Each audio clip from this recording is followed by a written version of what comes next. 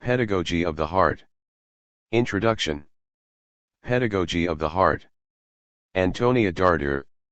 I am a being in the world, with the world, and with others. I am a being who makes things, knows and ignores, speaks, fears and takes risks, dreams and loves, becomes angry and is enchanted. I am a being who rejects the condition of being a mere object. Paulo Freire.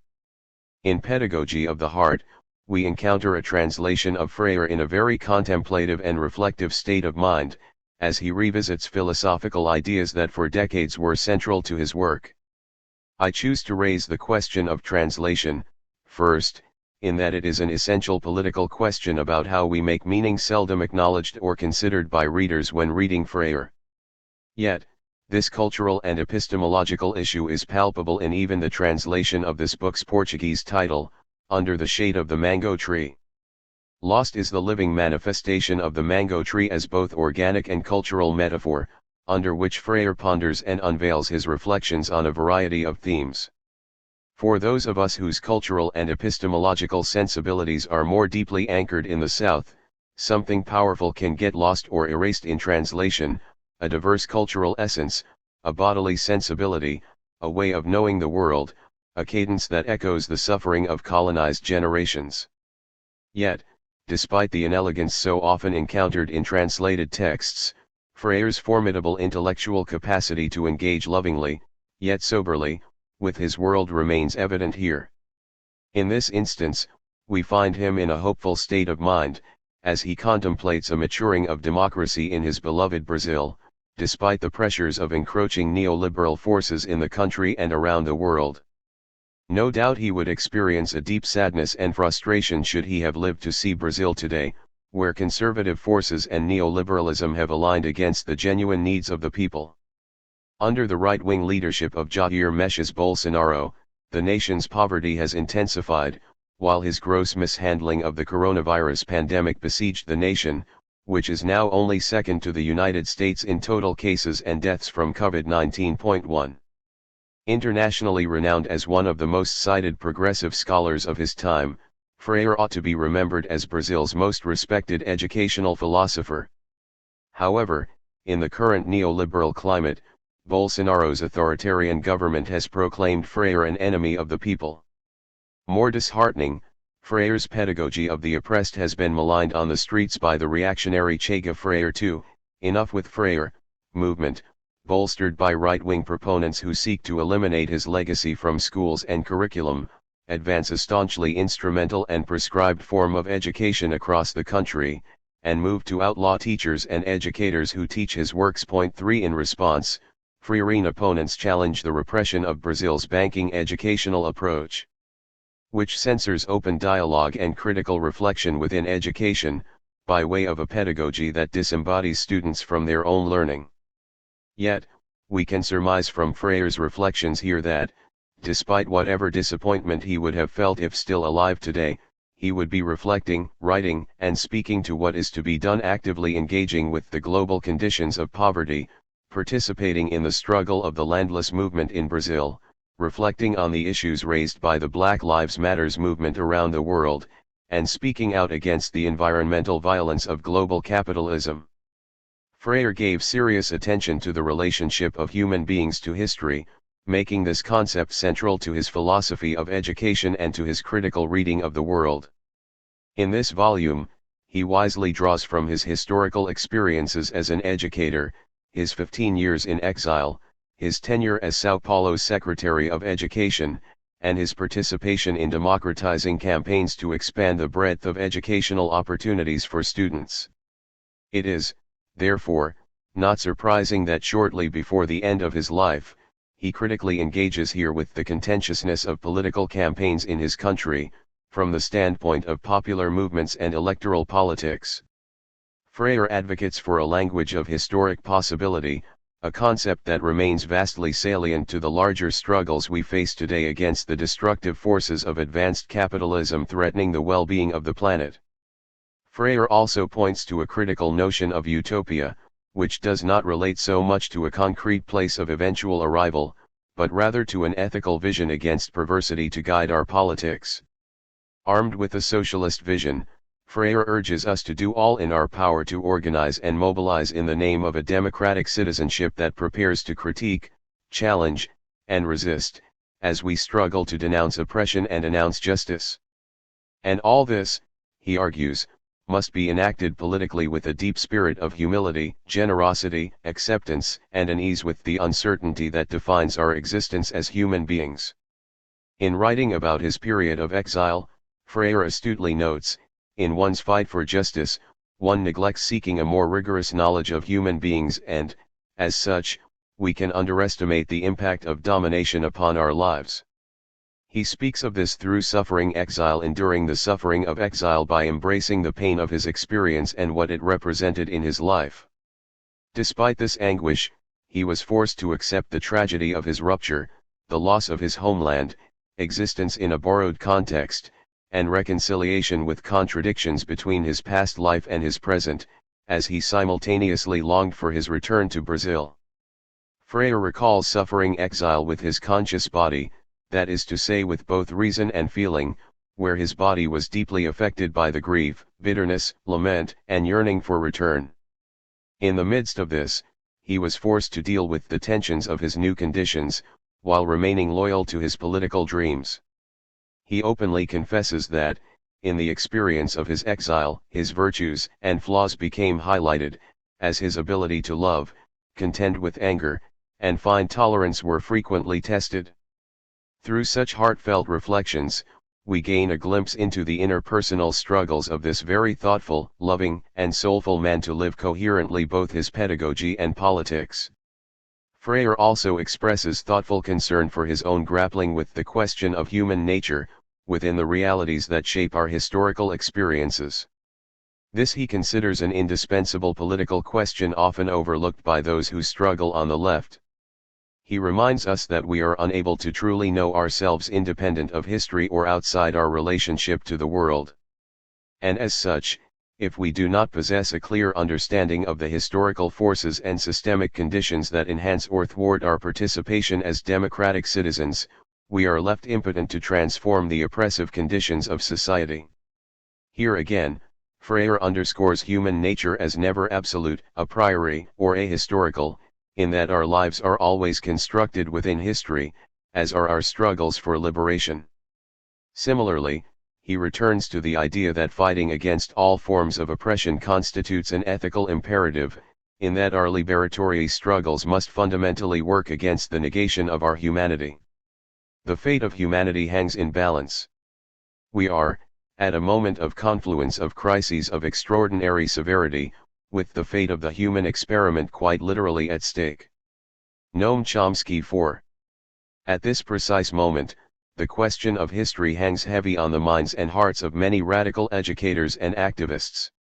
Around the world, we have endured ruthless neoliberal assaults on democracy, as the leaders of the United States, Great Britain, Brazil, Turkey, and other nations have taken a sharp turn to the right, betraying liberal ideals that formerly beckoned global social change.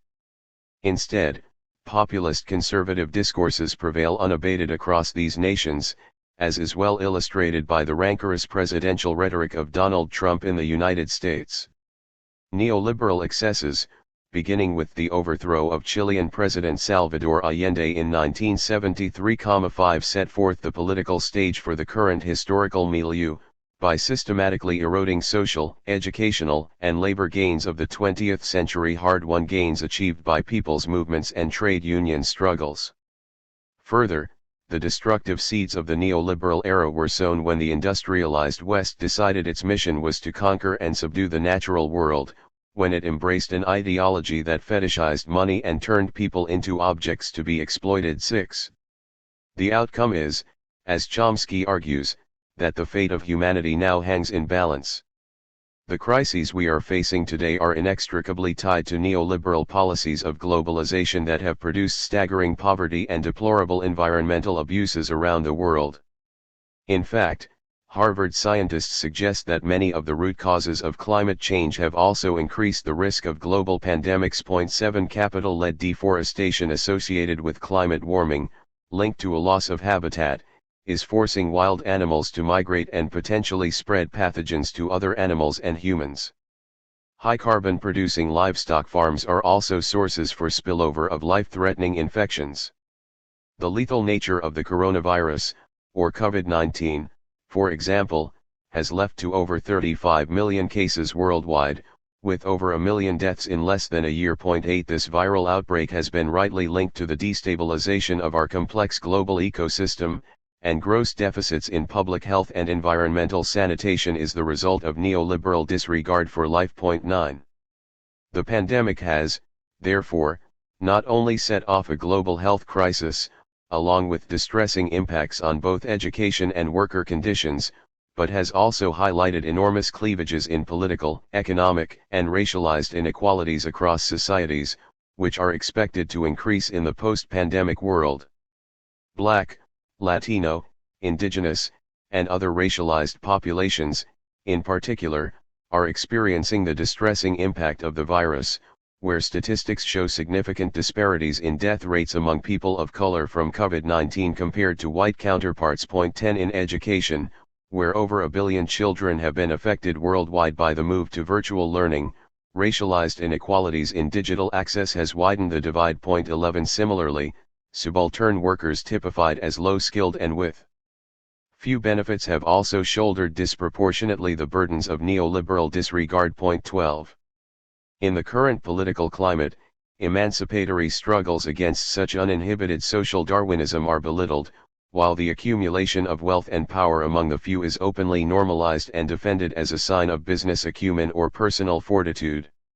In the midst of 50 years of neoliberal economic plunder, all notions of shared social responsibility have been tossed out the window, leaving the majority of the world's population defenseless in the face of its wide-scale consequences. Nowhere has this dehumanizing spectacle been more apparent than in the confusing and inept handling of the coronavirus pandemic, which led to elderly, impoverished, and racialized populations suffering disproportionately, while politicians pondered theories of herd immunity and argued about personal protection equipment to safeguard against the spread of the virus. There is no question the proponents of global capitalism have sought to undermine political efforts to build a more humanizing and just social order, generating the conditions for the fiercest global class struggle in the history of humankind. Amid harsh political economic measures that have betrayed the heart of liberal democracy, people around the world are contending with what critical theorist Henry Giroux terms neoliberal fascism, where the ironclad rule of the marketplace has replaced any formerly held social consensus of government responsibility for the people. In its place, the welfare state has been systematically dismantled, as the unbridled privatization of public institutions prevails, with education, healthcare, and even prisons converted into money-making enterprises. Concurrently, a neoliberal ideology of unimpeded authoritarianism wages war on democratic values, bolstered by an economic logic of political hyper-individualism, competition, and financial gluttony. The consequence is we are living in a world where not only has the gap between the rich and the poor continued to deepen, but the racial wealth gap is higher today than in the 1960s. 14 Moreover, if current economic disparities remain unchecked, economists predict that by the year 2030, the top 1% will own 64% of the world's wealth. 15 It is worth repeating that these massive economic injustices are the direct result of 5 decades of neoliberal excesses made possible by the political consensus and social neglect of powerful governments around the world. In an effort to extract labor and exploit the financial opportunities of the globalized economy, national leaders followed the speculative initiatives of the International Monetary Fund and the World Bank, while looking the other way as workers' real wages diminished, educational resources dwindled, and key public welfare services were slashed by austerity measures that relentlessly persevered the interests of the global capitalism. Critique of global capitalism. We truly face a crisis of humanity. Our very survival depends on us at the very least curbing the excesses of the out-of-control system of global capitalism, if not its outright overthrow. William I Robinson 16. It was precisely Freire's persistent concern for the dehumanizing impact of global capitalism on the lives of the majority of the world's population that fortified his enduring vision of education as a humanizing political project in the interest of freedom and equality. Freire wrote Pedagogy of the Heart during the mid-1990s, after witnessing the neoliberal project of global capital beginning to take hold like a vengeance. During the era of Margaret Thatcher in the United Kingdom and Ronald Reagan in the United States, right-wing agendas included repeated assaults on the welfare state, by way of draconian social policies and cuts in public spending, along with taxation laws and deregulation of the financial industry, prioritizing economic interests. As the two major world leaders in support of rising neoliberalism, Thatcher professed, "There's no such thing as society," 17 promoting the supreme value of the individual, while Reagan defended the omnipotence of free market competition, peddling the logic of his trickle-down economics.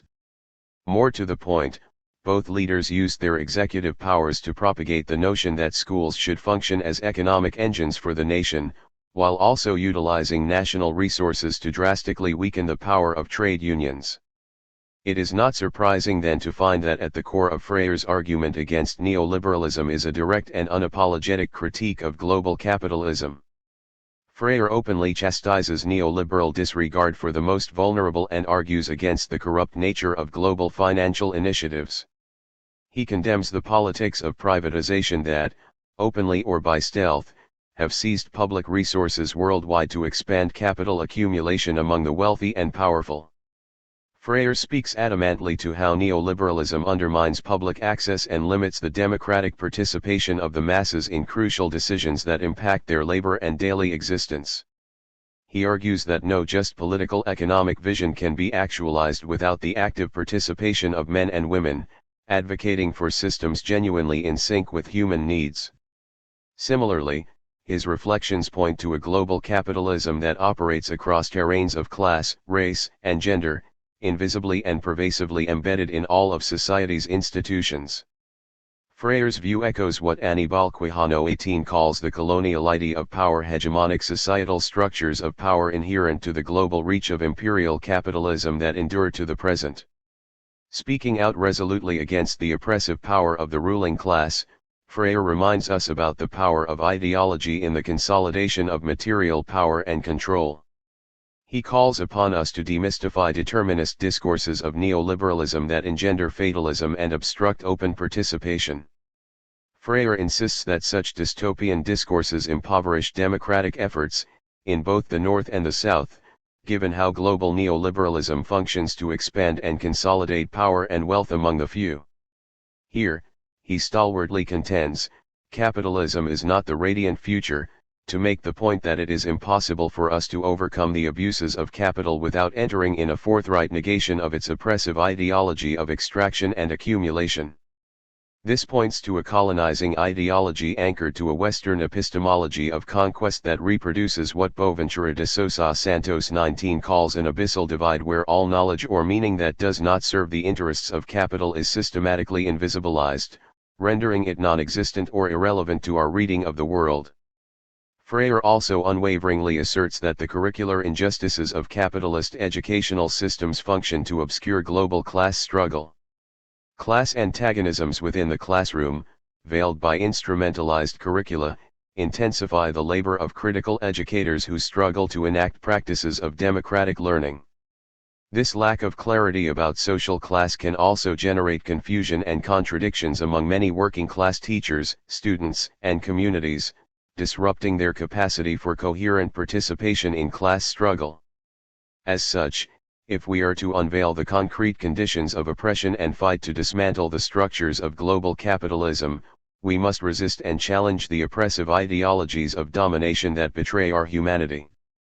Freire further notes that a clear conceptual understanding of the complexities of global capitalism engenders social movements and civic organizations to enact and endorse more coherent political interventions and to reimagine a lucid, hopeful, and critically ethical leadership. Point 20 Indisputably, Freire points to ethical coherence between what we do and say as key to building social movement organizations that can inspire the confidence and solidarity necessary for global political mobilization.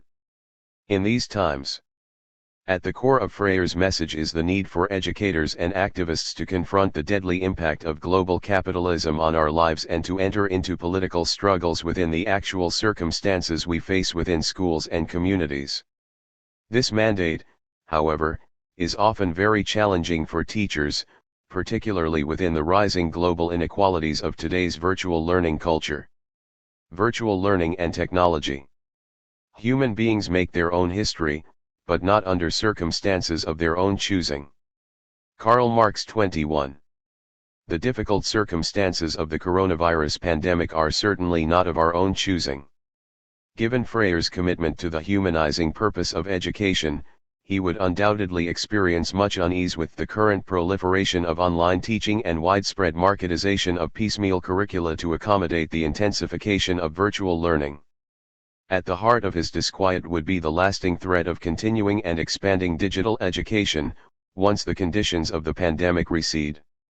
For Freire, classroom conditions of democratic education provide opportunities for students to critically grapple together across differences and likenesses, in an effort to learn, communicate, and transform their world within the complexity of our diverse humanity.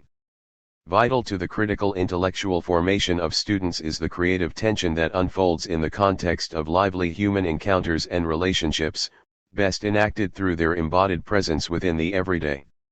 Within the disembodiment of virtual education, students are expected to function in ways that, more than ever, alienate them from the processes of their learning and from their dynamic participation in their lived history.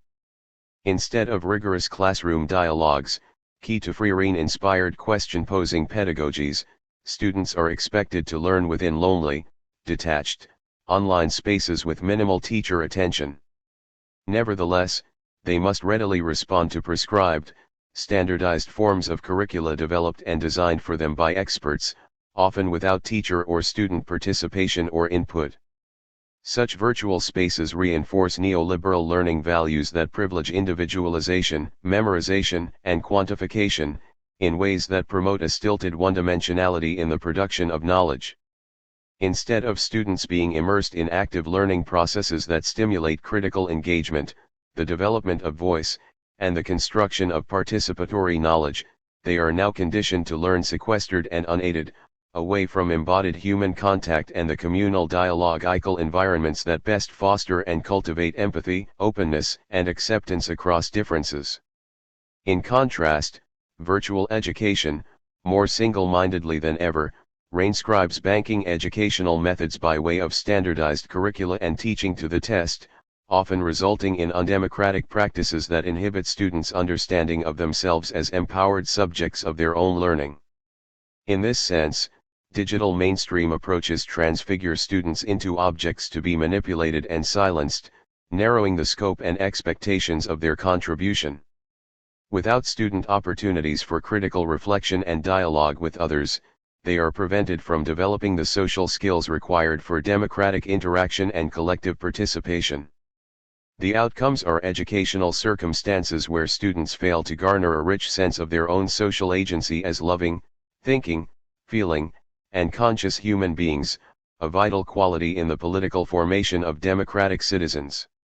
Moreover, when students' embodied experiences with others are severely curtailed or altogether absent in the e-learning experience of many students worldwide today, the impact of its alienating conditions cannot go unheeded. In the prevailing virtual educational context, Freire would likely argue that the epistemological curiosity of students is severely curtailed by a pedagogy and curriculum fixated on keeping the national economic engine revving, rather than creating conditions where students learn to critically challenge the injustices of their world. Similarly, Freire would have expressed serious concern for the manner in which teaching in these new circumstances disfigures the labor of teachers. In the virtual classroom, the difficult labor of teachers has become even more routinized and tediously disembodied than previously, as they are expected to function as technological mediators, dispensers, and automatons of a growing virtualized pedagogical culture. Similarly, many young student teachers, who should be receiving adequate pedagogical support and room to develop their practice, are instead being overwhelmed by exploitative teaching loads. The consequence is a situation where students are often taught by teachers inadequately prepared and who must now also labor longer hours to demonstrate their students are fulfilling neoliberal standards of accountability put in place for digital learning. No doubt, Freire would have objected to the dangers of this deeply technocratic educational culture, which further initiates and conditions teachers, and students into a commonsensical acceptance of technological institutional practices, which provide the grounds for a degree of surveillance never before experienced within the classroom. 22 Social media platforms for e-learning are not employed solely for teacher-student communication, but are widely used for monitoring student assessment, test results, attendance, class participation, chat box, and many other virtual instructional activities. The extensive data collection and processing capabilities makes these platforms privacy invasive and insecure. Consequently, educational platforms can readily become fodder for the government and private players to build a society of control and exploitation. 23 With this in mind, critical educators and activists cannot overlook how the more extensive use of social media platforms across society can function as a vehicle for state repression, threatening violation of human rights and civil liberties. 24. Freire rightly asserts technology is a bastion of capitalism, given its instrumentalizing demands, its dizzying acceleration and movement of uncritical communication, and its shift to promoting a largely disembodied existence. He reasons that, despite the wonders attributed to technology, the domination and exploitation of the majority of the world's population by the few persists globalized oppression more formidably intensified by algorithmic capitalism. 25 Where algorithms, changing and opaque, are embedded within a mode of production that bolsters and fortifies structures of surveillance, social control, and domination.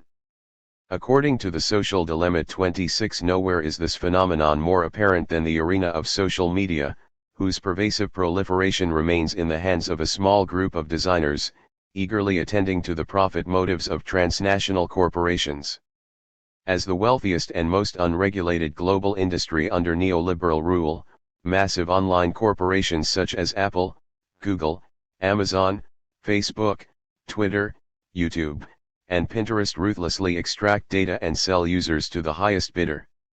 Accordingly, social media platforms have profoundly normalized the exchange of embodied public space for a virtual social existence, where messiness, contradictions, and complexities of human life give way to a cacophony of distorted and unsubstantiated truths, pontificated by disreputable experts whose aims are, at best, questionable and, at worst, politically authoritarian, violent, xenophobic, and misogynist. It can be argued that social media represents not only the most sophisticated and effective operant and conditioning tool in the history of humankind, but also, in the Gramscian sense, the most complex hegemonic device for securing a variety of streams of cultural consensus among the masses. Accordingly, our minds are being aggressively rewired to hold their attention and then make them pliable for corporations to sell things. 27 Similarly, identities are being constructed by way of virtual images and disembodied artifacts that deceptively condition users to desire the uncomplicated perfection of a limited range of identities, which for all intents and purposes can only exist in the virtual zone. Within this dehumanizing or what some now call post-human zone 28, the commodification and exploitation of prefabricated archetypes that dictate personal behaviors, i.e., how we talk, walk, dress, live, and emotions, i.e., fears, insecurities, desires, and yearnings, become addictive drivers of personhood, replacing in the flesh relationships of human contact, community values, and shared experiences. In the process, the competitive financial and political agendas of capitalist zealots not only enjoy free rein over the marketplace, but also gain access to our hearts and minds. Through overwhelming sensory bombardment of virtual images, behind-the-scene algorithmic wizards narrowly manipulate human consciousness in ways that can potentially disrupt democratic dialogue across political and cultural differences. It goes without saying, there is a dire need for civil rights and social movement organizations to forge new tactics and strategies to contend with this technological assault on our humanity. However, these must go beyond simply urging users to get off these platforms or urging parents to restrict their children's screen usage. Needed are tougher global campaigns to defend public space, redistribute the wealth, and dismantle the overwhelming control of transnational corporations over life on the planet. In education, rather than surrender to neoliberal discourses that fatally portend the inevitable virtualization of education, we must work collectively to move schools, universities, and the public toward an unwavering democratic commitment to education for the well-being of humanity. Freire would also urge us to establish global networks and social movement campaigns that unveil, challenge, and fight against the oppressive structures of global capital responsible for the preponderance of profiteering technology and its increasing reification of human consciousness. A foremost concern for Freire is that students evolve democratically into critically conscious adults, prepared to face the challenges and contradictions of a complex world. True to his philosophy, he also insisted on a critical reading of technology that retains a dialectical perspective. In this volume, he espouses a view of technology as a powerful tool utilized for oppressive as well as liberatory undertakings. This signals Freire's refusal to fall victim to an essentialist analysis of technology, one that fails to engage critically with its deeply contradictory nature. Here, we must consider how the oppressed have utilized technology for democratizing knowledge, the dissemination of unfairly censored information, and support of democratic dissent around the world. No doubt, if writing today, he might remind us about the significant emancipatory political role of technology to the anti-austerity campaigns in Europe, the global Occupy movement, pro-democracy movements of the Arab Spring, and worldwide protests of Black Lives Matter following the police killing of George Floyd. He might also note the risks taken by Chelsea Manning in exposing military war crimes or Edward Snowden in exposing government technological surveillance or Julian Assange in setting up WikiLeaks to expose the excesses and impunity of world leaders. In the spirit of Freire, there are progressive educators who seek to bring criticality to the center of e-learning. Point 29. Toward this aim, Freirean educators engage with questions of power and decision-making by assessing with students their goals, prior to deciding how a virtual classroom or course is structured. Point 30. They work to keep the transformative aim of education at the forefront by creating e-learning opportunities that enhance dialogical interactions and activities by situating student learning in their lived experiences. These educators also focus on the development of voice, support students' strengths, abilities, and interests as they strive to engage new material, and emphasize horizontal relationships with students to create space for negotiating together course strategies and materials. Most fundamentally, a Freirean approach to online teaching begins with building community where dialogue can ensue and students can engage ideas openly, as well as experience opportunities for meaningful collaboration. 31. As noted earlier, practicing these strategies within the instrumentalized and fractured environment of virtual education is highly challenging. Larger structural changes are also needed to facilitate critical pedagogical efforts, including smaller class sizes, reduced virtual screen time, with adequate breaks, help for parents to assist their children, and a decrease in standardized material covered to ensure ample time for interactive virtual activities with and among students. Freire would certainly have supported progressive educators who, in the midst of the pandemic, are laboring to bring criticality to virtual instruction.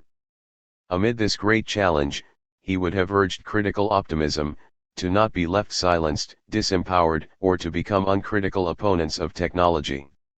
He would have encouraged educators and activists to remain present and be involved in a critical relationship with the world of technology and virtual learning, as it exists, in the hopes of discovering the cracks by which a genuinely liberatory position of struggle could be forged. And, more importantly, he would have considered this dedication to criticality, in the face of dehumanizing circumstances, to be the ethical and political responsibility of educators and activists committed to our fight against the common enemy. Fighting the common enemy. Therefore, we tend to divide forces fighting among and against ourselves, instead of fighting the common enemy. Paulo Freire. 32. In Freire's reflections on his first world as a child, he argues that before we can become citizens of the world, we must be citizens of our place of origin. This is to say that we must embody an awareness of our existence, the place of our doing, the space of our dreaming, the geography of our identity. The profound political relevance of knowing ourselves fully across the many identities that shape our consciousness and our world is essential to our pedagogical and political work. In Freire's discussion of difference, there is an appreciation for the construction of political identity as a dynamic human factor that links each of us to our cultural, racial, linguistic, religious, political, and economic histories. Yet, simultaneously, he notes the limits of a politics founded solely on identity markers, which can obscure the commonalities in the suffering of oppressed peoples. Freire argues, for example, that the perversity of racism is not inborn to human nature but arises from the color of ideology. This to say, racism arises from a dehumanizing ideology of race, historically linked to systems of exploitation or the colonial matrix of power responsible for the persistent brutality of colonization, slavery, and genocide. Freire's critical insights on this matter remain salient today, as we continue to grapple with an overwhelming tendency to divide our forces, fighting identity battles among and against ourselves. Troubled by struggles of disunity on the left that ultimately serve the hegemony of the ruling class, Freire urges us to embrace unity within diversity, a collective political vision for liberation, which aims for unity across diverse progressive political groups. Cognizant of the growing need for political action on the left against the atrocities of neoliberal exploitation, Freire also voices his abhorrence of sectarianism and dogmatism, which impoverishes democratic participation by way of vanguard solutions derived by the few for the many, rather than solutions generated with and by the people. Instead, he upholds the democratic capacity of workers, women, racialized communities, and other oppressed populations to name their own realities, to collectively labor for change and to assert their self-determination in the interest of a destiny where justice prevails. For Freire, it is an open, unfinished, and historically undetermined vision of the future that counters the historical stasis and fixity of modernity, by embracing movement, change, and the unpredictability inherent to liberatory struggles.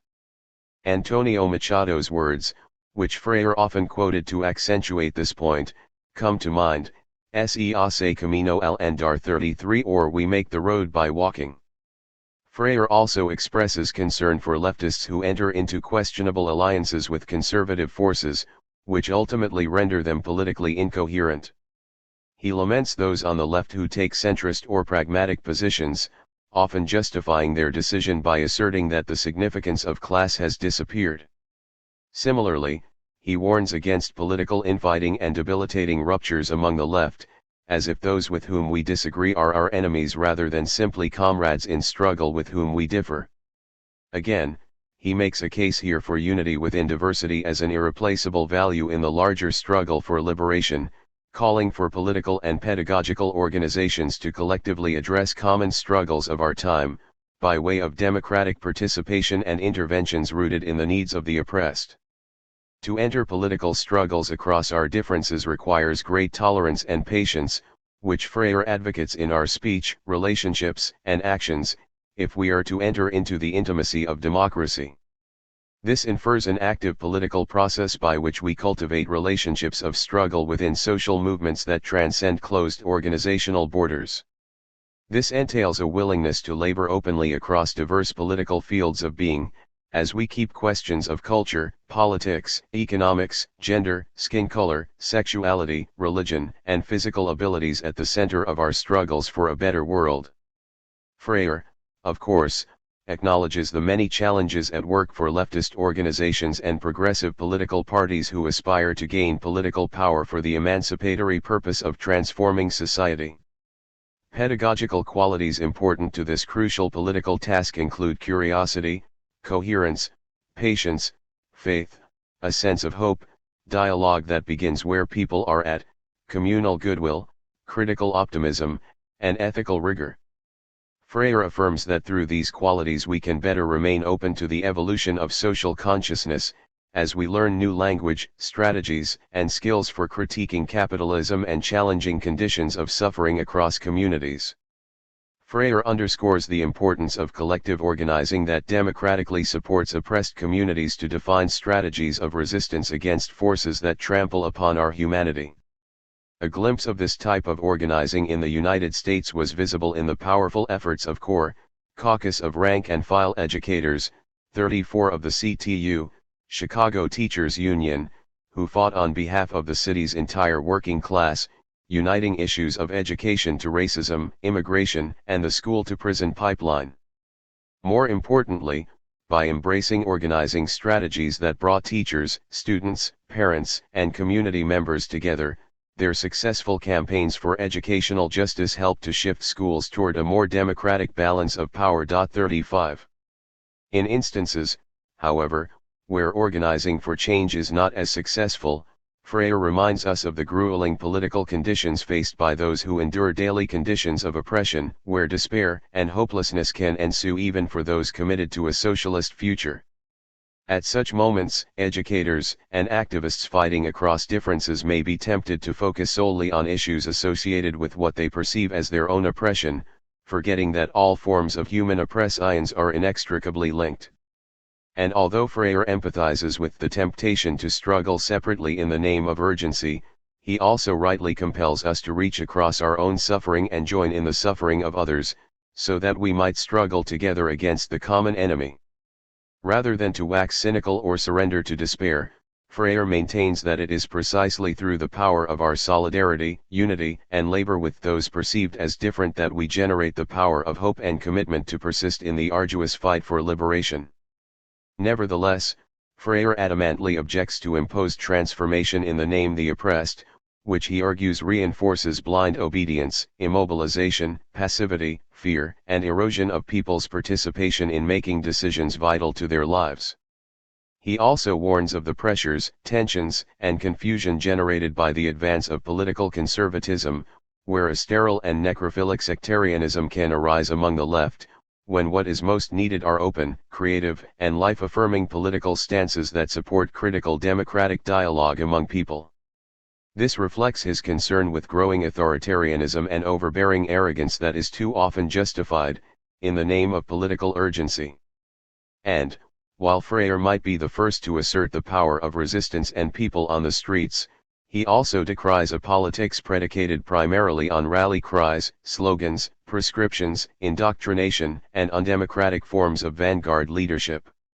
So, despite the everyday tensions generated by our differences, Freire provokes us to persevere in building political open-mindedness and solidarity across our differences by integrating values indispensable to democracy and to the making of a more loving world.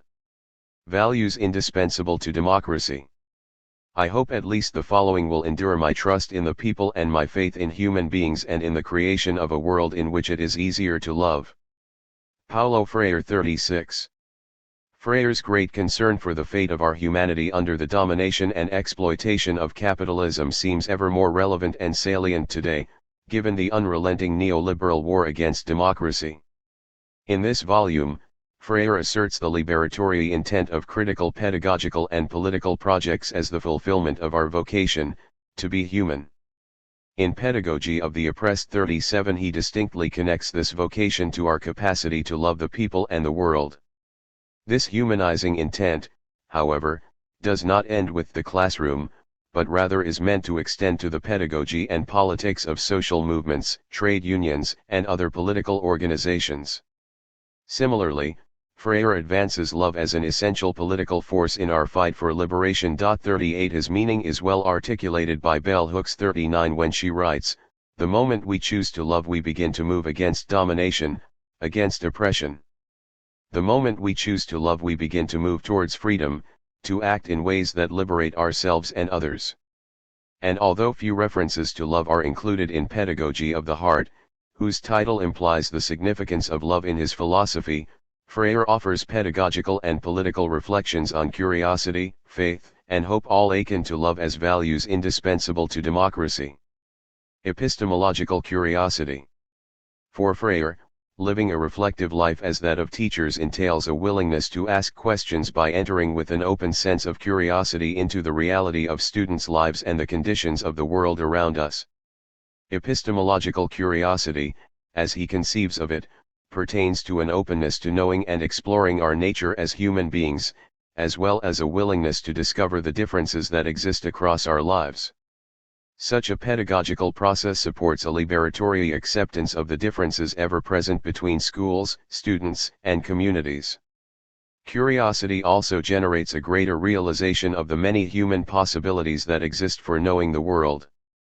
As students evolve in their capacity to be open to differences, they can also better seek democratic ways to enter into conscious and humble communion with others across our diverse humanity.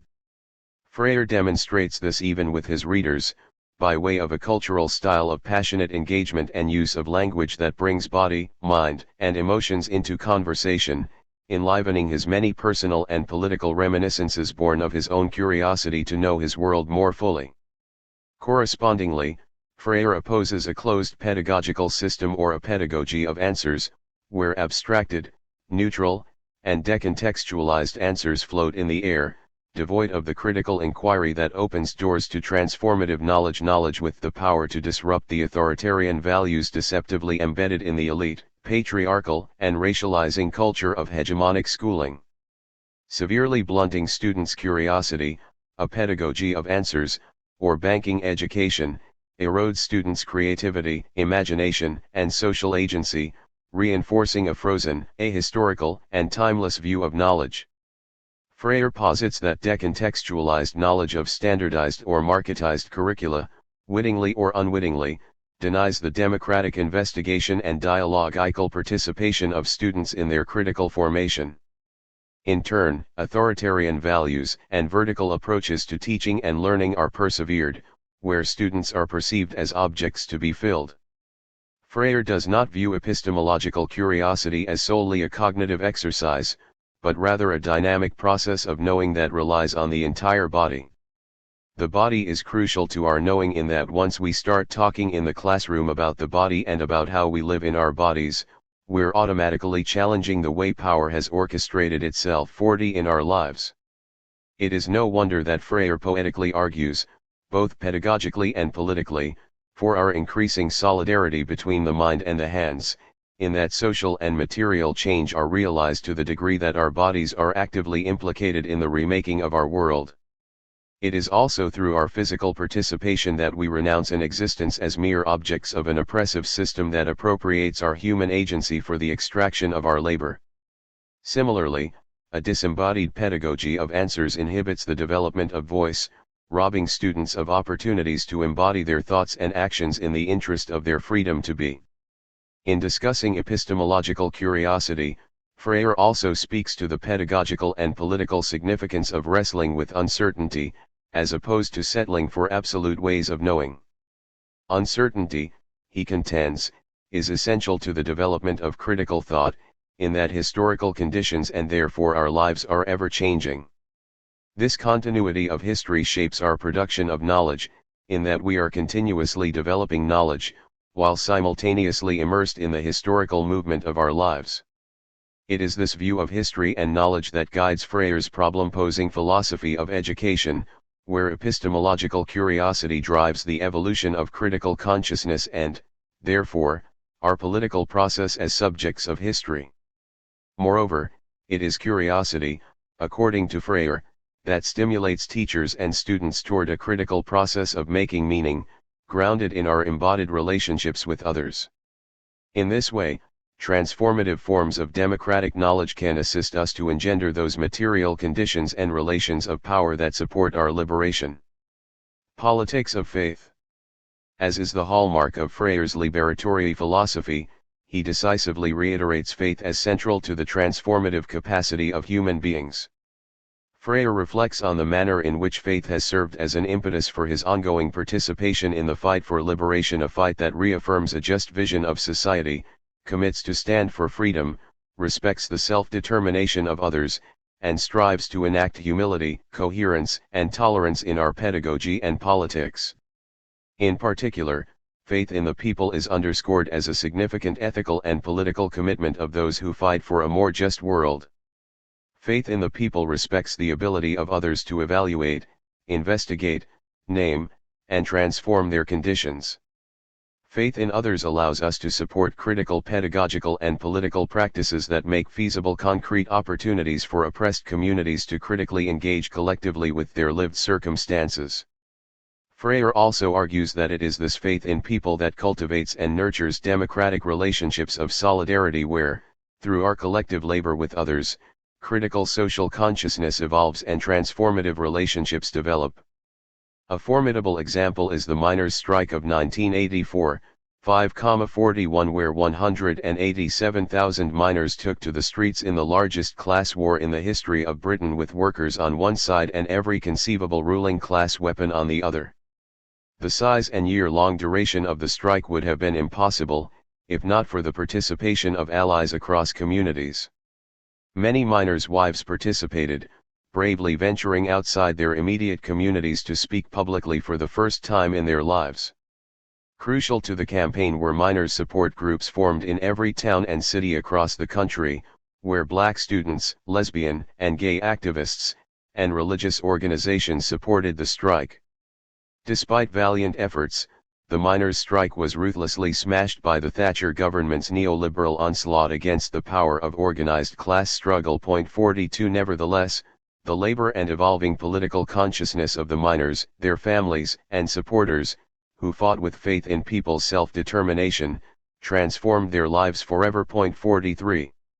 As the miners' strike above and Freire's own reflections attest, genuine political transformation is a process rooted in the decisions, relationships, and actions we undertake collectively and those we enact daily. For revolutionaries, revolution must be comprehended as an active, present, and living pedagogy of love and an ethical way of life. Our future is, therefore, undeniably tied to the allegiances and commitments that shape our consciousness, which in turn shape our political decisions and interventions in the world. Additionally, faith in others and political consciousness evolve in community, through the radical collective actions we take to change the inequalities and social exclusions at work in our everyday. The political transformation of society and its democratic commitment to people is an ongoing matter that relies on our consistent reflection, dialogue, and democratic participation as critical citizens of our world. Hence, as Freire argues, education is an indispensable institution for the liberatory reinvention of society, in that emancipatory schooling, founded on our faith in students, critically prepares them for democratic life. Hope as ontological requirement. In his personal reflections on exile, Freire affirms the importance of educators and activists being reflective about our human nature, in that many oppressed people exist in the half-free condition of internal exile, forced to exist in a borrowed context not of our own making. This echoes the experience of many working-class and racialized educators and activists who live as second-class citizens. In these difficult times, Freire's grief, bitterness, lament, and yearning for a more just world resonate deeply with the powerful longing of oppressed communities around the globe, where their conditions of exploitation, marginalization, and violence fuel bitterness, rage, and despair, that in turn engenders hopelessness. Here, Freire posits hope as the antidote to fatalism, inviting us to embrace an empowering understanding of our human nature. As with curiosity and faith, our struggle to sustain hope must be permanent. It requires our ongoing critical engagement with the circumstances of schools and society, in that we find the strength to keep hope alive, only through our constant communion with others. Through hope forged collectively, Freire contends, we discover the courage, strength, and emancipatory possibilities to challenge social injustices taken for granted in the past. In this way, hope also inspires our collective vision and participation in changing the direction of our future, by opening us to new definitions of what it means to be human. With this in mind, Freire affirms, hope is the ontological requirement of human beings. A powerful example of abiding hope is the fight waged against anti-black racism and police brutality by the Black Lives Matter movement, one of the largest movements in U.S. history. The refusal of Black Lives Matter activists to be deterred in their struggle has led to dramatic shifts in how people today understand historical and contemporary expressions of anti-black racism, across the nation and around the world. 44. Freire rightly stresses that an education of answers functions in the service of domination, stripping hope away with pragmatic educational policies and practices that limit students' critical engagement. In the process, students are steered toward jobs that may fulfill the vocational needs of the neoliberal workplace, but leave workers empty and despairing. In opposition, a pedagogy of question, grounded in the lived histories and experiences of those populations most afflicted, aims to name, challenge, and resist root causes of oppression, in an effort to develop collective solutions for the future. An emancipatory vision of hope mobilizes students, educators, and activists past oppressive conditions of inequality and exclusion. Freire embraces the significance and necessity of rebelliousness, if another world is to be truly possible. Here, critical questions of power remain ever on the table, in that social and material conditions of domination cannot be altered outside of our critical interrogation and collective participation in the daily life of schools and communities. Furthermore, no genuine or lasting political change is possible outside a larger ethical struggle to end global poverty, the appalling abuses of the labor market, the unnecessary world health crisis, the unprecedented incarceration of subaltern populations, and the dreadful inequalities that persist in education. Finally, Freire insightfully warns us that without hope, we would be fatally trapped in a predetermined world, where the oppressed would have little choice but to accept our fate within an oppressive order.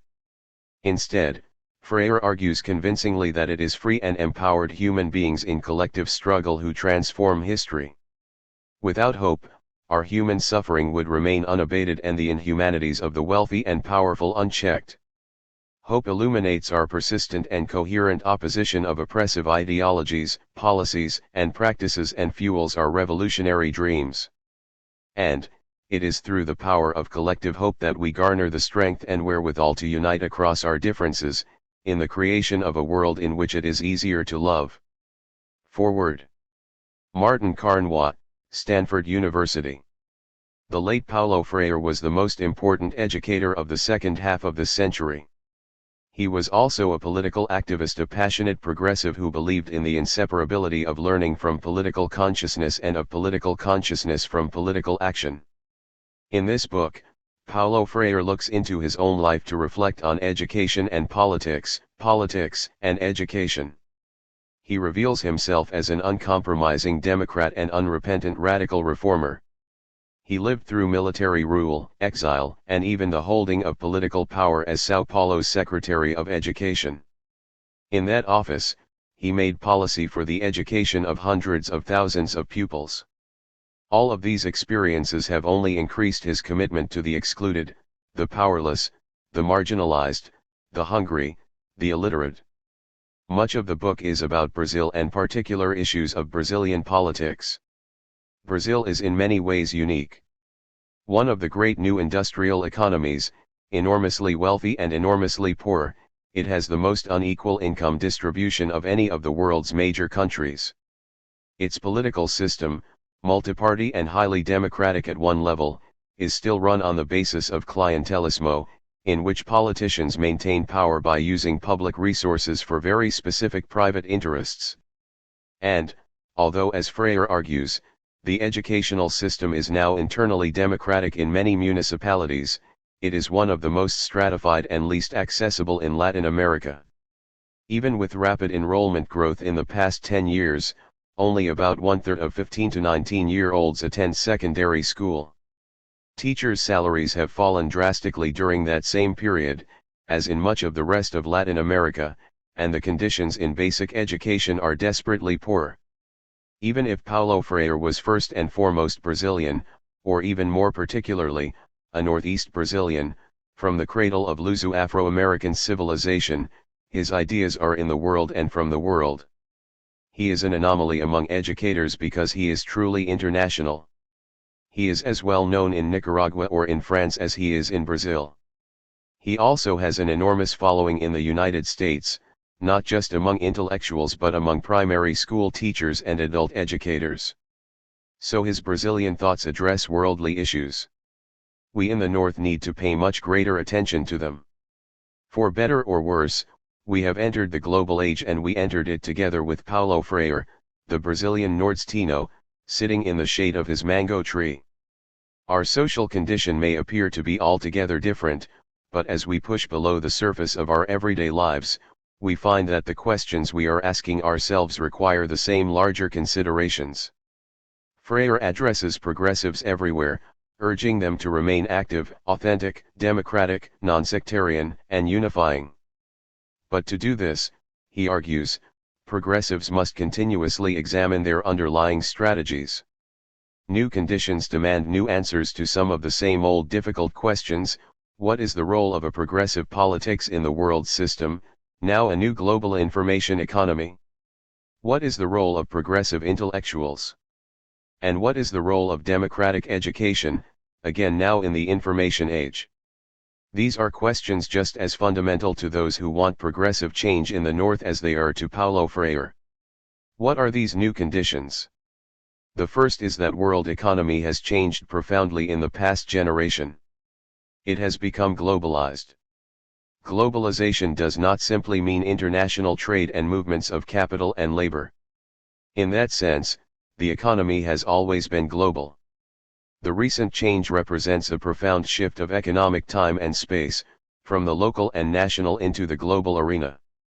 A communications and information revolution has made this shift possible, but so has the spread of lower-tech industrial technology, education, and large accumulations of capital to areas outside of the United States/Europe axis.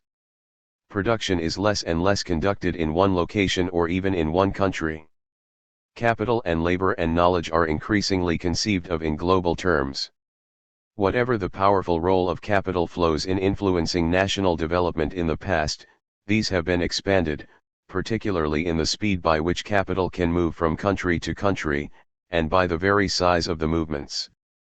The globalization of national and local economies is changing the underlying basis of the nation-state. The capitalist nation-state in the period of agricultural expansion and industrialization was largely defined in terms of the boundaries of its national raw material base, national industries, and national market. To expand economic and political control, nations had to occupy more territory. Losing economic and political control meant losing territory. That definition is changing very quickly. As globalization changes the concept of economic time and space, the political control vested in national territories changes. Nation-states still have a role in influencing the course of their development. They also have a range of policy choices framed by political forces. We can see this in the variety of approaches to capitalist development found among highly industrialized countries.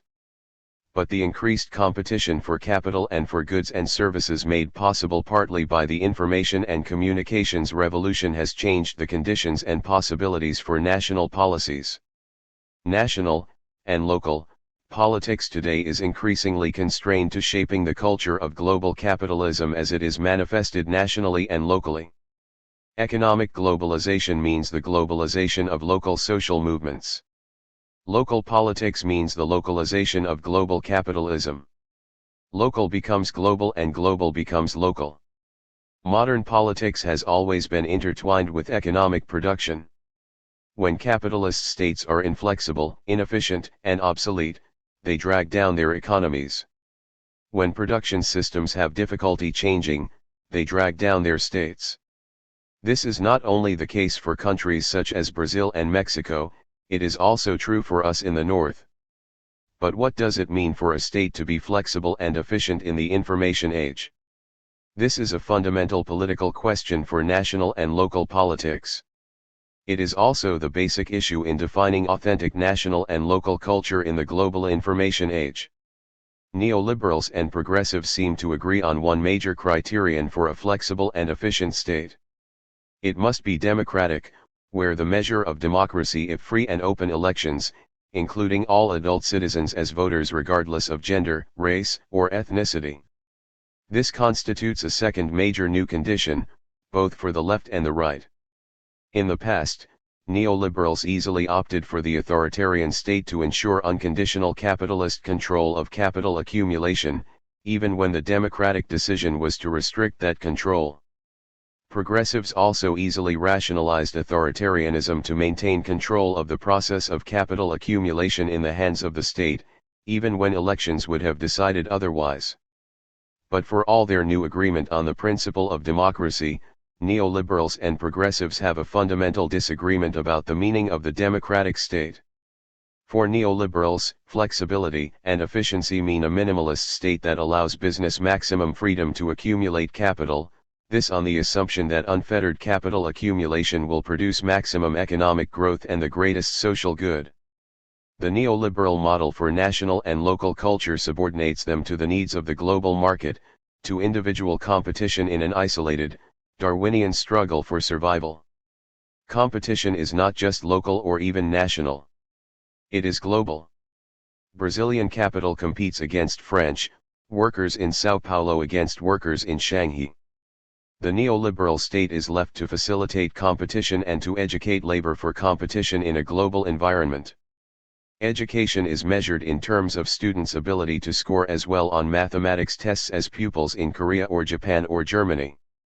For Freire, the flexible and efficient state in the information age is very different. It helps its constituents become critical activists shaping the economy and society into a humane, participative system that accumulates capital but not in an exploitative, highly unequal fashion. The efficient state is also one that protects its citizens against the risks and excesses of a free market. This contrasts sharply with the incomplete democratic politics of neoliberalism, a politics reduced to enhancing isolated individuals' solitary competitiveness in a Darwinian struggle. Freire's state is constructive, one where citizens are reintegrated through forming new political and social networks based both on information and critical analysis of their own situation in the global environment. Freire's state is also one of solidarity, including the marginalized, even when the global market has no room for them and exclusionary local ideologies segregate them. How can the solidarity state hope to keep domestic capital from flying off into the ether of the global flows? How can such a state, rooted in the empowerment of citizens and workers, hope to attract international technology transfer and capital investment? Neoliberals argue that it cannot, that it would inherently drive capital and new technology away. But with Paulo Freire at our side, let us consider this carefully. Capital needs a stable political environment for high returns over the long term. Stability is impossible in societies marked by great income and information inequality, uneven participation, exclusion, and the absence of a critically aware citizenry that is prepared to solve political problems in its own interest. Political and social stability needs reintegration of isolated individuals so as to create a new collective will, what some analysts have called social capital. Capital also needs flexible workers, and to be flexible, workers need families and social institutions that are integrative, capable of building and sustaining educational as well as training networks, and supporting workers, in periods of unemployment and training. These are precisely what the solidarity state delivers. Democratic, progressive states that aim to create more equal distribution of income and reintegrative, participative social institutions with an eye to promoting savings, capital investment, and human capital development, are fundamental to high productivity growth and reasonably high long-term rates of return to capital.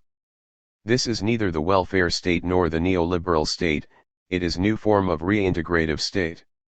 Nowhere in Freire's answer to the neoliberal view of the state do we find a critique of participating in democratic elections.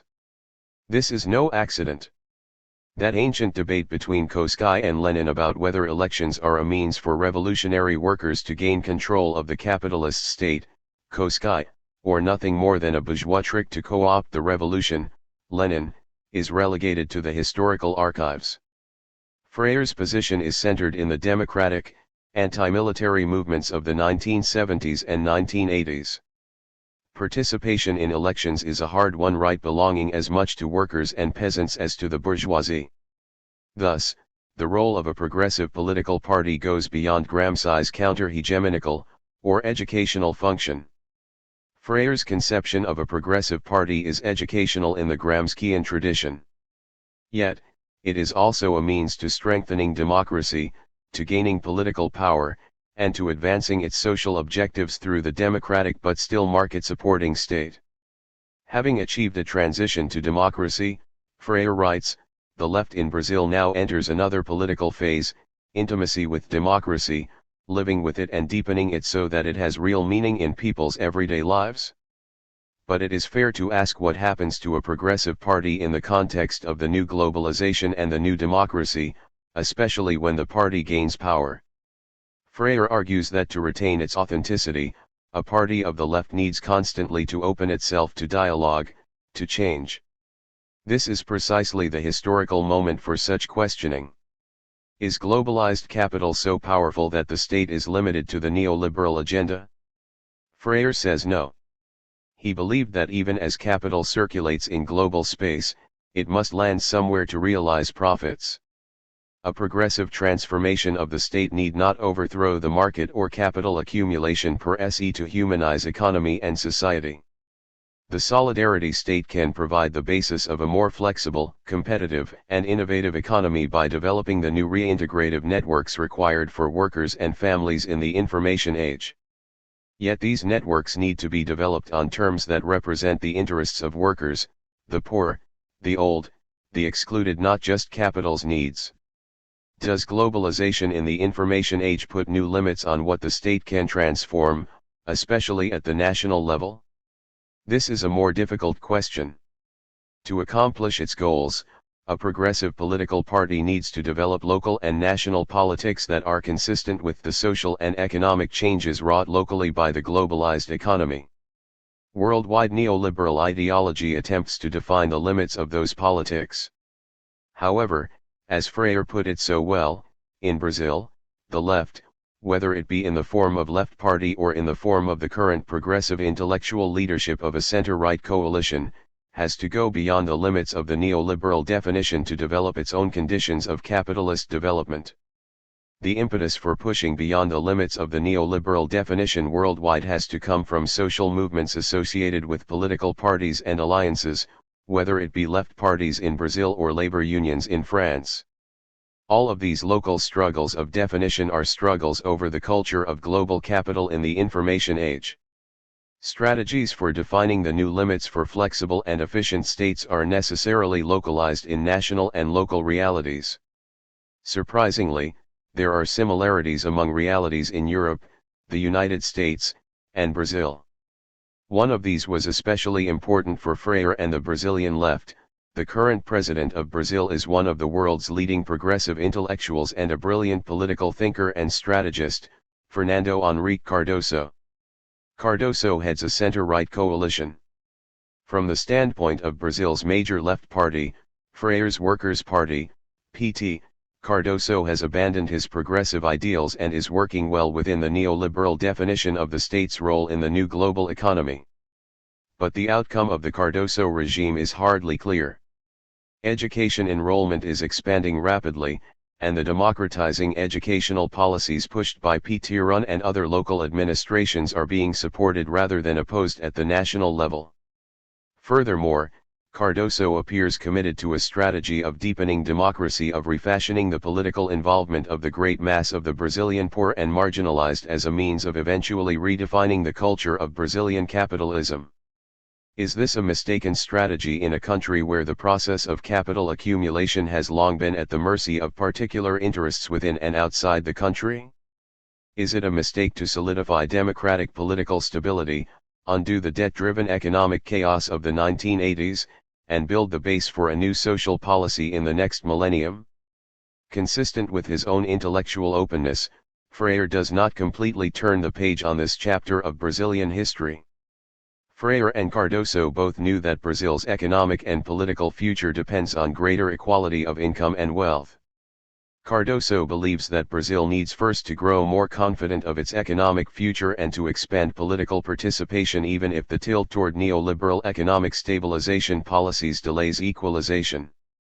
Freire believed that the very process of equalization is needed to develop the new Brazilian economy outside the suffocating confines of global neoliberalism. Is there any wonder that Brazil's progressive intellectuals are divided on which strategy is correct? Similar discussions are taking place in other countries, under political circumstances that are very different. The United States should hardly be lacking confidence in its economic future. But in the new global environment, buffeted by competition from Asia and the flight of its domestic industry abroad, by corporate downsizing, stagnant wages, and a disintegrating system of social support, United States workers are afraid. The successful onslaught of neoliberal ideology and a growing distrust of politicians has converted those fears into a flight from the state. In this environment, President Clinton has, like Fernando Henrique Cardoso, tilted toward economic policies that would reassure finance capital, and toward social investment policies that focus on education to rebuild public confidence in the state. Is this strategy a wrong one? Many progressive intellectuals in the United States believe so. But unlike Brazil, there is no progressive political party or parties where alternative strategies can develop and be presented to the public. The progressive wing of the Democratic Party would have to reorganize itself and rebuild its base, using the increasingly active labor unions and newly reawakened civil rights organizations, to push Clinton toward a broader, deeper social agenda. Without that push, neoliberals will continue to win the battle over the culture of American capitalism, and in winning that battle, to shape similar battles in other countries, including the nations of Europe and Brazil. In Italy, Romano Prodi heads the first center-left coalition to govern the country.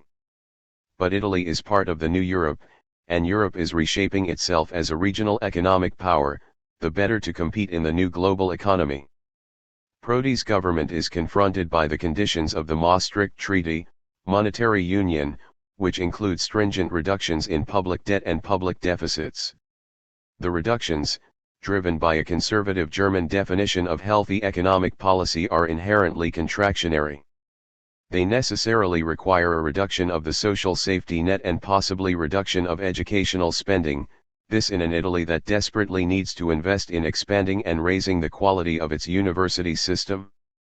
Prodi's situation reinforces the notion that even a center-left coalition, led by political parties opposed to a neoliberal conception of the state, in a country where a large part of the electorate continues to believe in activist state intervention and social policies, faces powerful economic and ideological forces that dominate the coalition's strategies and policies. What do progressives, especially activist progressive intellectuals, need to focus on in the new context? Freire puts it well in these pages: push against limits, create space, redefine the social agenda. In Freire's intimacy with democracy, the struggle is at least partly ideological.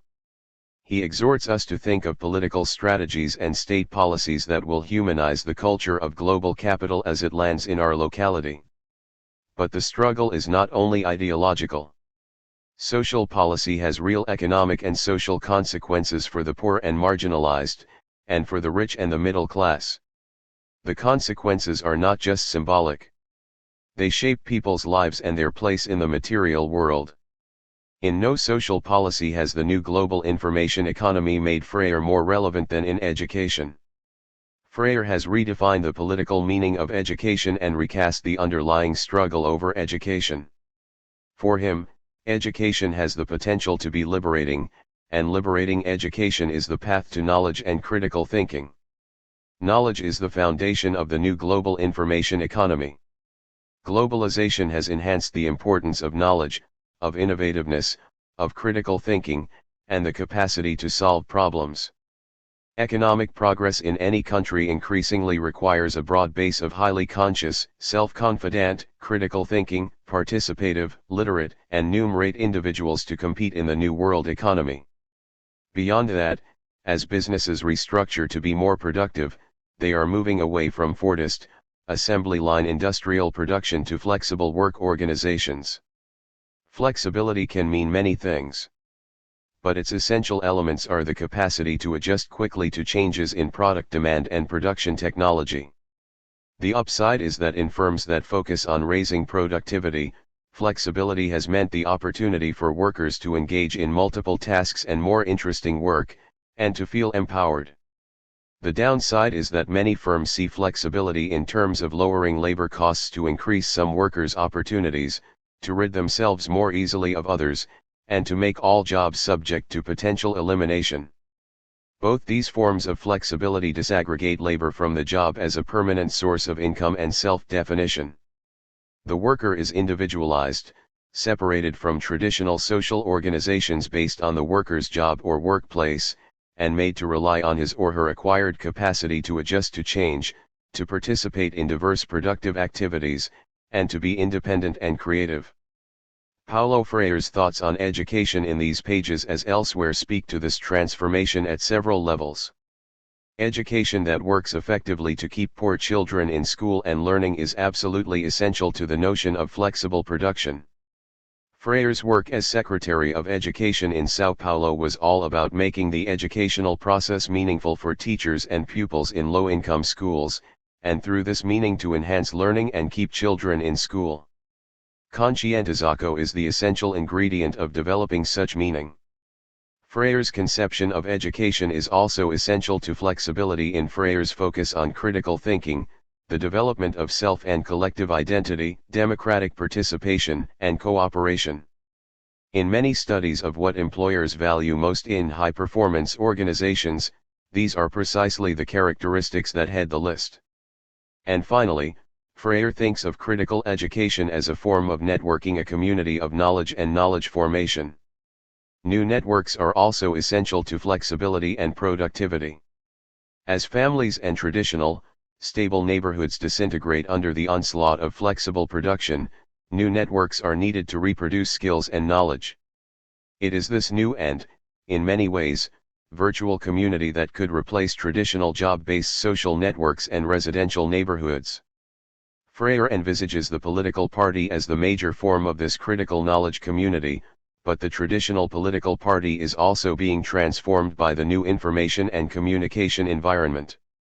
Television, for example, has already made drastic changes, deconstructing the traditional political party apparatus and the use of critical knowledge in politics.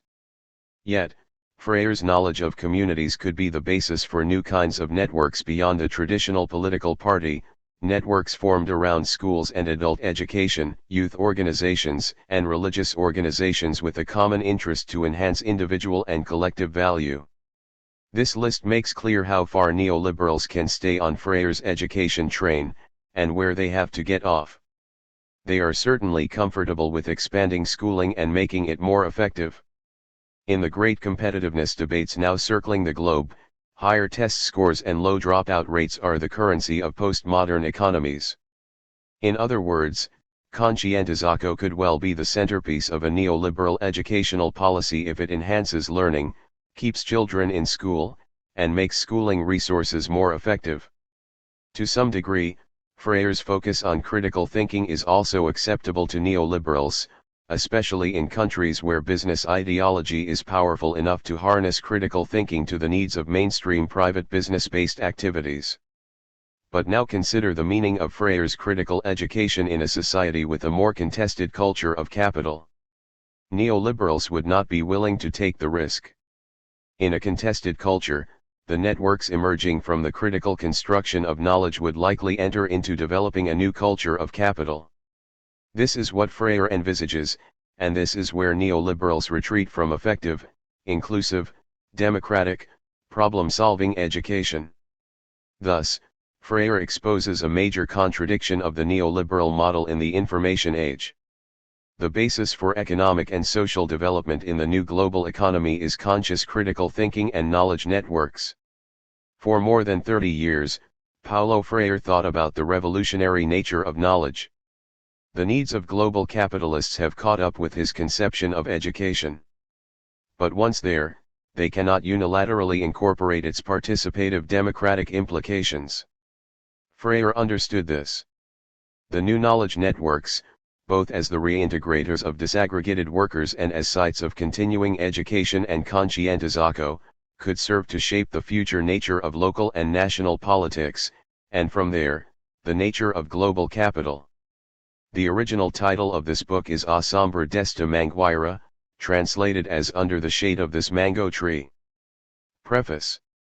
Dauber. Writing a preface for a book by Paulo Freire gives one the strange sensation of being redundant. In his characteristic style, Paulo does not simply write, he thinks his act of writing through as well, in a permanent distancing from himself. What is left for the preface writer to do is to recover the image in the mirror, and the image's image. What is even stranger is for such a task to be bestowed on a professional in the field of economics, which, probably more than any other, was responsible for a dominant theoretical framework where concerns with ethics, solidarity, and simple emotions such as happiness and personal satisfaction disappear. The dry legacy inherited from Jeremy Bentham and Stuart Mill is utilitarianism, the rather cynical notion that it is enough for each individual to maximize his or her profit in order that a world can be obtained which is not socially ideal, but which is the best possible. The 30 golden years that followed the end of World War II saw an impressive capitalist productive explosion.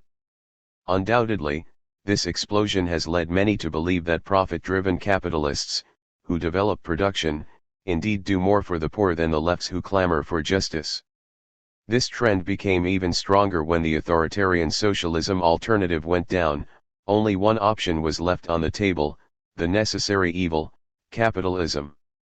History reduced to economic mechanisms and all values subsumed by the realism of individual advantage, conscience-bearing humanity felt cornered into a pragmatic form of fatalism, decorating their day-to-day lives with increasingly absurd technological junk while trying to reconstruct their horizon of viable utopias. This rebuilding is necessary and most comprehensive. It involves the very conceptualizing of the civilization we wish to build. And, even if the different directions in this accelerated process of transformation are hard to predict, some parameters are becoming most clear. One central parameter is provided by the current technological explosion. In the past 20 years, we have accumulated more technological knowledge than in the entire history of humanity. Human beings handle potent agropesticides, nuclear and bacteriological weapons, sophisticated systems for genetic manipulation, industrial fishing fleets with advanced technology for locating schools of fish, fine chemistry processes that allow for the back-alley production of both advanced medication and cocaine or heroin. In the meantime, human capacity for government has evolved extremely slowly.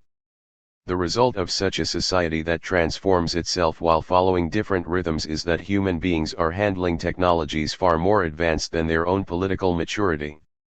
This fact is ascertained by the destruction of life in rivers and in the ocean, by ozone depletion, by the increased use of drugs, and by the availability of sophisticated systems of destruction available to any would-be terrorist.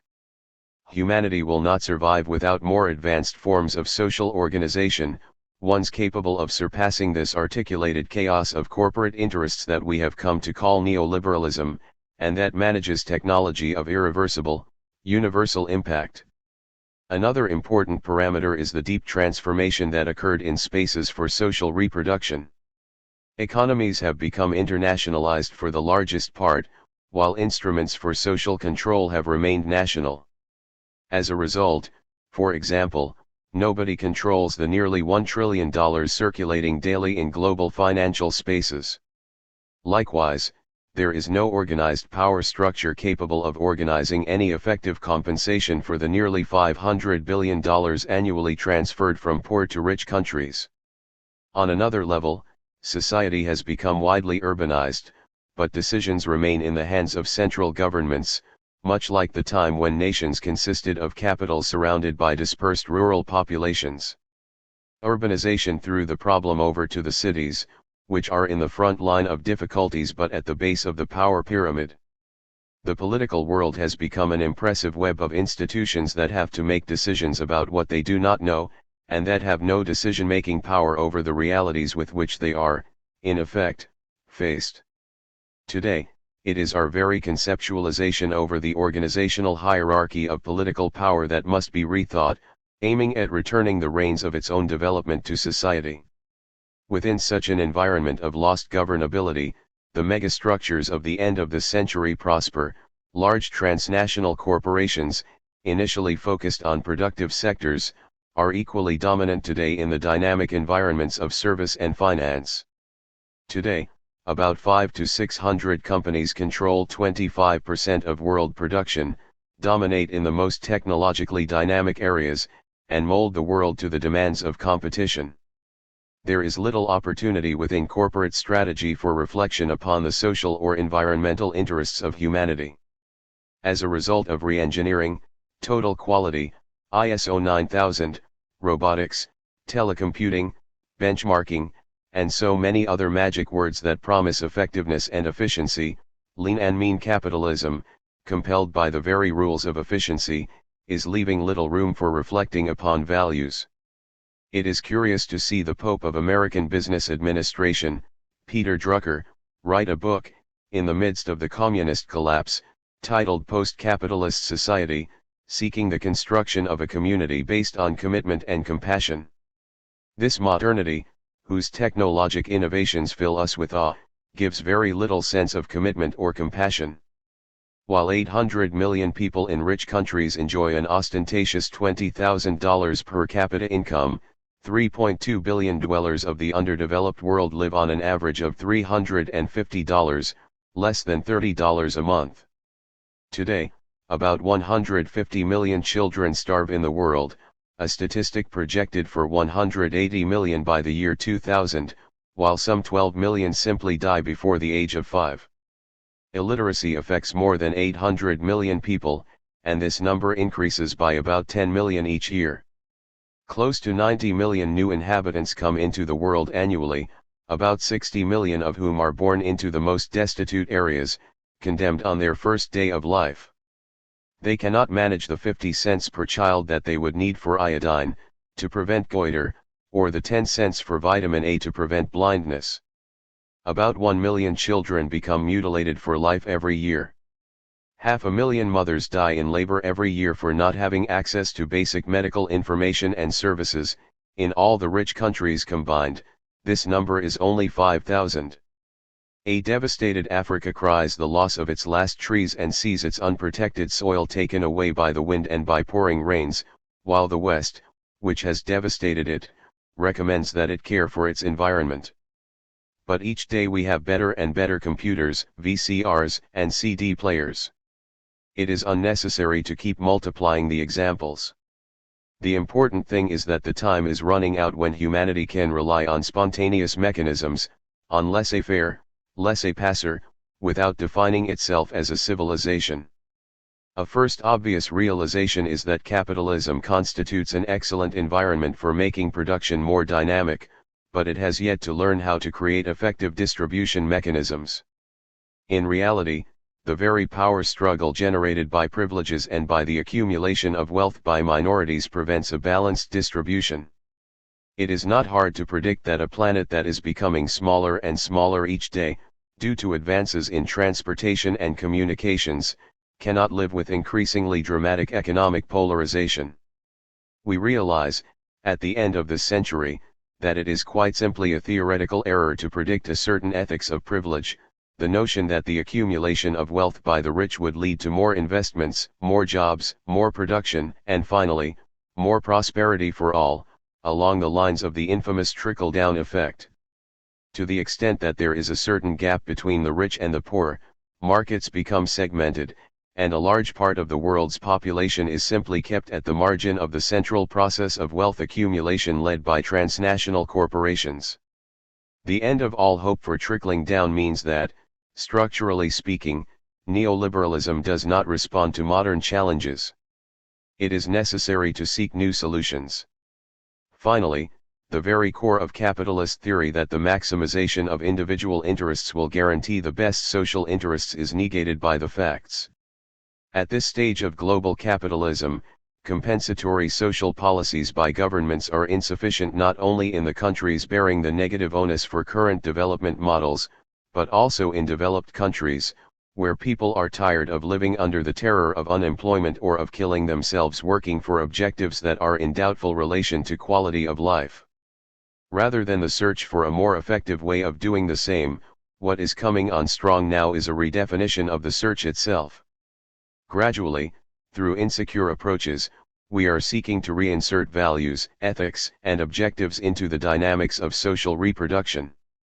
and this leads us to rethink the social agents capable of bringing about transformations and mobilization strategies.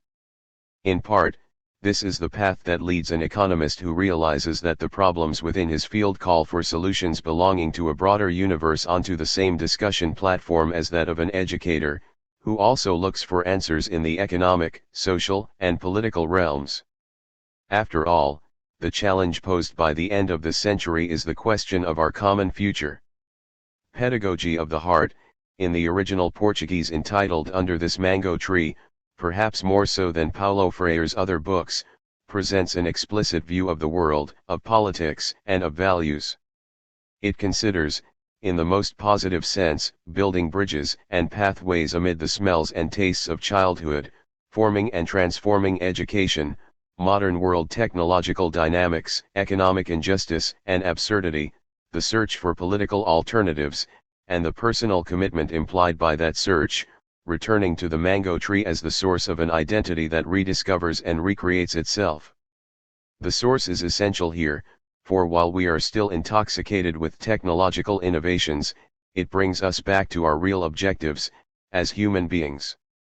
Hypnotized by little pocket mirrors, more and more we perceive capitalism as the generator of scarcity, while the volume of technological toys available in stores increases, clean rivers for fishing and swimming, tree-shaded yards, clean air, clean drinking water, streets for playing or walking around, fruits eaten without fear of chemicals, free time, and spaces for informal socialization become more and more scarce.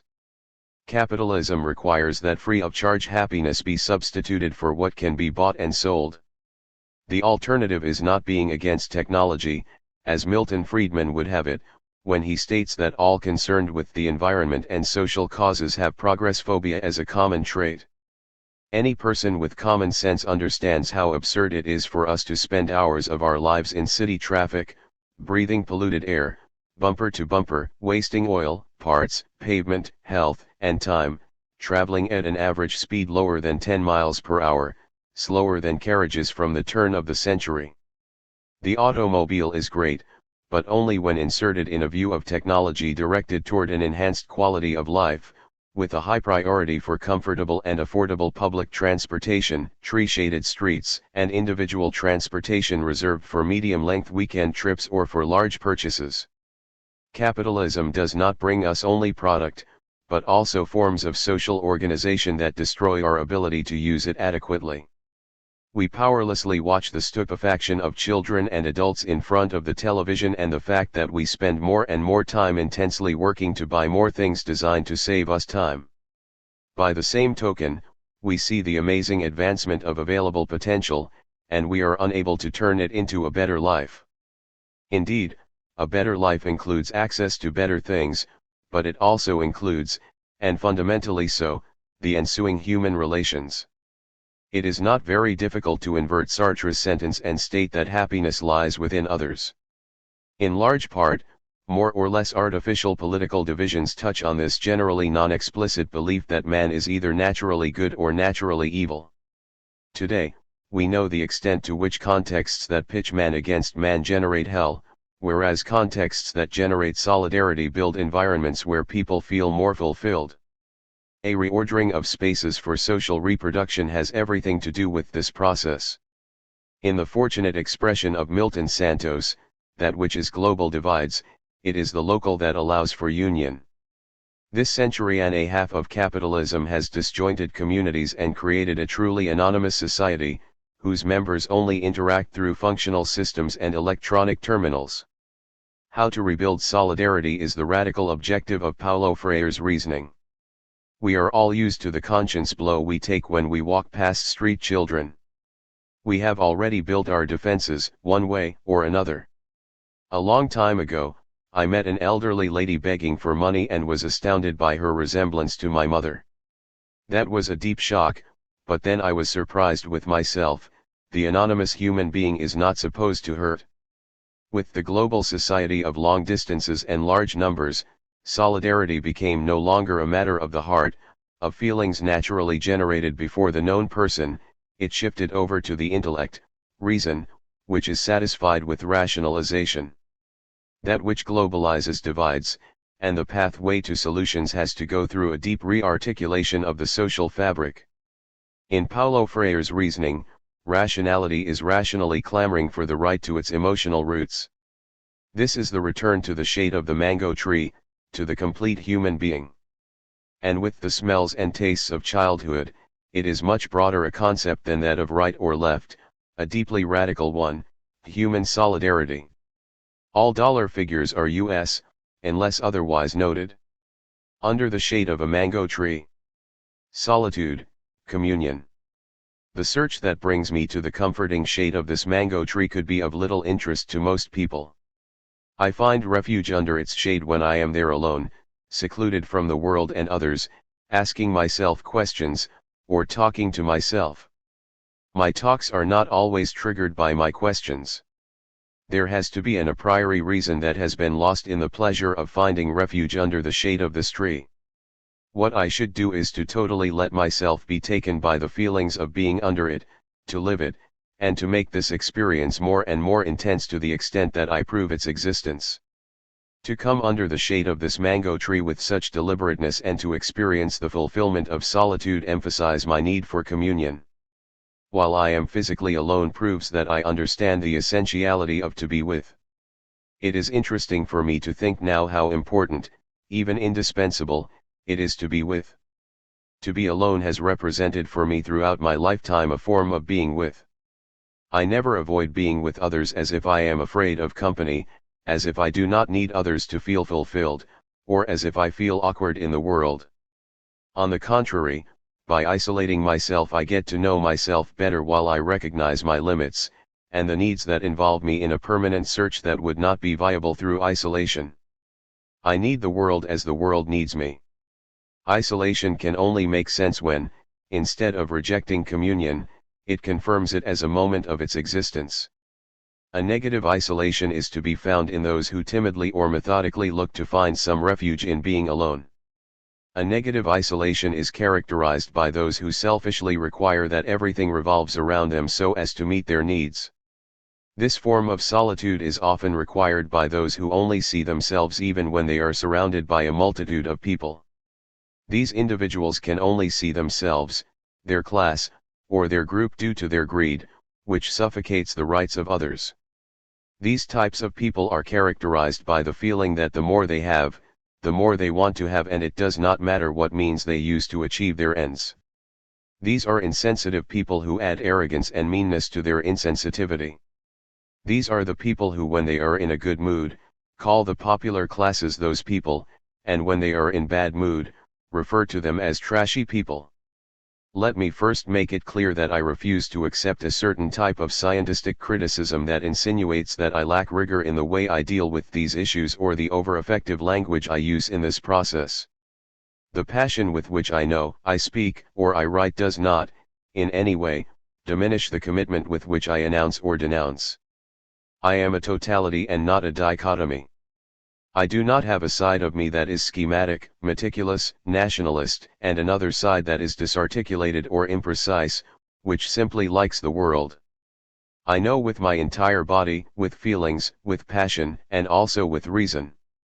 I have been always engaged with many thoughts concerning the challenges that draw me to this or that issue or to the doubts that make me unquiet. These doubts take me to uncertainties, the only place where it is possible to work toward the necessary provisional certainties. It is not the case that it is impossible to be certain about some things. What is impossible is to be absolutely certain, as if the certainty of today were the same as that of yesterday and will continue to be the same as that of tomorrow. In being methodical concerning the certainty of uncertainties does not deny the isolation of the cognitive possibility. The fundamental certainty is that I can know. I know that I know. In the same way, I also know that I do not know, which predisposes me to know the following: first, that I can know better what I know; second, that I can know what I do not know yet; third, that I can produce forms of knowledge that do not exist yet. In being conscious that I can know socially and historically, I also know that what I know cannot be divorced from the historical continuity. Knowledge has historicity. It never is, it is always in the process of being. But this does not at all diminish, on the one hand, the fundamental certainty that I can know. On the other hand, it does not diminish the possibility of knowing with more methodological rigor that would enhance the level of the accuracy of the findings. In order to know better what I already know implies, sometimes, to know what before was not possible to know. Thus, the important thing is to educate the curiosity through which knowledge is constituted as it grows and refines itself through the very exercise of knowing. An education of answers does not at all help the curiosity that is indispensable in the cognitive process. On the contrary, this form of education emphasizes the mechanical memorization of contents. Only an education of question can trigger, motivate, and reinforce curiosity. It is obvious that the mistake inherent in an education that forms only in giving answers does not reside in the answer itself but in the rupture between the answer and the question. The mistake lies in the fact that the answer is given independently from the question that triggers it. By the same token, an education of answer would be wrong if the answer is not perceived as part of the question. To question and to answer represent a constitutive path to curiosity. It is necessary that we should always be expecting that a new knowledge will arise, transcending another that, in being new, would become old. History, like us, is a process of being limited and conditioned by the knowledge that we produce. Nothing that we engender, live, think, and make explicit takes place outside of time and history. To be certain or to doubt would represent historical forms of being. Life support and the world. It would be unthinkable to have a world where the human experience took place outside of a continuity, that is, outside of history. The often proclaimed death of history implies the death of women and men. We cannot survive the death of history. While it is constituted by us, it makes and remakes us. What occurs is the transcendence of a historical phase for another that does not eliminate the continuity of history in the depth of change itself. It is impossible to change the world into something that is unappealingly immobile, within which nothing happens outside of what has been pre-established, to thereby create a world that is plain, horizontal, and timeless. The world, in order to be, must be in the process of being. A world that is plain, horizontal, and timeless could even be compatible with animal life, but it remains incompatible with human existence. In this sense, the animals usually adapt to the life support world, while human beings, in integrating themselves to their contexts so that they can intervene in them, transform the world. It is for this reason that we can tell stories about what happens in the life support world. We talk about various forms of life that are formed in it. However, the history that is processed in the world is what is made by human beings.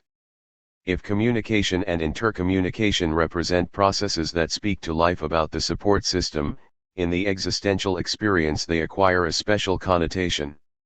In this instance, both communication and intercommunication involve the comprehension of the world. The life support world does not imply a language or the erect posture that permitted the liberation of the hands. The life support becomes world and life becomes existence to the degree that there is an increasing solidarity between the mind and the hands. In other words, this change depends upon the proportion to which the human body becomes a conscient body that can capture, apprehend, and transform the world so it ceases being an empty space to be filled by contents.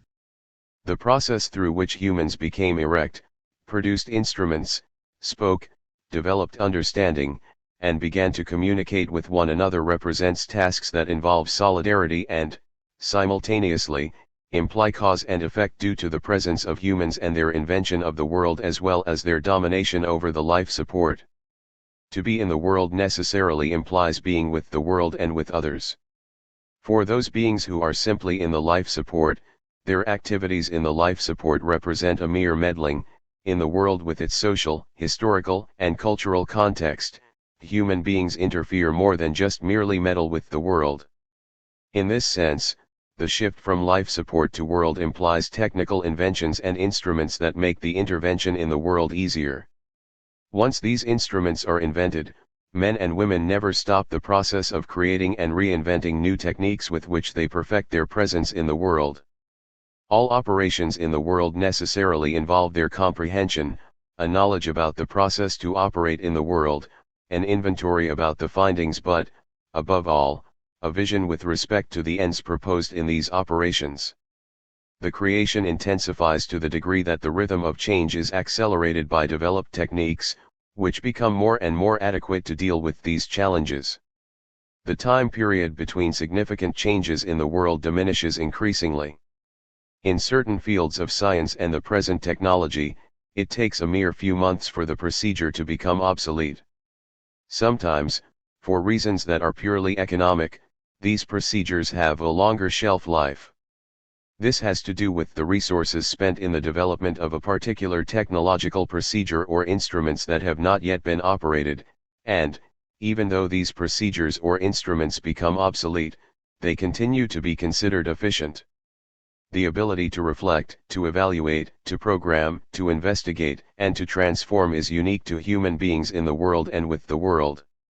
Life becomes existence and life support becomes world when the conscience about the world, which also implies the conscience of the self, emerges and establishes a dialectical relationship with the world. The question between conscience/world that involves their mutual relations led Sartre to observe that conscience and world take place at the same time. The relations between them are naturally dialectical, regardless of the school of thought and the philosophy that one studies. If one is a mechanist or an idealist, one cannot alter the dialectic conscience/world and subjectivity/objectivity. This does not mean that one mechanistic or idealistic practice is freed from its fundamental error. The plans of action that are based on the conception that conscience is the arbitrary maker of the world, and that defend the idea that before changing the world the moral conscience must be purified, will usually end up in a great failure. By the same token, projects that are based on a mechanistic vision in which the conscience is a mere reflex of the objective materiality cannot escape the punishment of history. Many possible dreams end up not being viable due to the excess of certainty of their agents, and the capriciousness with which they pretended to mold history instead of making it with others would lead to a remaking of one another in the process. If history is not a superior entity that is above our heads and possesses us, it also cannot be reduced to an object to be manipulated. By rejecting the dialectical tension between conscience/world, both idealists and mechanists, in their own way, become obstacles to connect intelligence of the world.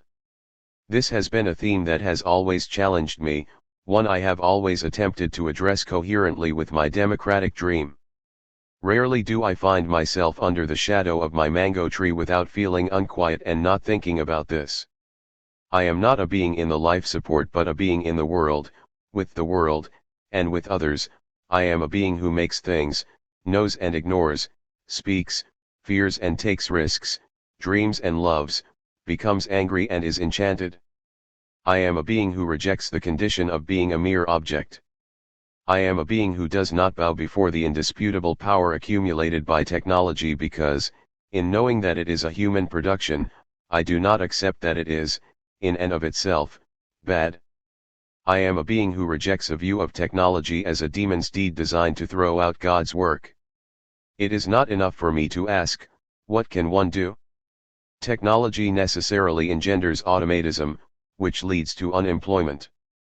The unemployed must change, they should seek leisure, a fundamental theme of postmodernity. No, I do not accept this form of fatalism. The state cannot be so liberal as the neoliberals would like it to be. It behooves the progressive political parties to fight in favor of economic development and the limitation of the size of the state. The state should neither be an almighty entity nor a lackey that obeys the orders of those who live well. The projects of economic development cannot exclude men and women of history in the name of any fatalism. My radical posture requires of me an absolute loyalty to all men and women. An economy that is incapable of developing programs according to human needs, and that coexists indifferently with the hunger of millions of people to whom everything is denied, does not deserve my respect as an educator. Above all, it does not deserve my respect as a human being. And it is not well to say, things are the way they are because they cannot be different. They cannot be different because if they were, they would be in conflict with the interests of the ruling class. This cannot, however, be the determining essence of the economic practice. I cannot become fatalistic in order to meet the interests of the ruling class. Neither can I invent a scientific explanation to cover up a lie, see note 1, here. The power of those in power always aims to decimate the powerless. But, alongside material power, there was always another force, ideology, which is also material and strengthens the power structure. Technological advances enhance with great efficiency the ideological support of material power. One of the most important tasks for progressive intellectuals is to demystify postmodern discourses with respect to the inexorability of this situation. I vehemently reject such immobilization of history. The affirmation that things are the way they are because they cannot be otherwise is hatefully fatalistic, since it decrees that happiness only belongs to those in power. The poor people, the disinherited, and those who have been excluded, were destined to die of cold no matter if they are from the south or the north of the world. If the economic and political power of the ruling class denies the powerless the minimum space to survive, it is not because it should be that way. It is necessary that the weakness of the powerless is transformed into a force capable of announcing justice. For this to happen, a total denouncement of fatalism is necessary. We are transformative beings and not beings for accommodation. We cannot reject the struggle for the exercise of our capacities and our rights to decide. In this way, I insist that history is possibility and not determinism. We are conditioned beings but not determined beings. It is impossible to understand history as possibility if we do not recognize human beings as beings who make free decisions. Without this form of exercise, it is not worth speaking about ethics. My first world. Because I am a being in the world and with the world, I have not a little piece of the life support world, but I possess my more immediate and particular world, the street, the neighborhood, the city, the country, the yard of the house where I was born, where I learned to walk and to speak, where I had my first scares and fears. One day, when I was around 5 years old, I guessed that there was a relationship difficulty between my father and my mother. I did not have, neither could I have, the full awareness about the extent and depth of that situation. All of a sudden, I felt as if the ground was disappearing from under my feet. The insecurity weakened me. That night I could hardly sleep because of my fright.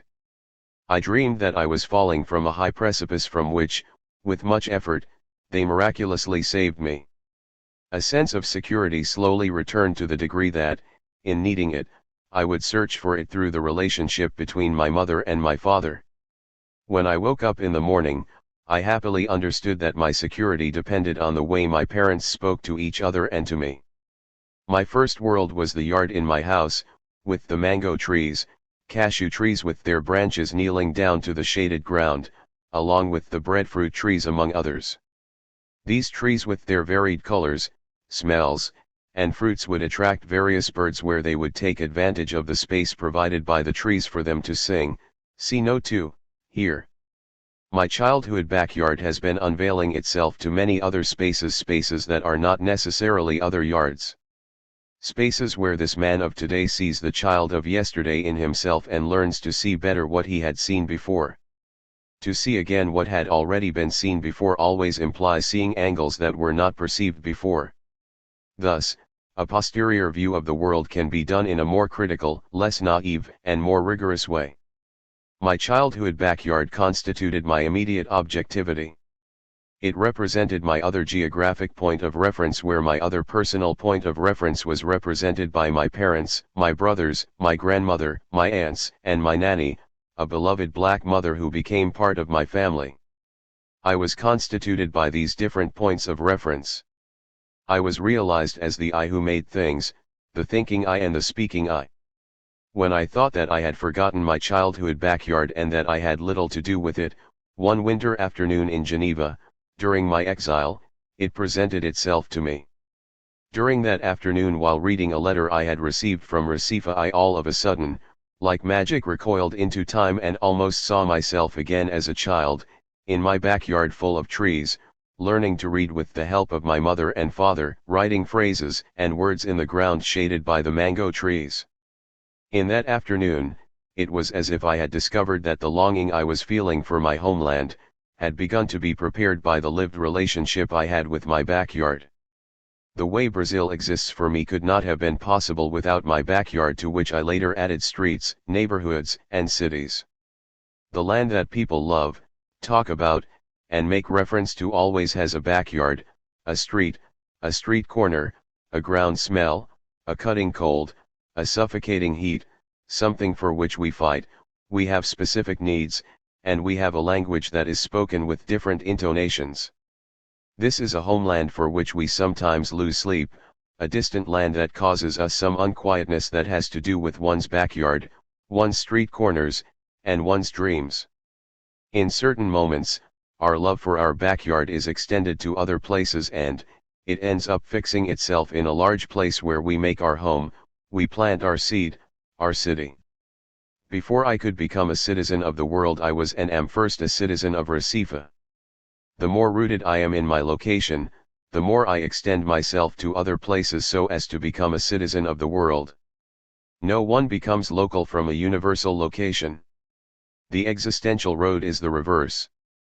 I am citizen of Recife. I am first from Recife, from Pernambuco, and a northeastern. Afterward, I became a Brazilian, a Latin American, and a world citizen. It is for this reason that my longing was not exclusively for Recife. It included the longing for my backyard. However, my longing for Brazil, that also included my longing for Recife that made it authentic, was not limited to Recife only. My longings were also not limited to the more particular places such as certain street corners, or plazas such as the Casa Plaza. Because I was longing for Brazil, I was also longing for Recife, Rio, Natal, Porto Alegre, Manaus, Fortaleza, Curitiba, João Pessoa, and Goiânia. I missed Brazil in its totality, in its unity within diversity, which I express when I say without arrogance, I am Brazilian, full of confidence, with an identity, with the hope that in our struggle we will remake ourselves by making a society that is less unjust. When I say, I am Brazilian, I feel something more than when I say, I am from Recife. But I also know I could feel so intensely Brazilian without first recognizing Recife, my original signpost where my Brazilianism is generated. For this reason, let me express the obvious that my homeland is not the only geographic point I retain with much clarity in my memory, and that I can reproduce with my eyes closed. My homeland is, above all, a space in time that involves geography, history, culture. My homeland is also pain, hunger, misery. It is also the hope of millions who remain hungry for social justice. My homeland is the dramatic coexistence of different times that come together in the same geographical space: backwardness, misery, poverty, hunger, traditionalism, magical conscience, authoritarianism, democracy, modernity, and postmodernity. The Brazilian professor who discusses education and postmodernity in the university is the same person who must live with the cruel reality of millions of men and women who are dying of hunger.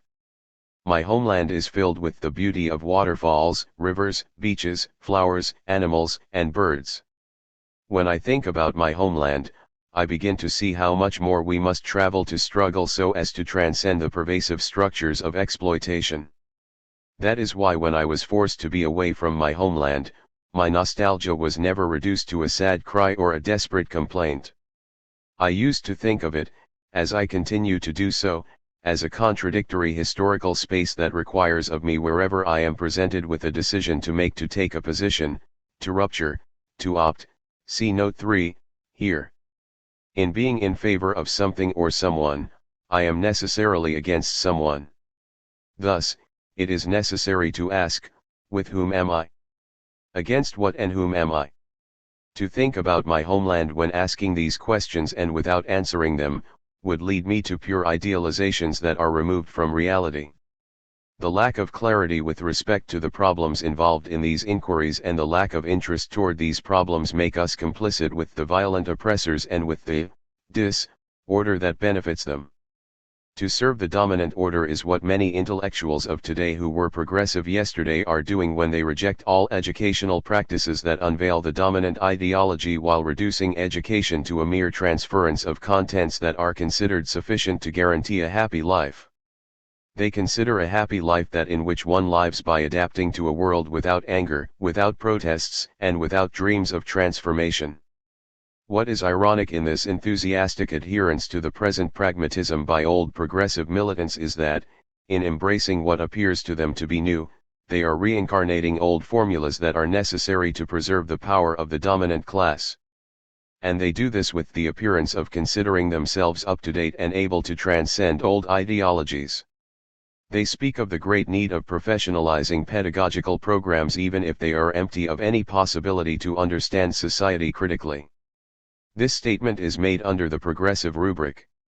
However, this statement is just as conservative as an educational practice is falsely progressive when it rejects the technical preparation of students so as to focus only on the political dimension of education.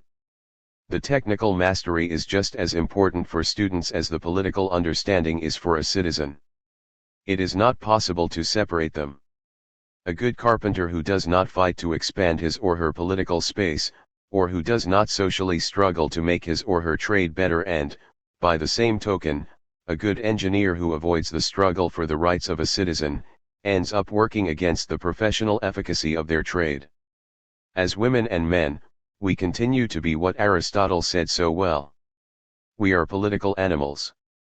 We continue to be that into which we have turned, political animals. For all of this, my homeland holds my dream of freedom that I cannot impose on others but for which I have always fought.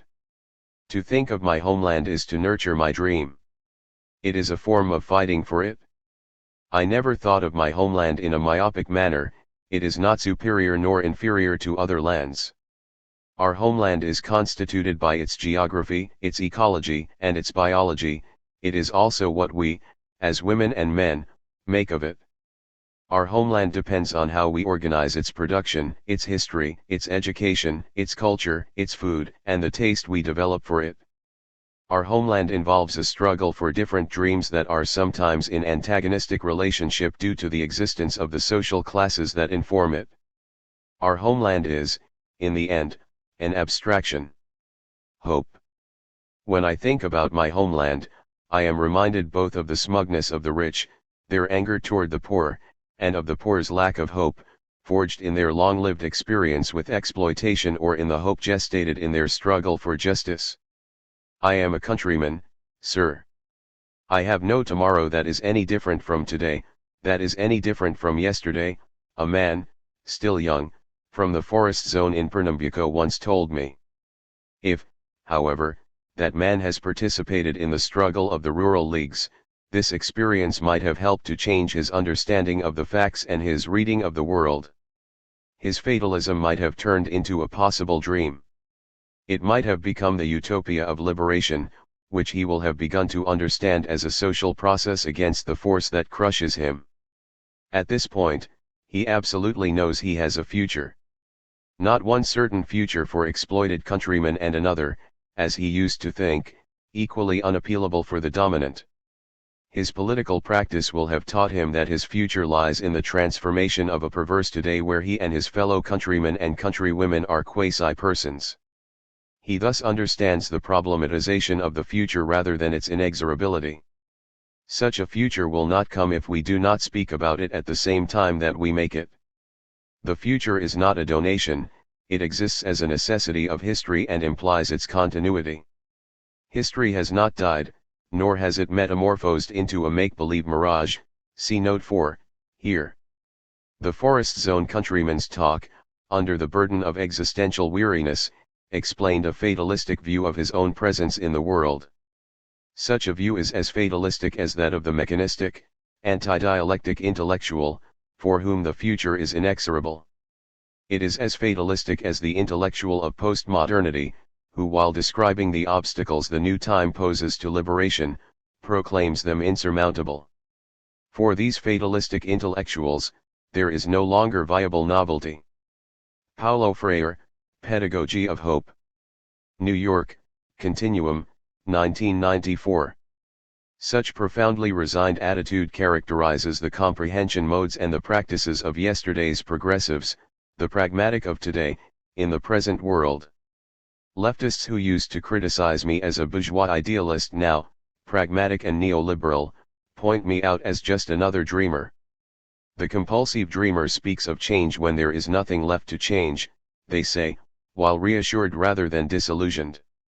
Recently in Bavaria, a German educator friend mentioned having heard from a leftist activist, Paulo Freire no longer makes any sense. The education needed today has nothing to do with dreams, utopias, conscientiousness, but rather with the technical, scientific, and professional development of learners. Development, here is understood as training.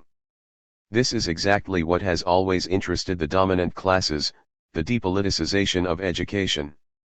In reality, education requires technical, scientific, and professional development as much as it does dreams and utopia. I reject the notion that nothing can be done about the consequences of economic globalization and refuse to bow my head gently because nothing can be done against the unavoidable. Accepting the inexorability of what takes place is an excellent contribution to the dominant forces in their unequal fight against the condemned of the earth. One of the fundamental differences between me and such fatalistic intellectual sociologists, economists, philosophers, or educators, it does not matter, lies in my never accepting, yesterday or today, that educational practice should be restricted to a reading of the word, a reading of text, but rather believing that it should also include a reading of context, a reading of the world. Above all, my difference lies in my critical, in no way naive optimism and in the hope that encourages me, and that does not exist for the fatalistic. This is a hope that originates in the very nature of human beings. Being inconclusive and conscious of their inconclusion, or as François Jacob puts it, programmed to learn, human beings could not be without the impulse of hope. Hope is an ontological requirement for human beings. However, to the extent that men and women have become beings who relate to the world and to others, their historical nature is conditioned to the possibility of becoming concrete, or not. Hope of liberation does not mean liberation already. It is necessary to fight for it, within historically favorable conditions. If they do not exist, we must hopefully labor to create them. Liberation is a possibility, not fate, nor destiny, nor burden. In this context, one can realize the importance of education for decision, for rupture, for choice, for ethics at last. For this reason, the more subjected and less able to dream of freedom that they are, the less able will concrete human beings be to face their challenges. The more of a sombering present there is, one in which the future is drowned, the less hope there will be for the oppressed and the more peace there will be for the oppressors. Thus, education in the service of domination cannot cause critical and dialectic thinking, rather it stimulates naive thinking about the world. While thinking about my homeland, I cannot ignore these varieties of thinking. Not only do they express concrete situations that condition them, but also they reorient our actions upon reality. Obviously, the countryman's fatalistic understanding we have no tomorrow makes him not viable. His engagement in some sort of fight would imply his overcoming that understanding. Although a progressive educator, I must not reduce my instructional practice to the sole teaching of technique or content, leaving untouched the exercise of a critical understanding of reality. In speaking about hunger, I must not be satisfied with defining it as urgent need for food, big appetite, lack of nourishment, deprivation from, or scarcity of food. The critical intelligence of something implies the apprehension of its reason for being. Stopping at the description of the object or twisting its reasons for being are mind-narrowing processes. My comprehension of hunger is not dictionary. Once recognizing the meaning of the word, I must recognize the reasons for the phenomenon. If I cannot be indifferent to the pain of those who go hungry, I cannot suggest to them either that their situation is the result of God's will. That is a lie.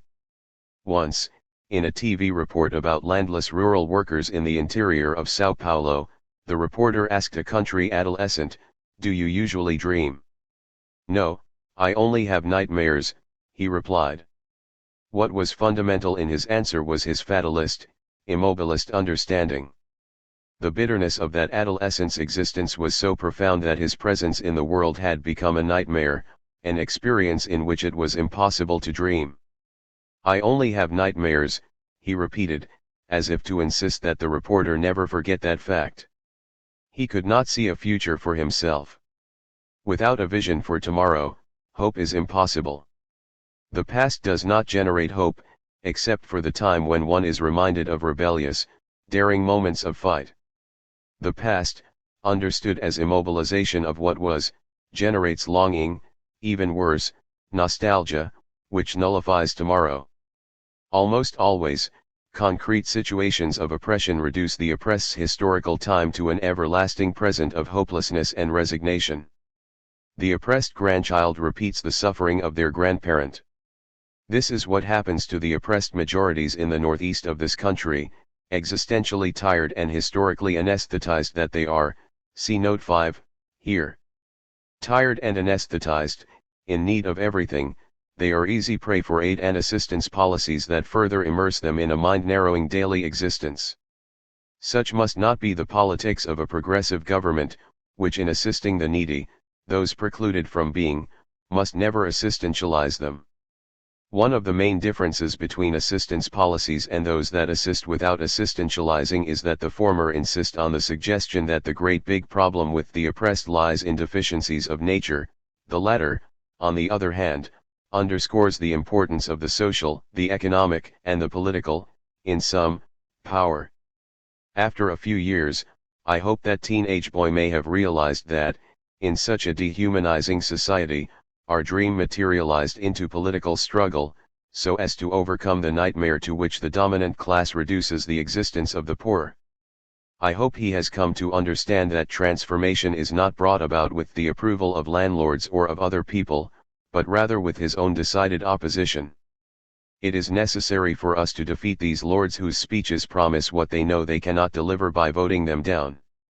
Thus, it is urgent that the disowned unite and that we all fight in favor of liberation, transforming this offensive world into a more people-oriented one, from both a political and an ethical standpoint, I should add. When I think about my homeland, I think, above all, about the possible dream, if not at all an easy one, of democratically inventing our society. Speaking of that, I must return to my criticism of the pragmatic neoliberal position, according to which an effective educational practice today must be centered in technical training or in the deposit of content into the learners. In that case, the selection and organization of the content to be taught in the schools would be up to specialists. The neoliberal point of view reinforces a pseudo-neutrality of the educational practice, reducing it to the transfer of informational content to the learners, who are not required to apprehend it in order to learn it. Such neutrality serves as the foundation for reducing the education of a plumber to training in the techniques and procedures involved in wrench mastering.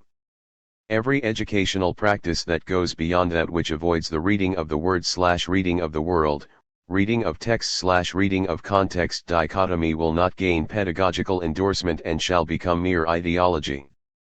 Worse yet, it will be considered inappropriate for the present moment, one without social classes, without conflict, without dreams, without utopia.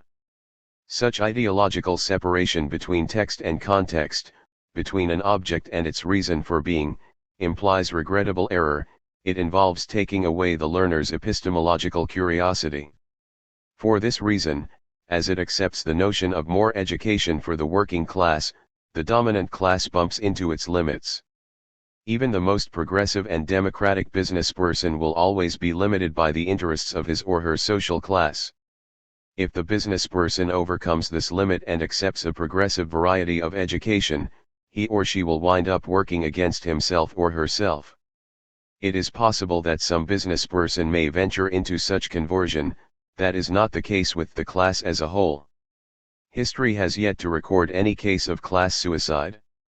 I would like to call attention to an implication present in a veiled manner within neoliberal discourse. When they speak about the death of history, of ideologies, of utopia, and about the disappearance of social classes, they make me certain that they defend a posterior sort of fatalism. It is as if they regret not having stated the domestication of the future sooner. The mechanists of Marxist origin deproblematized the future and reduced it to a pre-made, pre-known time. Those who now defend the end of history welcome the new time, the time of definitive victory for capitalism, as a future that was late in coming, but that is finally here. They wipe out 60 years of human achievement with a sponge, considering it an error of history finally corrected. According to such discourse, having reached the levels it has, as it created the social classes of modern society, the capitalist system would have a greater purpose than the one Marx attributed to the working class, being the undertaker of the dominant class. As it constituted itself, the capitalist system was doomed to end with history itself. We had a long conversation about that in Prognita, my wife, and myself with Karol Kossak, the notable Czech philosopher, author of Dialectics of the Concrete. We spoke about the dogmatism of authoritarian socialism, about its inflexibility, the deproblematization of the future, and thus about its domestication, the future as a time already known, as a given fact rather than a time in progress. We spoke about the senselessness and rudeness of bureaucrats, about their sectarian blindness, their attraction to immobility, to death. We reminisced about a letter Kossak wrote Sartre in the 70s, in which he denounced the invasion of his house by police, who took his philosophic manuscripts and promised to return them as soon as they had read them.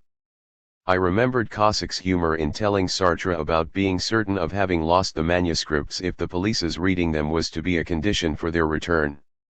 I remembered Sartre's letter published in Le Monde in reply to Kossak. It was critical, energetic, and lucid. One of the important records in this century of intelligence against stupidity, of freedom against despotism, of hope against fatalism.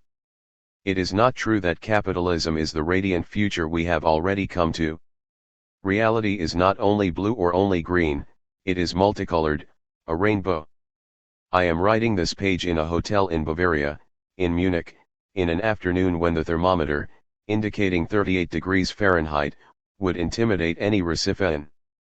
German educators, some old friends from the 70s, report on how frequent the complaints and wounded hopes of men and women on the other side became and on how, weary from the limitation of their freedom, they dreamed of the opening of the capitalist world. They dreamed of an ocean of roses that they did not find. Some of the reports I have heard support my initial reaction to the disintegration of authoritarian socialism. To me, this disintegration always seemed to imply some sort of ode to freedom, without that representing any negation of its fundamental reasons, material ones and ones of an economic nature, added to those of a technological order. None of the reports from those who have been disenchanted with the capitalist world has revealed nostalgia over the authoritarian, bureaucratic, and asphyxiating experience of realist socialism. And, since I do not believe Stalinist authoritarianism is part of the nature of socialism, I have no reason to admit that a truly democratic socialism is an impossible proposition. I refuse to accept that the presence of authoritarianism within socialism is due to some ontological incompatibility between human beings and the essence of socialism.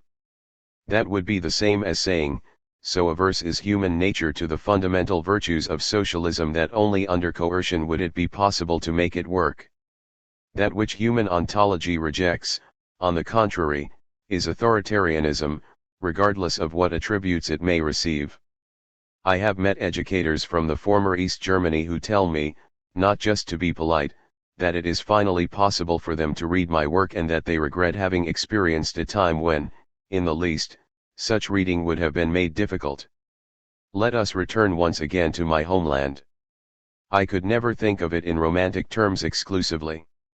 If it is impossible for me to kill all that is romantic in my relationship with my homeland, I must not reduce my comprehension of it to my desire to transform it. When I underscore its beauty, I must also emphasize the popular masses' interdiction from enjoying such beauty.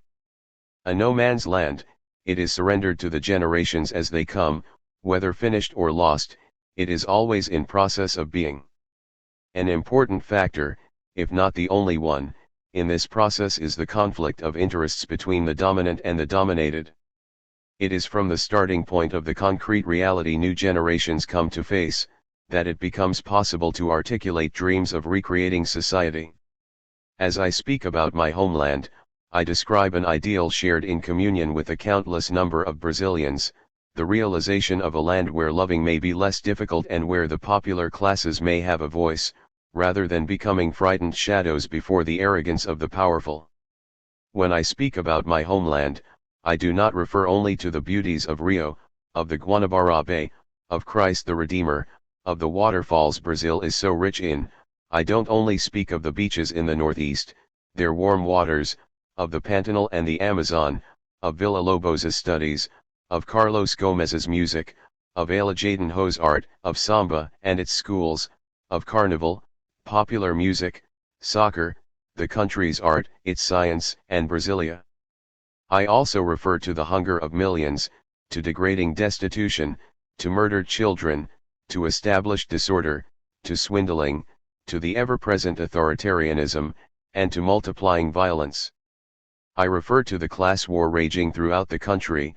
Perhaps, that is too hard-hitting in Rio. It is a class war that hides and makes confusing a frustrated class struggle. All that also makes up my homeland. And I cannot cross my arms, indifferent, before any of this. The homeland of my dreams is my homeland rid of all such horrors.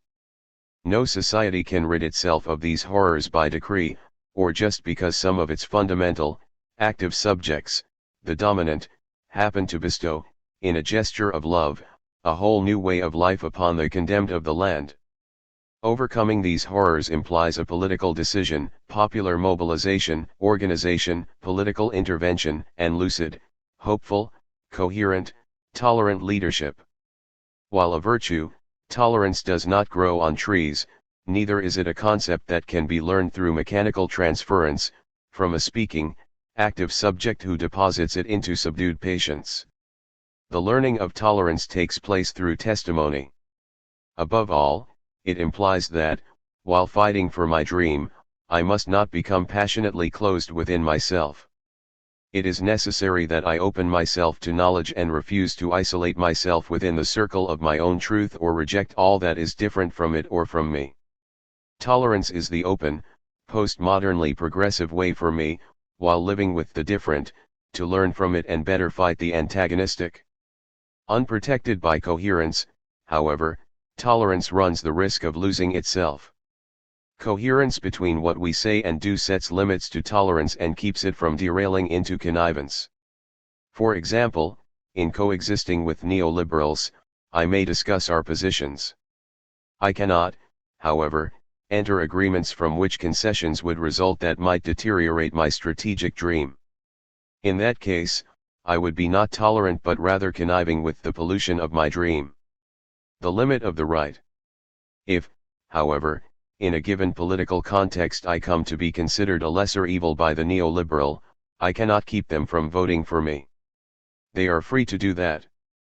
What is up to me in this case is to refuse to accept that their tacit vote would be turned into a favor, an element of bargaining.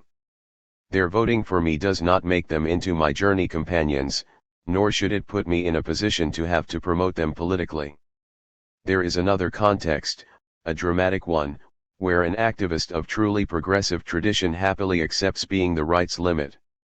To settle into such a position is to run an excessively high risk of becoming right.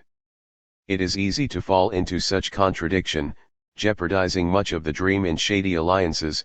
It is hard to secure coherent agreements. What is most common is for there to be fighting between the alike and rupture between the different, as if they were antagonistic. I have no doubt that unity within diversity imposes itself to the lefts, plural, as a means to defeating the right, singular, and, thus, democratizing society. Latin Americans of the left incur an error that I find to be dangerous and that tends to intensify as they move backward, believing to be moving forward, in search of the elusive center. It is almost always the case that a less perverse right or one self-proclaimed center intends to make its reactionarism more suave. It always remains right, though. In light of the collapse of the socialist world, perplexed leftist activists have been turning pragmatic and centrist. That alone is no major concern. We all have the right to change, to think and act today in a different way from yesterday. Besides, no one who goes through such change has any reason to hide it. But I am precluded from understanding by reality, how one could justify the change by saying that social classes have disappeared, thus altering the essence of conflicts by removing their social class-generated antagonistic character. I cannot understand how one would adopt the center as the left's new address, how one could move to the center as if that were the only place progressive forces could aspire to today. I do not accept this form of fatalism also. It is as if, in order to be left, one necessarily has to go through the center, in order to be progressive one needs to go through a conservative stage. It is one thing to realize that the popular classes have become uninterested in ideological discourses that drift into rambling babble, it is quite another to say that ideologies have died. The popular majority's lack of interest in ideological analyses is not enough to kill ideologies. This very lack of interests is an ideological expression. Ideologies can only be ideologically killed.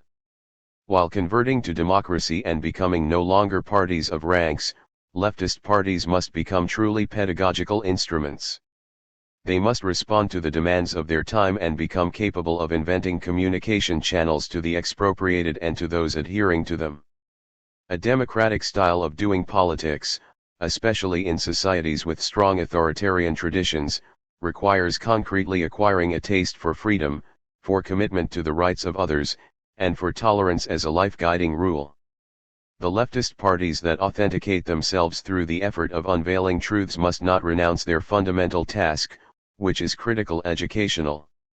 Instead of converting myself to the center and occasionally coming to power, as a progressive, I would rather embrace democratic pedagogy and, not knowing when, attain power along with the popular classes in order to reinvent it.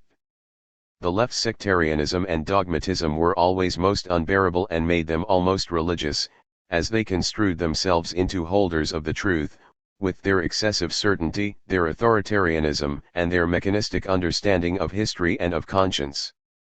The results of all that were the deproblematization of the future and the decrease of conscience, reflections of the external reality. This deproblematization of the future and mechanization of science/world relations seriously weakened, and even negated, the ethical nature of world transformation, since opting for other paths was not a possibility. The future was inexorable rather than problematic. Thus, there ensued a lack of concern for pedagogical work, which was put on hold awaiting infrastructural transformation. The final result was the rejection of dreaming, of utopia, very much like today's pragmatics. Is there a way out for Brazil? This question is constantly posed to me, and once in a while I bring it with me under my metaphorical tree. My answer is yes. Except that there is a way out only to the extent that we are determined to forge it. There is no way out that will become visible by chance. Societies do not constitute themselves due to the fact that they are this or that, it is not their destiny to be not serious or to be examples of honor. Societies are not, they are in the process of being what we make of them in history, as a possibility. Thus, we have an ethical responsibility. If history were a time of determinism, one where every present necessarily were the future expected yesterday, and every tomorrow were something already known, there would be no room for opting, for rupture. Social struggle would be reduced to either delaying the inexorable future or helping it arrive. One efficient way to delay it is to reproduce the present with cosmetic changes that pass as requirements of modernity. The struggle would be between those who, satisfied with today, would make an effort to delay the future as much as possible, to put up obstacles against any substantive change, and those who, exploited today, aspire to a new reality. Tactic, the jargon of the satisfied, includes true aspects of society's dynamic present, except that they mold those to their ideology. Basing themselves on a real concern, for example, the discussion around the size of government, they advocate its almost complete absence or a role for it of mere management for the powerful. Thus, we see the greediness with which they defend the privatization of every public company that turns a profit, We see the aggressiveness with which they attack anyone who, while defending a new understanding of the tasks and limits of government, rebels against its confinement to the role of defending the interests of the rich. Democratic fighters are referred to as old, charged with not having historic feeling, and called antiquity defenders, having nothing to do with neoliberal modernity. At the same time, the modern files away at rigorous agrarian reform, without which any serious transformation is shot dead. Not one modern capitalist society has failed to conduct its agrarian reform, indispensable to the creation and maintenance of a domestic market. That is why among those democracies, agrarian reform is no longer discussed, and not because this process is ancient or a violation of private property. Once in Africa, I was told that a convenient way to capture monkeys was to prepare as natural a site as possible where a bag of corn was to be placed, tied to a tree trunk. The top portion of the bag was to contain a round wire frame allowing the monkeys to get into and out of the bag easily with their hands, provided that no corn was being held. The monkeys imprison themselves, for once they grab any corn, they never let go. Within an understanding of history as possibility, tomorrow is problematic. In order for it to come, it is necessary that we build it through transforming today. Different tomorrows are possible.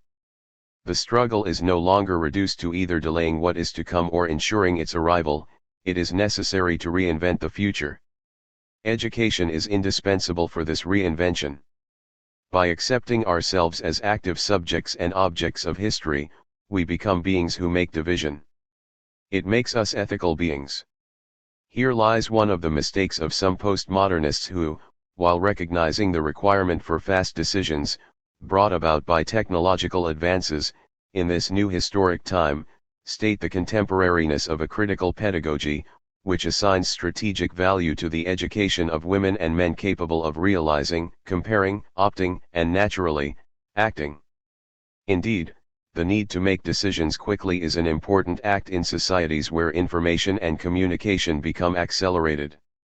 The fundamental problem for the centers of power lies in how to produce so specialized a variety of criticalness that decisions will be produced in line with the truth of the strong, the oppressors, and will always negate the truth of the weak. Neoliberals and progressives. From the point of view of neoliberal power and ideology, critical pedagogy is solely concerned with how promptly problems of a technical nature and bureaucratic difficulties can be overcome. Still, in this view, social and political ideological issues do not integrate the spectrum of concerns akin to educational practice, which is essentially neutral. This characteristic must be maintained in the training and education of young workers, in need of technical knowledge that can qualify them for the world of production. We both, neoliberals and progressives, agree with the current demands of technology.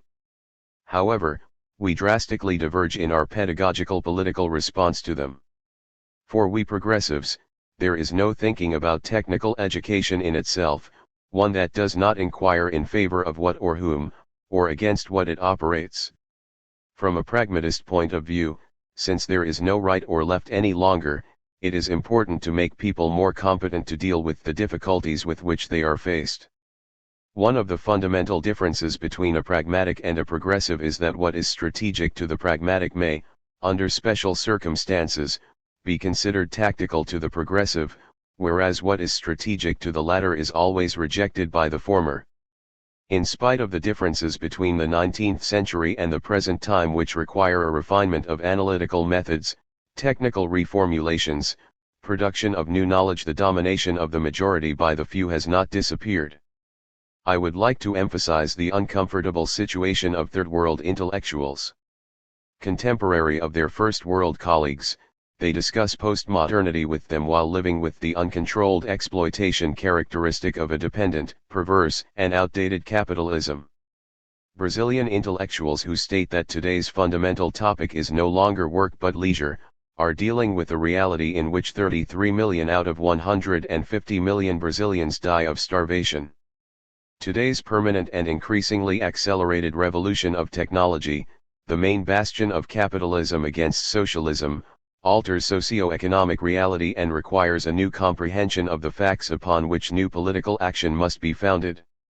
Today it is no longer possible to use, in the more modern areas of the Third World, political tactics that were efficient in the middle of the century. I feel serious work, meticulous research, and critical reflection about dominant power, which is gaining increasing dimensions, have never been as needed as they are today. The activity of progressive intellectuals must never equate that of people who, recognizing the strength of obstacles, consider them to be insurmountable. That would be a fatalistic position, alien to the task of the progressive. Understanding obstacles as challenges, the progressive must search for appropriate answers. In light of the existing dominion over information, of the ease with which it is managed by and communicated to the network of power, it is not difficult to imagine the difficulties faced by those operating at the extremities of the circuit. How limited is the power of those, for example, working in the soybean fields of Brazil, who can hardly imagine that the possibilities of their production are known with long notice at the Chicago Stock Exchange. One of the main political implications of the possession and utilization of technology associated with remote monitoring and geographic information systems is the ability to make predictions regarding the environment. Environment here is understood as the physical, historical, and social economic substratum created from the dialectic confrontation between nature and man. The above-mentioned technologies make it possible to carry out, with cartographic precision, the tasks of defining location and area of occurrence, classifying, evaluating, and predicting environmental phenomena, generating essential information to support political economic decisions concerning the use of environmental resources.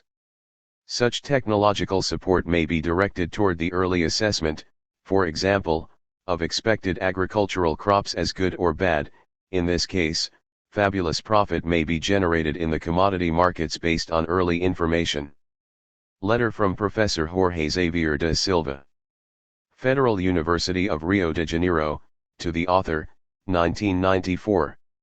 Also, what to say about the ease with which production can be transferred from one area of the world to another, making workers more vulnerable. Their vulnerability decreases their disposition to fight.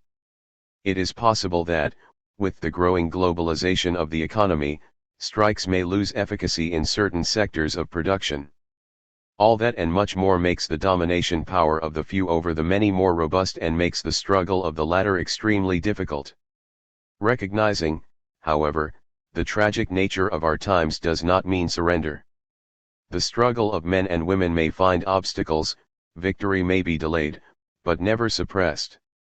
In place of immobilist fatalism, I propose critical optimism, one that may engage us in the struggle toward knowing on a par with our times and at the service of the exploited. As I speak with such hope about the possibility of changing the world, I do not intend to sound like a lyrical, naive educator. Even though I may speak in this fashion, I do not ignore how much more difficult it is becoming to focus on the needs of the oppressed, of those kept from being. I recognize the obstacles the new order represents to the most fragile pieces of the world, such as its intellectuals, obstacles that push them into fatalist positions before the concentration of power. I recognize reality. I recognize the obstacles, but I refuse to resign in silence or to be reduced to a soft, ashamed, skeptical echo of the dominant discourse. The quixotic position of Berenger has always excited me. From the beginning, he was always in opposition to his fellows, who one by one, became rhinoceroses in spite of his plea. Ma carabine, contre tout le monde, j'aime. Defend rate. Je suis le dernier. Je le resterai jusqu'au bout. Je ne capitule pas. Eugene Ionesco, Rhinoceros. Paris, Editions Gallimard, 1959, p. 246. I like being a person precisely because of my ethical and political responsibility before the world and other people. I cannot be if others are not, above all, I cannot be if I forbid others from being. I am a human being. I am a man and not a rhinoceros, as Berenger shouts. Democratic administration. When today Lula states that an agreement over the much-needed agrarian reform would be preferable to an insufficiently discussed law, that does not mean this struggle has become less urgent to him. Lula knows today much better than the average of the leftist leadership of yesterday and than the representatives of a certain outdated left of today that there is a language of historic possibility, neither falling short of nor going beyond limits. Contrary to what the irresponsible may think, the language of those who are immersed in our contradictory reality moved by the dream of making it less perverse is the language of possibility. It is the restrained language of those fighting for their utopia, those impatiently patient. It is not the discourse of those who boast a power they do not have, threatening the whole world. It is the talk of those who are certain of the ethic rigor of their fight and their dream against the perversity of a society of inequality such as ours, those who do all in their power to mobilize and organize the popular classes and other segments of society toward the democratic institution of a fair government. Such a government would represent a party that accepted the alternate nature of democracy and, as a result, was continually exposed to popular judgment.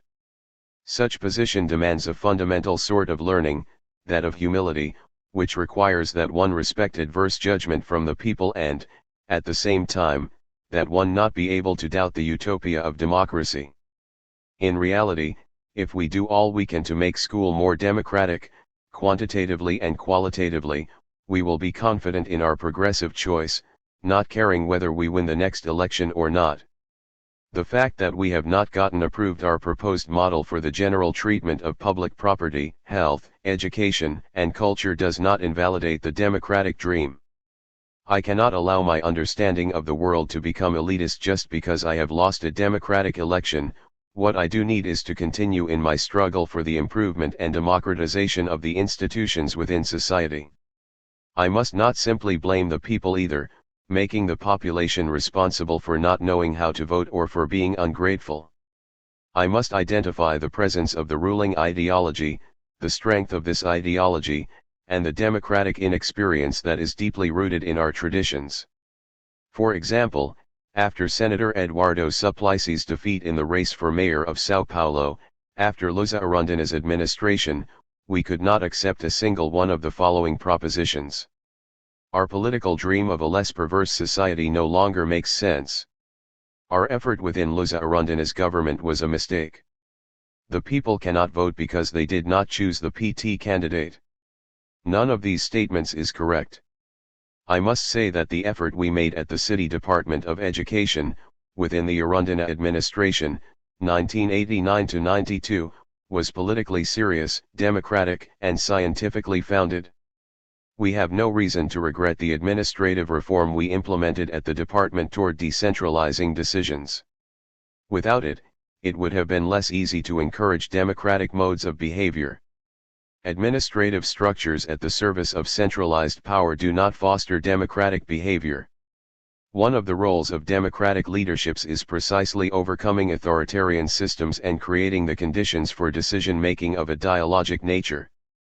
Brazilian centralism, which Aloysio Teixeira fought so much against, was an expression of our authoritarian tradition and fed into it, see Note 6, here.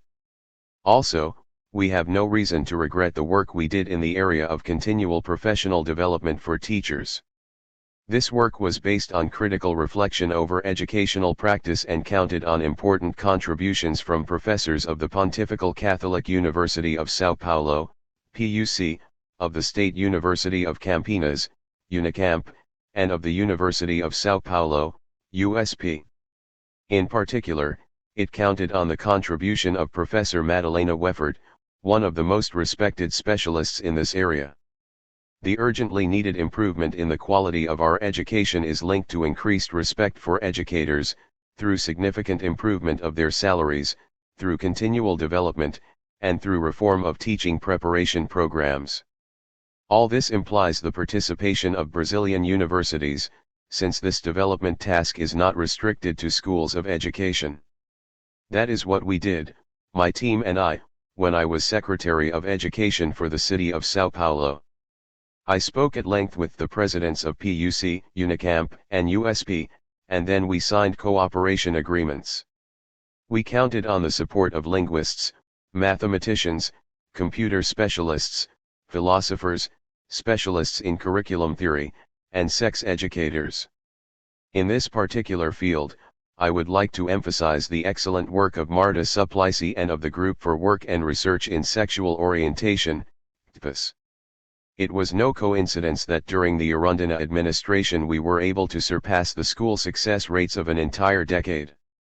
One of the crucial problems with Brazilian education, mistakenly termed school evasion, in reality school expulsion, is political ideological.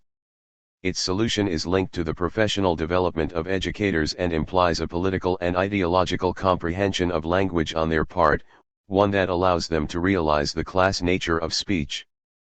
The alarming rate of school failure in literacy grades is connected to the lack of scientific preparation on the part of educators, and it also has to do with an elitist ideology that discriminates against popular boys and girls. In part, this explains the existing contempt for the learner's cultural identity, the disrespect for popular syntax, and the almost complete disregard for the learner's baggage of experiential knowledge. During that period at the Department of Education, we observed gradual improvement in performance on the part of students, as the pedagogy of questioning started to gain ground against the pedagogy of answers, and as issues around the body were addressed in the sexual orientation program. A more critical knowledge about the conscious body and experience in dealing with questions stimulated the development of epistemological curiosity. We have no reason to regret the democratic fashion in which we administered the department, through committees, the base of which was the school council. The council played more than a consulting role, in effect having decision-making power. We have no reason to regret our having insisted that public schools become popular and democratic, in other words, less authoritarian and elitist. We have no reason to regret having worked a reorientation of the curriculum in process. We have no reason to regret the evaluation and development seminars for technical personnel within the Centers for Educational Action, held with vigilantes and other workers in the public schools. We have nothing to apologize for concerning the popular rallies, where we discussed our proposals and actions. How could we blame ourselves for having organized evaluation seminars involving schools of different areas and 2 conferences on local education, both of which counted on extraordinary participation of the entire school system, see Note 7, here. Finally, how could we apologize for the first conference on adult literacy learners? It was a forum where the learners had voice and not one where they were just talked about, see Note 8, here. Without humility, it would be difficult to carry out such a program. Thus, the learning of another virtue becomes a requirement, perseverance, the tenacity with which we must fight for our dream. We should not give up at the first confrontations, but with them, learn how to make fewer mistakes. In the lifespan of a person, 5, 10, 20 years represent something, sometimes a lot, but that is not the case in the history of a nation. If we are progressive, if we have more experience as opposition than as government, we must be reminded that, in such a historic moment as ours, it is easier to win elections than it is to govern. As we strongly react against the defamatory accusations leveled against us, may we not allow ourselves to adopt the same untruthful language used against us? We must also observe, with ethical rigor, our right and our duty to speak about how we intend to govern and avoid demagogic promises or impossible dreams. If, in order to win an election, I needed to make a false promise, it would be preferable to lose and continue my political pedagogical militancy, persevering in my ethical position. It is fundamental not to give in to the temptation of believing that the ends justify the means, making condemnable agreements and deals with antagonistic forces. If I am progressive, I cannot join forces with those who deny the popular classes a voice. Much needed are agreements among forces that, while different, do not antagonize each other and that can share the responsibility of governing. It is imperative that my discourse as a candidate not be betrayed by my actions as an elected official. It is important not to give voters the idea that change is easy, change is difficult, but possible. We must insist on the possibility of change in spite of difficulties. The question then lies in determining how to turn difficulties into possibility.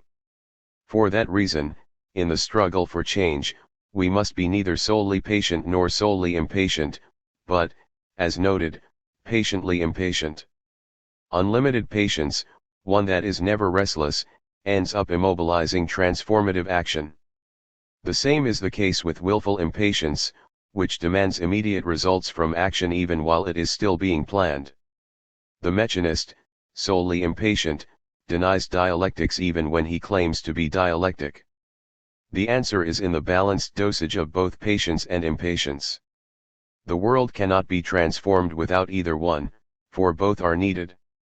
The absolutely impatient bet exclusively on their will and their decision to fight, not taking into account contrary forces, or the available means for use during the struggle. The absolutely patient, valuing neither the reasons for the struggle nor their right to it, tend to transfer to God the responsibility for addressing human shortcomings. Through different paths, both strengthen the power of the unfair. This is the position of some religious individuals, who dichotomize worldliness and transcendentalism. Along these lines, the more we make the world into a vale of tears, where, by praying and forgiving those who have sinned against us today, we will earn our heaven tomorrow, the more our lives on earth will become an effective way of purging our guilt. It is very easy for those who make money, eat, dress, enjoy music, travel, and have social prestige to ask for patience from those who are denied all that. I am not against prayer, and I am opposed to the state's exercise of the absurd power of closing down sects or churches, silencing voices, imposing behaviors. However, I refuse to accept this mind-narrowing form of religion. The prayer that believers should engage in, as I see it, is one where they ask God for strength and courage to fight with dedication to overcome injustice. I have always prayed, asking that God give me increased disposition to fight against the abuses of the powerful against the oppressed. I have always prayed in order that the weakness of the offended would transform itself into the strength with which they would finally defeat the power of the great. I would never ask that God punish those among the violated who rebelled with just rage against the endless evils of the greedy. I have always seen, in the depths of courage of the renegade, even if it was not always very transparent, his ability to love, indispensable to the reinstatement of justice. After all, the oppressed did not initiate oppression, nor did the unloved initiate hatred, rather, they are the primary targets of oppression and hatred. Mind-narrowing religious behavior supports the exploitation practiced by the rich. It reinforces the discourse of the reactionary who, while religiously indifferent, clasp their hands in prayer to accuse land squatters, incited by professional subversives, of violating ownership rights and of threatening the peace society requires. Those who wage such accusations never speak of what agrarian reform law represents in Brazil. They never refer to the percentage of those who own land in comparison to those who have nothing.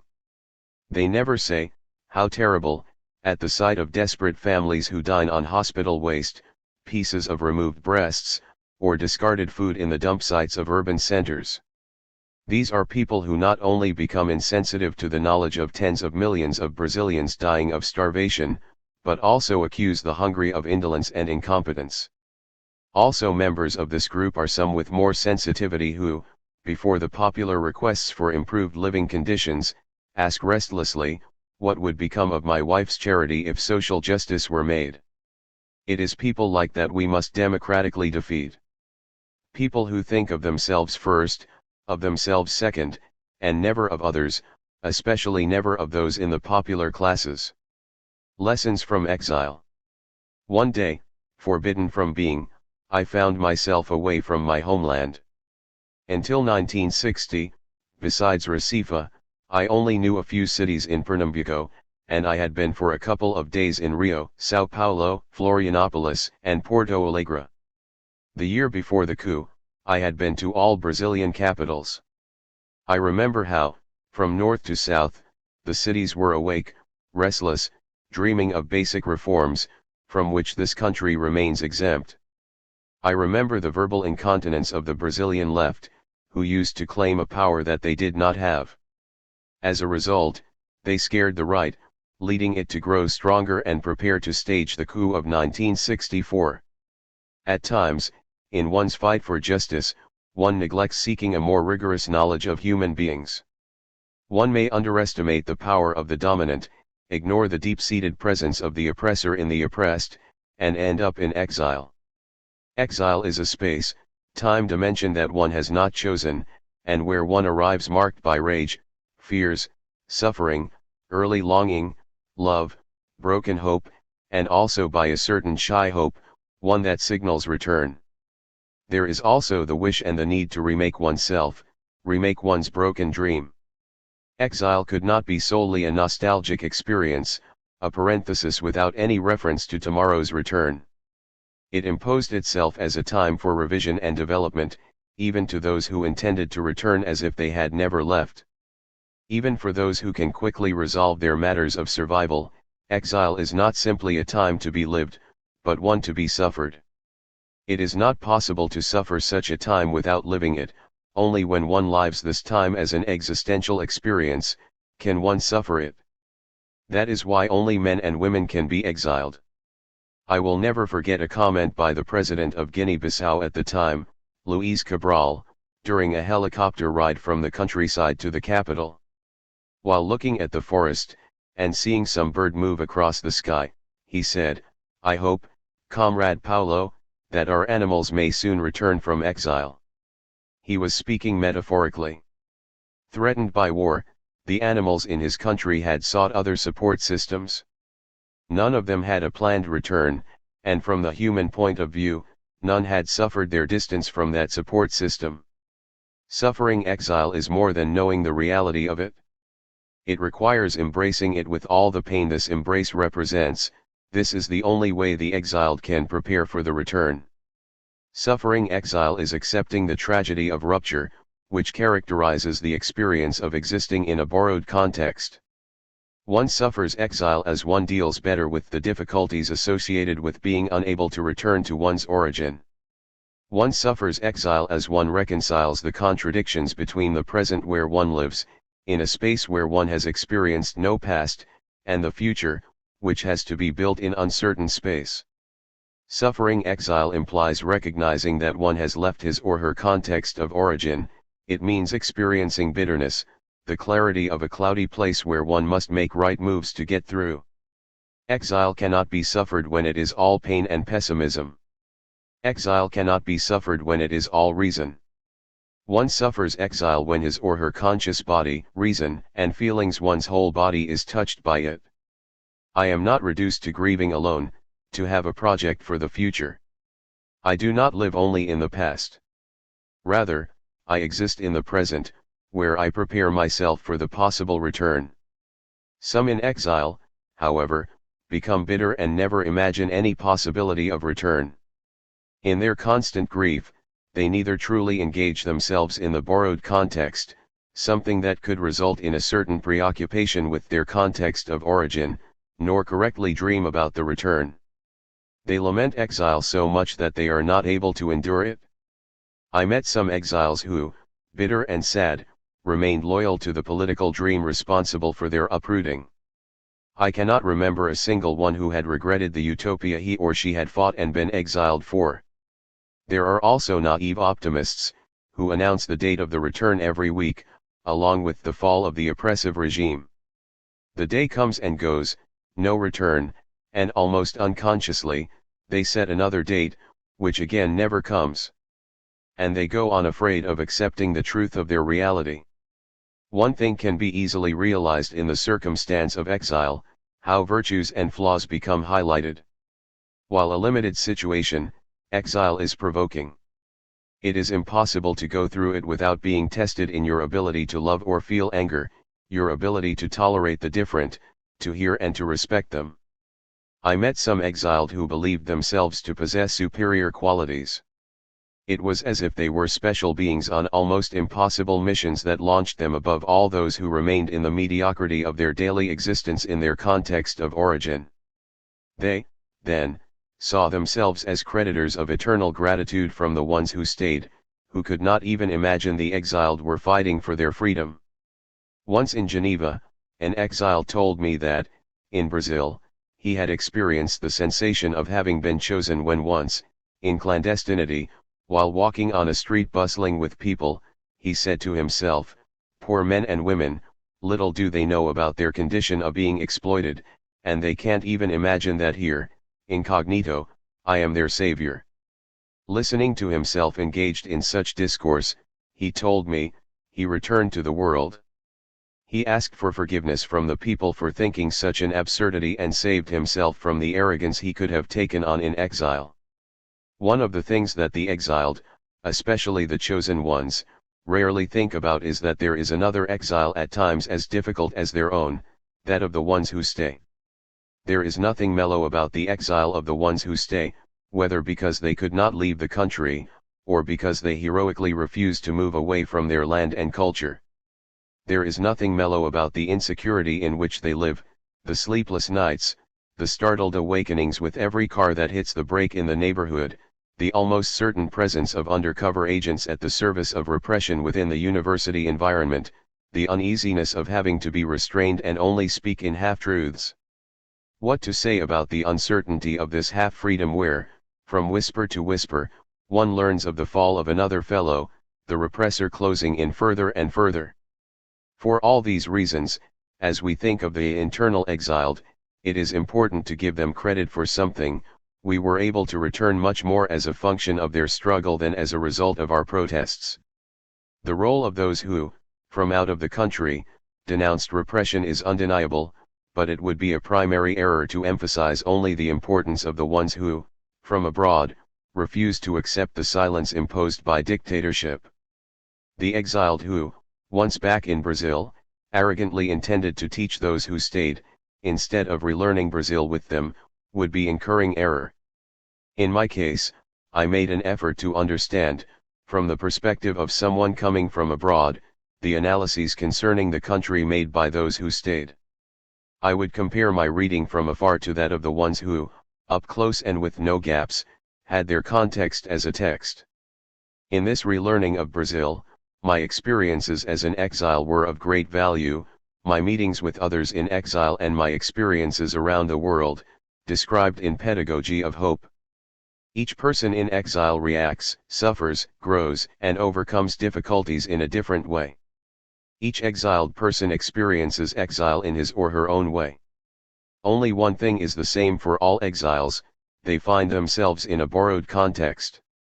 The way they exist in this context, and how they deal with their uprooting, depends on a number of internal and external factors: the exile's political choice, which may be more or less clear, the coherence between their progressive discourse and their practice, at times reticent, and their ability to educate their longing, their homesickness, so it does not drag into nostalgia.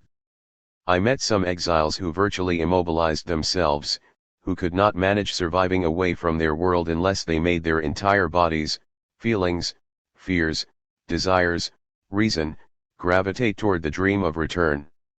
It was as if making speeches about the return and inquiring about the signs and the risks of the return were already a bit like returning. The existential splinters that made them suffer away from Brazil were somewhat smoothed out and softened through those speeches. In some almost delirious conversations about the return, I could notice how their permanence in exile was becoming less and less viable. What they refused to accept, however, was not the country where they were, but the circumstance they found themselves in. It was exile itself that kept them from exercising their most basic right, that of returning home. For those in exile who dealt well with the tension brought on by the forbidden return, listening to that nostalgic discourse posed a problem. On the one hand, they could not encourage unreal analyses on the part of their fellow exiles; on the other, they felt uncomfortable to disenchant them. It was necessary to find pathways leading to disagreement with their naively optimistic diagnosis, through which one would not completely unveil the unfeasibility of the return at that given time. The way was to help them accept exile as an irrefutable, limited situation. It was to help them overcome the state that they found themselves in. They became so anguished in exile that they kept themselves from suffering it. There was one day, during my exile, when I experienced the bitterness of hopelessness that I had always tried to keep away from myself.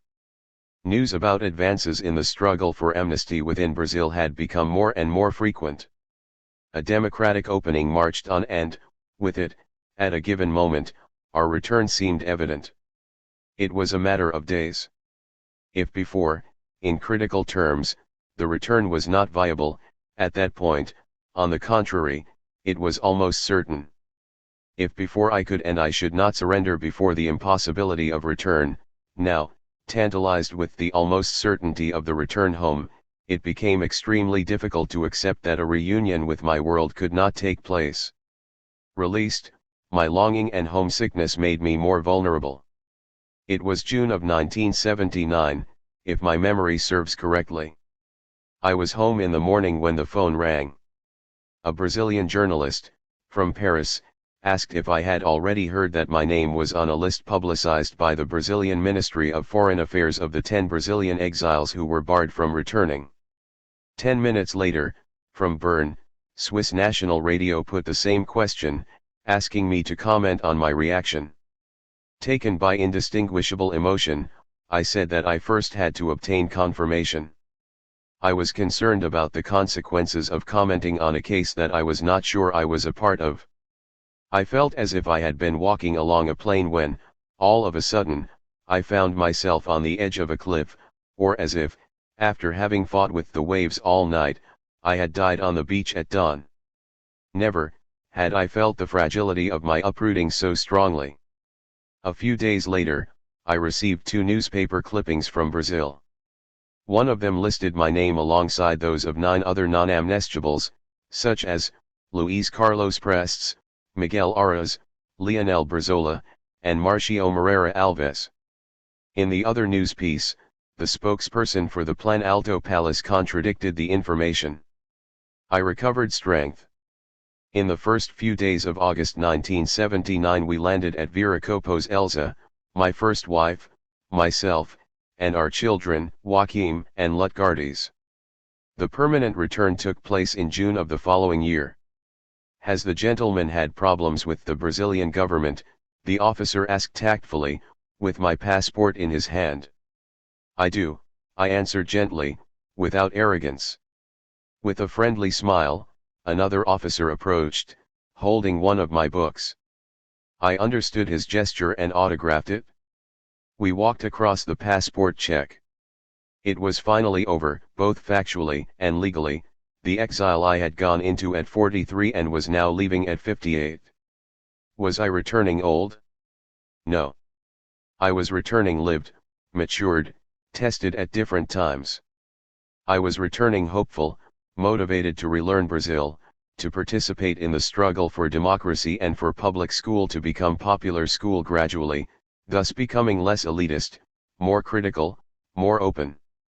I was returning young, in spite of physical appearance, my gray beard, and the thinning hair.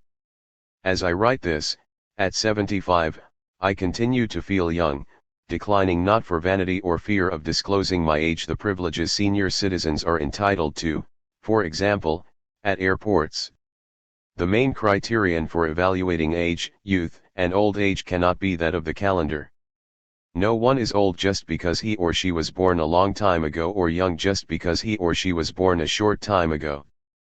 People are old or young much more as a function of how they think of the world, the availability they have for curiously giving themselves to knowledge. The search for knowledge should never make us tired, and the acquisition of it should never make us immobile and satisfied. People are young or old much more as a function of the energy and the hope that they can readily put into starting over, especially if what they have done continues to embody their dream, an ethically valid and politically necessary dream. We are young or old to the extent that we tend to accept change or not as a sign of life, rather than embrace the standstill as a sign of death. People are young to the extent that they fight to overcome prejudice. A person would be old, even in spite of being only 22, if he or she arrogantly dismissed others and the world. We gradually become old as we unconsciously begin to refuse novelty, with the argument that in our day things were better. The best time for the young person of 22 or 70 is always the one that he or she lives in. Only by living time as best as possible can one live it young. Deeply living the plots presented to us by social experience and accepting the dramatic nature of reinventing the world and the pathways to youth. We grow old if we believe, as we realize the importance we have gained in our environment, that it is of our own merit. We grow old if we believe this importance lies in ourselves rather than in the relations between ourselves, others, and the world. Pride and self-sufficiency make us old. Only in humility can I be open to the life experience where I both help and am helped. I cannot make myself alone, nor can I do things alone. I make myself with others, and with others, I can do things. The more youth educators possess, the more possible it will be for them to communicate with youth. The young can help educators maintain their youth while educators can help the young not lose theirs. Old, as defined here, cannot remake the world, that is up to youth. The ideal, however, is to add, to the readiness of youth that the young possess, the collected wisdom of the old who have stayed young. People are being falsely young when they adopt an irresponsible attitude toward risk, when they take risks purely for the thrill of it. Risk only makes sense when it is taken for a valuable reason, an ideal, a dream beyond risk itself. There is a horrible way to grow old, objecting to necessary political, economic, and social change, a prerequisite for overcoming injustice. Nevertheless, there is no youth that is exempt from aging fast as it attempts to immobilize history. This is what reaction is about. Reaction and youth are as incompatible as defending life and fearing freedom, which is a way of negating life. How can we maintain ourselves young if we proclaim that the poor are lazy and that indolence is the cause of their poverty? How can we maintain ourselves young if we discriminate against blacks, women, homosexuals, and workers? Preservation of youth is a demanding process. It does not tolerate incoherence. One cannot be, at the same time, young and racist, young and macho, young and abusive. If it is possible for old to become young and for young to become old, if a 22-year-old young person who has become old can recover youth, a young person at age 70 could, all of a sudden, renounce youth and, tragically, turn old. Such a person would be trading beauty for ugliness, and would refuse his or her previous discourse and action. Awakened from the dream, he or she would then bury utopia and preserve what should be radically changed. Conservatism is also incompatible with youth. What is in effect cannot be preserved, what is effective stands on its own. Who, for example, would dare to propose a ban on the telephone? Between radically changing the agrarian structure of the country and maintaining it as is, reactionary action would preserve it. Deep down, the reactionary are the true subversives, for they fight to maintain an outdated order. The most advance a reactionary would allow him/herself is reformism, a process where reforms are implemented to avoid deeper transformation. In a progressive practice, possible and necessary reforms are implemented to make that transformation viable. My decided refusal then is of reformism, not reforms. Fighting against reformism is a duty of the progressive, who must use the contradictions of reformist practice to defeat it. A reformist government may encourage advances beyond its purpose through some of its reforms. That reformism may manage to avoid deeper transformation is a historic possibility, but so is overcoming reformism another historical possibility. Thus, the historical social struggle of ethics, of decision, of departure, of choice, and the role of critical conscientization in history acquire paramount importance. For all these reasons, I must insist and reinsist on critical education. The argument that the teaching of content, deposited in the learner, will sooner or later bring about a critical perception of reality does not convince me. In the progressive perspective, the process of teaching where the teaching challenges learners to apprehend the object, to then learn it in their relations with the world implies the exercise of critical perception, perception of the object's reason for being. It implies the sharpening of the learner's epistemological curiosity, which cannot be satisfied with mere description of the object's concept. I must not leave for a random tomorrow something that is part of my task as a progressive educator right now, a critical reading of the world, alongside a critical reading of the word. A progressive educator must not experience the task of teaching in mechanical fashion. He or she must not merely transfer the profile of the concept of the object to learners. If I teach Portuguese, I must teach the use of accents, subject-verb agreement, the syntax of verbs, noun case, the use of pronouns, the personal infinitive. However, as I teach the Portuguese language, I must not postpone dealing with issues of language that relate to social class. I must not avoid the issue of class syntax, grammar, semantics, and spelling. Hoping that the teaching of content, in and of itself, will generate tomorrow a radical intelligence of reality is to take on a controlled position rather than a critical one. It means to fall for a magical comprehension of content, which attributes to it a criticalizing power of its own. The more we deposit content in the learners' heads, and the more diversified that content is, the more possible it will be for them to, sooner or later, experience a critical awakening, decide, and break away. Any back-alley neoliberal knows very well that such view is absolute nonsense and that he or she would lend his or her support to any educational project where the reading of the world was irrelevant. The lefts and the right. The political pedagogical practice of progressive Brazilian educators takes place in a society challenged by economic globalization, hunger, poverty, traditionalism, modernity, and even postmodernity, by authoritarianism, by democracy, by violence, by impunity, by cynicism, by apathy, by hopelessness, but also by hope. It is a society where the majority of voters reveal an undeniable inclination toward change.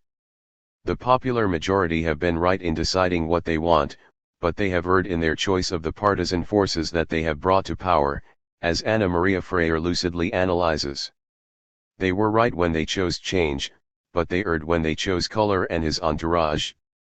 They want change, they want to win over inflation, they want a strong economy, they want justice, education, and health care for themselves and their families, they want peace in the shanty towns and urban centers, they want to eat and sleep. They want to be happy in a present lived with dignity and in a future whose realization they play a part in. They vote, however, for partisan coalitions, some of whose predominant forces are, by nature, antagonistic to change in favor of the oppressed. I am certain that the greatest responsibility for such mismatch belongs to the lefts themselves. We speak of the lefts in the plural and the right in the singular. The singularity of the right has to do with the ease with which its different currents unify before danger. Union among the left is always difficult and cumbersome. While the right is only sectarian against progressive thought and practice, the lefts are sectarian among themselves. If there are 3 or 4 factions within a leftist party, each believes itself to be the only one truly progressive, and they all fight among themselves. Truly leftist activist members are treated as the right of the party or as managers of the capitalist crisis. I have no doubt that the radical experience of tolerance is part of the immediate renovation that leftist parties need to undergo if they are to remain historically valid. And here, I speak of a tolerance that must not be confused with status quo. I speak of tolerance in reconciling differing comprehensions of political action by party members, which does not mean lack of principles or discipline. The tolerance that needs to be lived in the intimacy of a leftist political party should transcend its borders. It must not be practiced only among progressive positions within the party, but also between the party and society at large. It should also be effective between the party's leadership and the popular classes, a tolerance made explicit in that leadership's discourse and their practice. A leftist political party intent on preserving their discourse within an intensely contradictory society such as ours, intent on climbing to power, without which it is not possible to change the country, must learn to reread our reality. Learning to reread implies learning a new language. One cannot reread the world if one does not improve the old tools, if one does not reinvent them, if one does not learn to deal with the related parts within the whole one seeks to discover. Likewise, a new reading of my world requires a new language, that of possibility, open to hope. Nowadays we are so vulnerable before unreachable forces, the collision of an asteroid with the Earth, The tragedy of AIDS, the possibility of having my little backyard spied on from halfway across the world. Hope has become indispensable to our existence. It is difficult to maintain it, hard to reinforce it, but it is impossible to exist without it. A leftist party cannot engage in a dialogue with the popular classes using outdated language. As it reveals optimism, it must be critical. Its hope must not be that of an irresponsible adventurer. Its criticism of the injustice within the capitalist system must be strong. That, though, does not mean this criticism should be pronounced with anger rather than with the goodness and peace characteristic of those engaged in the good combat. This must not be the discourse of bitterness, without even the faintest trace of hope. On the contrary, it must be hopeful, critically optimistic, and drenched in ethics.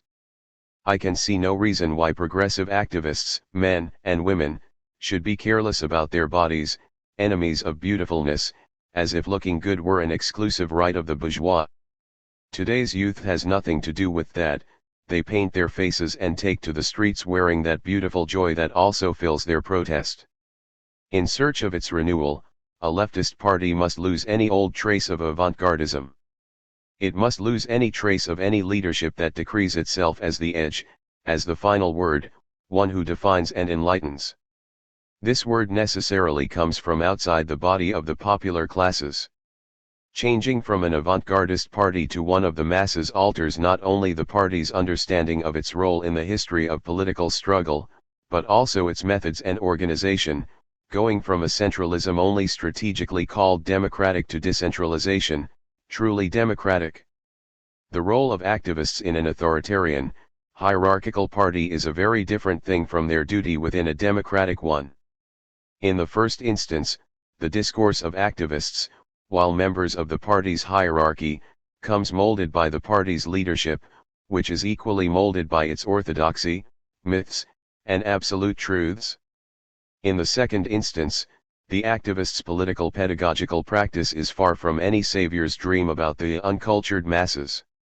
Their hopeful discourse is not that of someone intending to liberate others, but that of someone inviting others to liberate themselves together.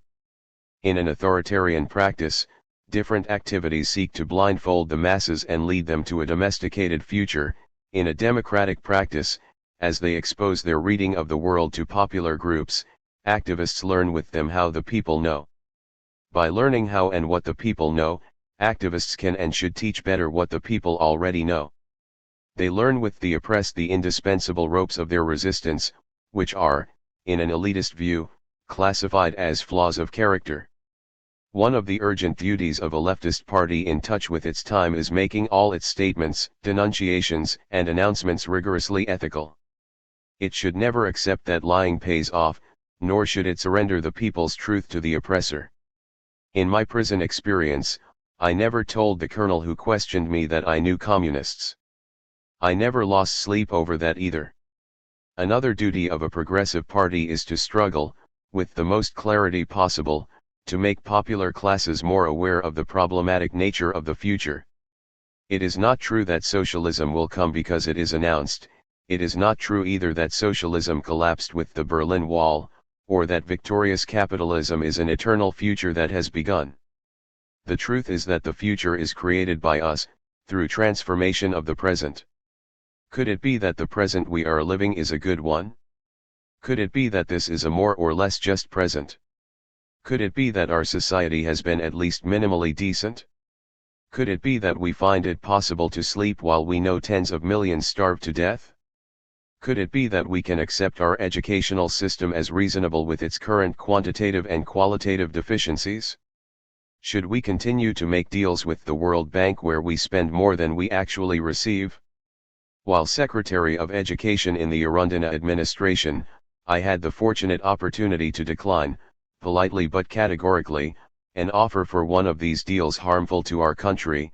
Co Banco do Imperio, an interview with Marilia Fonseca by Paulo Moreira Leite, in Veja magazine, November 23, 94. Could it be that lack of respect for public property is a Brazilian way of being that we cannot escape? Could it be that violence, skepticism, and irresponsibility are unchangeable marks of Brazilian nature? No. To change what we presently are, it is necessary to change the structures of power radically. However, no one can do this alone. No political party, no matter how competent and serious, can do this alone. It is not just any old political coalition that will accomplish it either. Only forces that feel equally at home with certain fundamental principles, even though they may have surface differences, can unite for the needed change.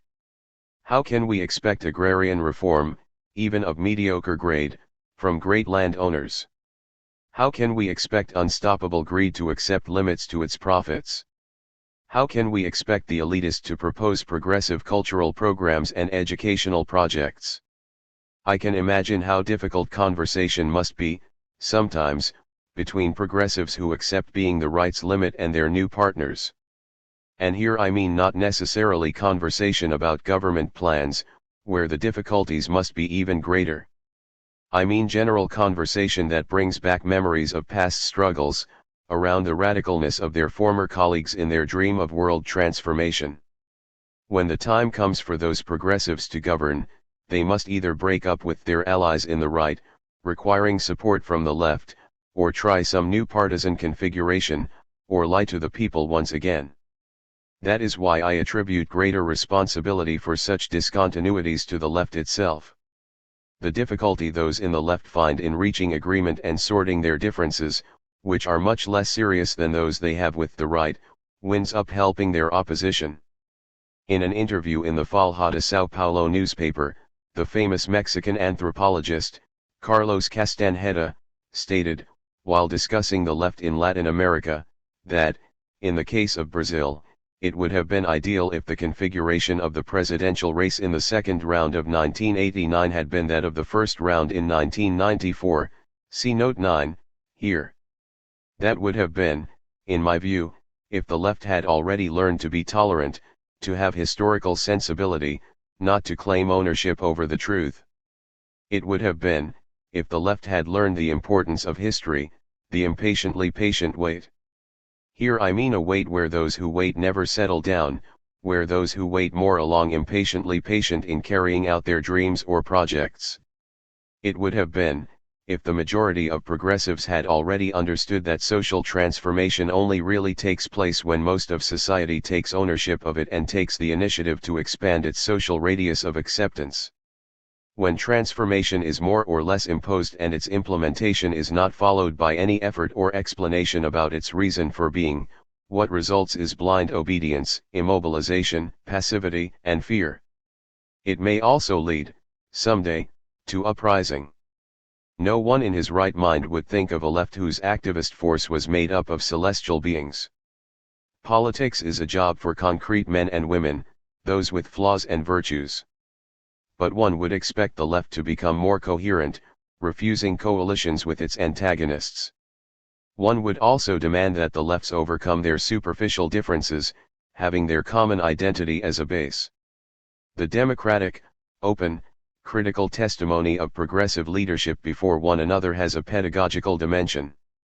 Undoubtedly, the positions taken by the left, especially those taken by the Workers' Party, PT, have moved the Brazilian political process forward.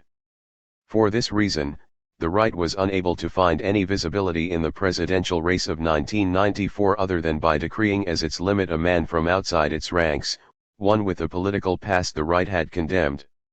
If, while having him as its possible limit, the right made him concede more than he should have, it was also forced to take a few steps beyond its natural limits. If the right had chosen a candidate from within its ranks, while the left had remained united, it would not have advanced and would possibly have lost the election. In this sense, Fernando Henrique Cardoso's victory is as much a result of the real plan as of the Brazilian left struggle, PT included. Logically, added to all that is the president's personality, political skill, and competence. It is unfortunate that, presently, the advancement experienced by the right is entering undeniable reversal, which, I hope, will not be enough to immobilize popular demands. In order to fight effectively against a possible paralysis, it is necessary that progressive forces be alert and ready to denounce even the smallest attempt to mislead the popular classes.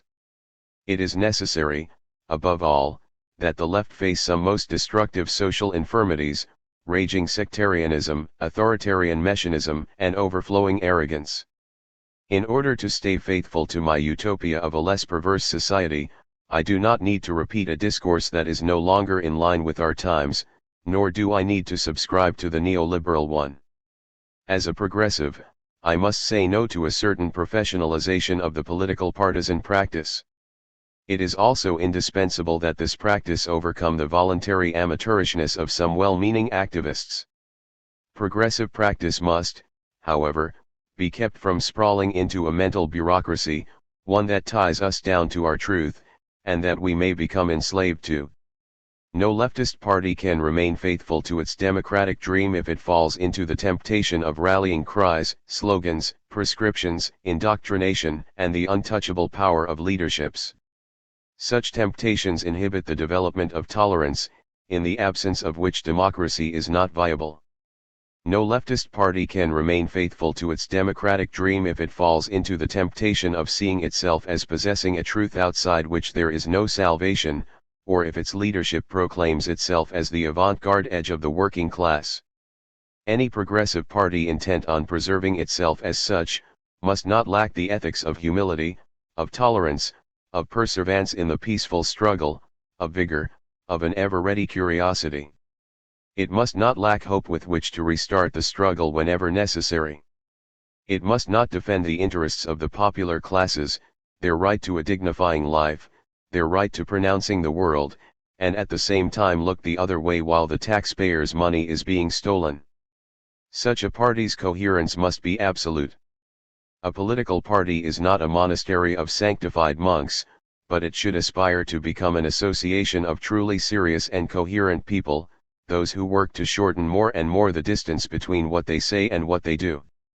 A leftist party intent on bringing itself to meet the demands of its time needs to overcome the old prejudice against anything that resembles a bourgeois concession.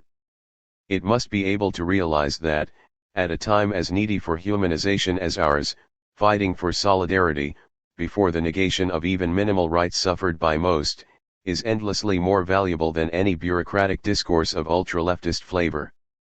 An authentic progressive party must not become sectarian, for that would represent a move away from its normal radical position. Radicalness is tolerant, sectarianism is blind and anti-democratic. Unlike the sectarian, always tied to their truth, the radical are always open to revising themselves, they are always ready to discuss their positions. The radical are not intransigent, even though they can never condone unethical behavior. Radicalness is serene, so long as it does not fear change when it is needed. That is why the progressive are always open to overcoming. Continuing a discussion and defending a certain argument make no more sense to them if someone can convince them of the opposite.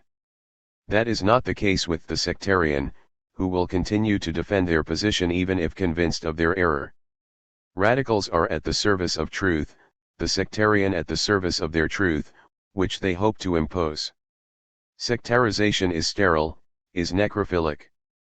Radicalness is creative, biophilic. Radicals fight for purity, the sectarian will settle for puritanism, which is make-believe purity. Never has Brazil had a deeper need for progressive men and women serious, radical, engaged in the struggle for transforming society and in giving testimony of their respect for the people. There is no denying a certain degree of optimism toward the real changes Brazilian society may experience from now on. Overall, there seems to be an atmosphere of hope. It feels like fatigue at the highest degree. And that gets added to outrageous pillage of public money, impunity, and you scratch my back I'll scratch your back politics, one of the most resilient vices in this country. Even right-wing forces seem a bit intimidated by the indignation felt within Brazilian society. Any chance of the present government's proving to be effective, while a serious project, will depend on that intimidation. But the fundamental changes to the country will not count on the endorsement of the right. And the right did not vote for Fernando Henrique because he was a lesser evil. Not at all.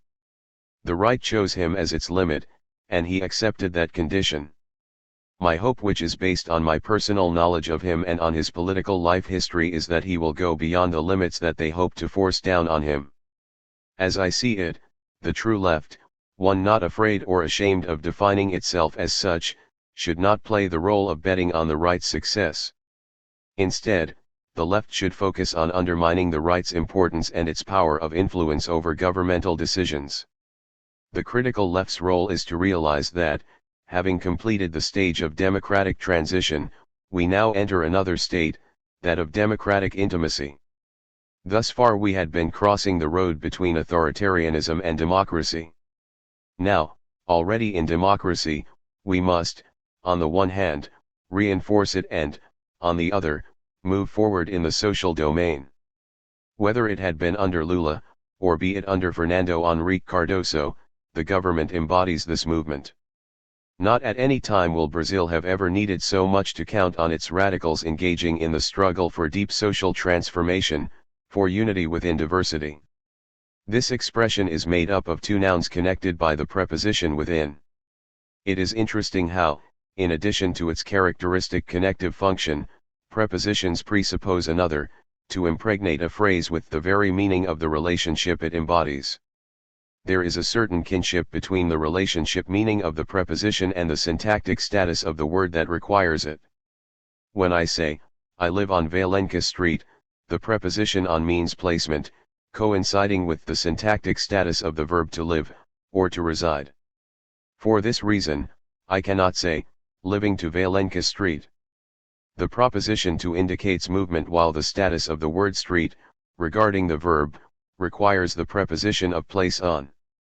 It is just as incorrect to say, I live to Valenca Street, as it is to say, I went on Pedro's house. To go is a verb of movement, thus requiring the preposition to, not on. If I say unity within diversity, it is because, even while I recognize that the differences between people, groups, and ethnicities may make it more difficult to work in unity, unity is still possible. What is more, it is needed, considering that the objectives the different groups fight for coincide. Equality of and in objectives may make unity possible within the difference. The lack of unity among the reconcilable different helps the hegemony of the antagonistic different. The most important is the fight against the main enemy. Therefore, the different who accept unity cannot forego unity in their fight, they must have objectives beyond those specific ones of each group. There has to be a greater dream, a utopia the different aspire to and for which they are able to make concessions. Unity within diversity is possible, for example, between anti-racist groups, regardless of the group members' skin color. In order for that to happen, it is necessary for the anti-racist groups to overcome the limits of their core racial group and fight for radical transformation of the socio-economic system that intensifies racism. The perversity of racism is not inherent to the nature of human beings. We are not racist, we become racist just as we may stop being that way. The problem I have with racist people is not the color of their skin, but rather the color of their ideology. Likewise, my difficulty with the macho does not rest in their sex, but in their discriminatory ideology. Being racist or macho, progressive or reactionary, is not an integral part of human nature, rather it is an orientation toward being more. And that orientation is incompatible with any sort of discrimination. If I am certain that the only kind of prejudice that can be fully explained by class analysis is the prejudice of class, I also know that the class factor is hidden within both sexual and racial discrimination. We cannot reduce all prejudice to a classist explanation, but we may not overlook in understanding the different kinds of discrimination. When a so-called minority refuses to join forces with another minority, it reveals a prejudiced certainty, that of the other's natural inability to be fair and decent. I do not understand how, in Brazil, we can maintain feminist, black, Indian, working class groups separately struggling for a less perverse society. Each group is fighting its own battles. Unity within diversity is an imposition of the very fight. The dominant know that very well. Thus, one of their golden rules is, divide to govern. We, who are classified by them as minorities, take on this profile. Therefore, we tend to divide forces fighting among and against ourselves, instead of fighting the common enemy. Tolerance reveals excessive self-valuation on the part of the intolerant in relation to others, who are considered by the intolerant to be inferior, to their class, their race, their group, their sex, their nation. For this reason, there is no tolerance within a lack of humility. How can one be tolerant if one considers others to be inferior? But one cannot be humble by bureaucratically doing favors to others. In order to be humble, one must be so in practice as one enters relationships with others. One is not humble by underestimating others or overestimating oneself. The oppressor is not humble, but arrogant. The oppressed is not humble either, but humiliated. In order for oppressor and oppressed to become humble, it is necessary for the oppressor to convert to the cause of the oppressed, and for the oppressed to commit to his own fight for liberation. It is only from that point on that both will have met the requirements to learning humility. Theories considering liberation as a given fact of history, or basing it exclusively on scientific knowledge, never excited me very much. The same goes for those that did not accept giving any serious consideration, for example, to human nature, even if human nature was understood to be socially and historically constituted. I mean human nature while taking place in history, rather than prior to history. I cannot think the issue of liberation, and all that it implies, without thinking about human nature. The possibility of discerning, comparing, choosing, programming, performing, evaluating, committing, taking risks, makes us beings of decision and, thus, ethical beings. For this reason, fighting against discrimination is an ethical imperative. Whether discriminated against for being black, female, homosexual, working class, Brazilian, Arabic, Jewish, regardless of the reason, we have the obligation to fight against discrimination. Discrimination offends us all, for it hurts the substantiveness of our being. Our fight against the different discriminations, against any negation of our being, will only lead to victory if we can realize the obvious, unity within diversity. And by unity I mean that of the reconcilable different, not of the antagonically different. Among the latter, in the process of the struggle, there may be a pact as a function of circumstantial objectives serving both extremes. Among the former, unity is based on strategic and not only tactic objectives. The appropriateness of my discourse might be questioned, for I speak as an activist when I should speak as theoretician and vice versa. I reject such dichotomy. I am not a theoretician, say on Wednesdays, and an activist on Saturdays. The criticism of capitalism I put forth, from an ethical point of view, derives as much from the educator as it does from the activist, which I seek to continue to be in my own way. My activism can never become dissociated from my theoretical work. On the contrary, the former has its tactics and strategies formulated on the latter. The moment we recognize that food production around the world could be sufficient to feed twice its population, it is desolating to realize the numbers of those who come into the world but do not stay, or those who do but are forced into early departure by hunger. My struggle against capitalism is founded on that its intrinsic perversity, its anti-solidarity nature. The argument has been destroyed of scarcity as a production problem that capitalism would not be able to respond to and that would represent an obstacle to the preservation of the system. Capitalism is effective in this and other aspects, but it has shown its other face absolute insensitivity to the ethical dimension of existence. It has produced scarcity within abundance and need within plenty. Thus, the neoliberal feel the need to impregnate their discourse with a fatalism, to them irrefutable, according to which things are the way they are because there is no other way. This cynical discourse tends to convince that the problem lies in destiny or fate, rather than severely criticize a system that, in spite of lack of scarcity, condemns a large part of humanity to hunger and death. Successive technological revolutions have rendered capitalism bare. They have forced it to expose its own evil, millions of people dying from starvation, head to head with wealth. I refuse, for all these reasons, to think that we are eternally destined to live the negation of our own selves. In order to be in the world, my conscious body, my unfinished and historical being, needs food as much as it needs ethics. The fight would make no sense to me without this ethics backdrop, upon which experiences of comparison, criticism, choice, decision, and rupture take place. I would be a melancholy and unmotivated being if it could be scientifically proved that the laws of history or nature would take care of surpassing human misencounters without any mark of freedom, as if everything were predetermined, pre-established, as if this were a world without errors or mistakes, without alternatives.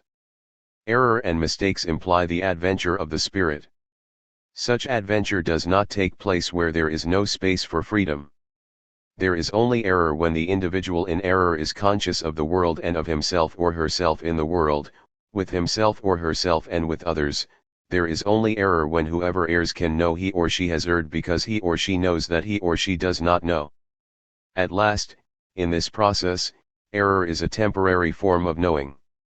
At the very moment I write these lines, I am reminded of Berenger, Ionesco's character. His cries of refusal to become a rhinoceros are a powerful testimony to our rebelliousness, our affirmation as men and women in the exercise of our citizenship, in the struggle for the millions deprived of it. Seriousness and happiness. There is much talk today, not only in Brazil, about education and citizenship. There is talk about fighting for democracy, about the active involvement of the popular classes in shaping the destiny of cities. I would like to make it clear that it is not possible to make Brazilian society more and more democratic without starting by attacking hunger, unemployment, the health crisis, and that of education. The solution to these problems implies redefining the role of the state, moving away from an economistic comprehension of development, and instituting an educational practice coherent with democratic values. An educational practice must be instituted that proposes and takes advantages of situations where the learners may experience the power and the value of unity within diversity. It should do nothing to stimulate lack of solidarity and fellowship. It should do nothing that works against the development of serious discipline of body and mind, without which all efforts for knowledge fail. It must do everything to ensure an atmosphere in the classroom where teaching, learning, and studying are serious acts, but also ones that generate happiness. Only to an authoritarian mind can the act of educating be seen as a dull task. Democratic educators can only see the acts of teaching, of learning, of studying as serious, demanding tasks that not only generate satisfaction but are pleasurable in and of themselves. The satisfaction with which they stand before the students, the confidence with which they speak, the openness with which they listen, and the justice with which they address the students' problems make the democratic educator a model. Their authority is affirmed without disrespect of freedom. It is affirmed for this very reason. Because they respect freedom, they are respected. A democratic educator cannot allow his or her authority to become atrophied, for that would exacerbate the learner's freedom. He or she cannot contradict himself or herself in favor of his or her authority, nor in favor of the learner's freedom, neither authoritarianism nor permissiveness. The power of a democratic educator lies in exemplary coherence, that is what sustains his or her authority. An educator who says one thing and does another is irresponsible, and not only ineffective but also harmful. He or she is more of a disservice than a coherent authoritarian. An educator's authoritarianism is not only manifested in the repressive use of authority, which restricts the movements of the learners. It is equally manifested in a number of opportunities, in his or her excessive vigilance over the learners, in his or her lack of respect for the learner's creativity, and for his or her cultural identity. It is also manifested in his or her lack of acceptance of the popular class learner's way of being, the manner in which he or she warns the students and censures them. An educator's authoritarianism is also manifested in his or her narrow understanding of the teach/learn equation, within which the learners are restricted to the mechanical memorization of what the educator deposits in them. That is the banking educator, as I termed him or her in Pedagogy of the Oppressed. Today in Brazil, we are, perhaps more than yesterday, in need of an exemplary democratic educational practice. We need campaigns implemented, For example, through democracy studies weeks in public and private schools, universities, vocational schools, unions. We need campaigns that could flood our cities with democracy. They would present the history of democracy and allow for debates on the relationship between democracy and ethics, democracy and popular classes, democracy and economics. They would also focus on elections and the rights and obligations they imply. They would focus on the Brazilian lack of democratic experience, on democracy and tolerance. A taste for freedom and democracy, irreconcilably contradictory forces, reconcilably different forces, unity within diversity. I do not mean to sound as if I suddenly believed that democracy could be taught through speeches. Democracy is taught and learned through the practice of democracy. It is possible and necessary, however, to discuss the presence or absence of a democratic practice, the reasons for being, for example, of our democratic inexperience. Brazilian society has enough historical experience with the betrayal of democracy and with democratic rebelliousness upon which to build discussion that can strengthen the latter, see Note 10, here. The practice of simulated elections for president and governor is already common, especially in private urban schools. Through this process, the learners gradually acquaint themselves with political struggle, the positions of political parties, and their ethical demands. Dialogism. I now return to the discussion of a dialogic relationship, while a fundamental practice to human nature and to democracy on the one hand, and on the other, as an epistemological requirement. As a matter of method, I never directly focus my attention on the object that challenges me in the process of knowledge discovery. On the contrary, by taking epistemological distance from the object, I proceed to approach it by encircling it. Taking epistemological distance means taking the object in hand in order to get to know it. In my epistemological encircling of it, I seek to decipher some of its reasons for being in order to appropriate its substantiveness better. In the epistemological encircling, I do not intend to isolate the object to apprehend it. In this operation, I try to understand the object, the interior of its relationship with others. This is how I will work through the issue of dialogism. Instead of describing a profile of the concept of dialogism, I will begin by attempting to comprehend its foundation, what makes of it a strategic requirement, rather than solely the tactics of smart subjects toward reaching results.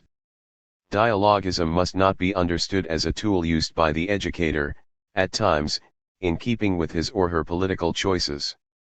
Dialogism is a requirement of human nature and also a sign of the educator's democratic stand. There is no communication without dialogism, and communication lies at the core of the vital phenomenon. In this sense, communication is life and a vector for more life. But, if communication and information occur on the level of life upon its support, let us imagine its importance and, thus, that of dialogism for human existence in the world. On this level, communication and information are served by sophisticated languages and by technological instruments that shorten space and time. The social production of language and of instruments with which human beings can better interfere in the world announce what technology will be. Not too long ago, my grandson, Alexander Dauber, called me to say that his computer, connected to the internet, had picked up a message from a German scholar requesting my address. He responded to her request and also provided my fax number. 15 minutes later, I was talking with the German professor, thanks to technology. If my mother, who died in 1978, had been back to the earth for a moment and listened to my conversation with Alexander, she would have understood nothing. I have called attention to human nature as being socially and historically constituted, rather than as pre-existing.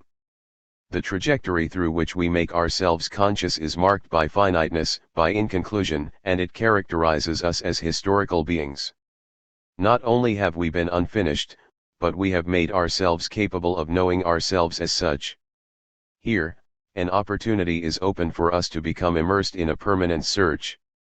One of the roots of education, which makes it specifically human, lies in the radicalness of an inconclusion that is perceived as such. The permanence of education also lies in the constant character of the search, perceived as necessary.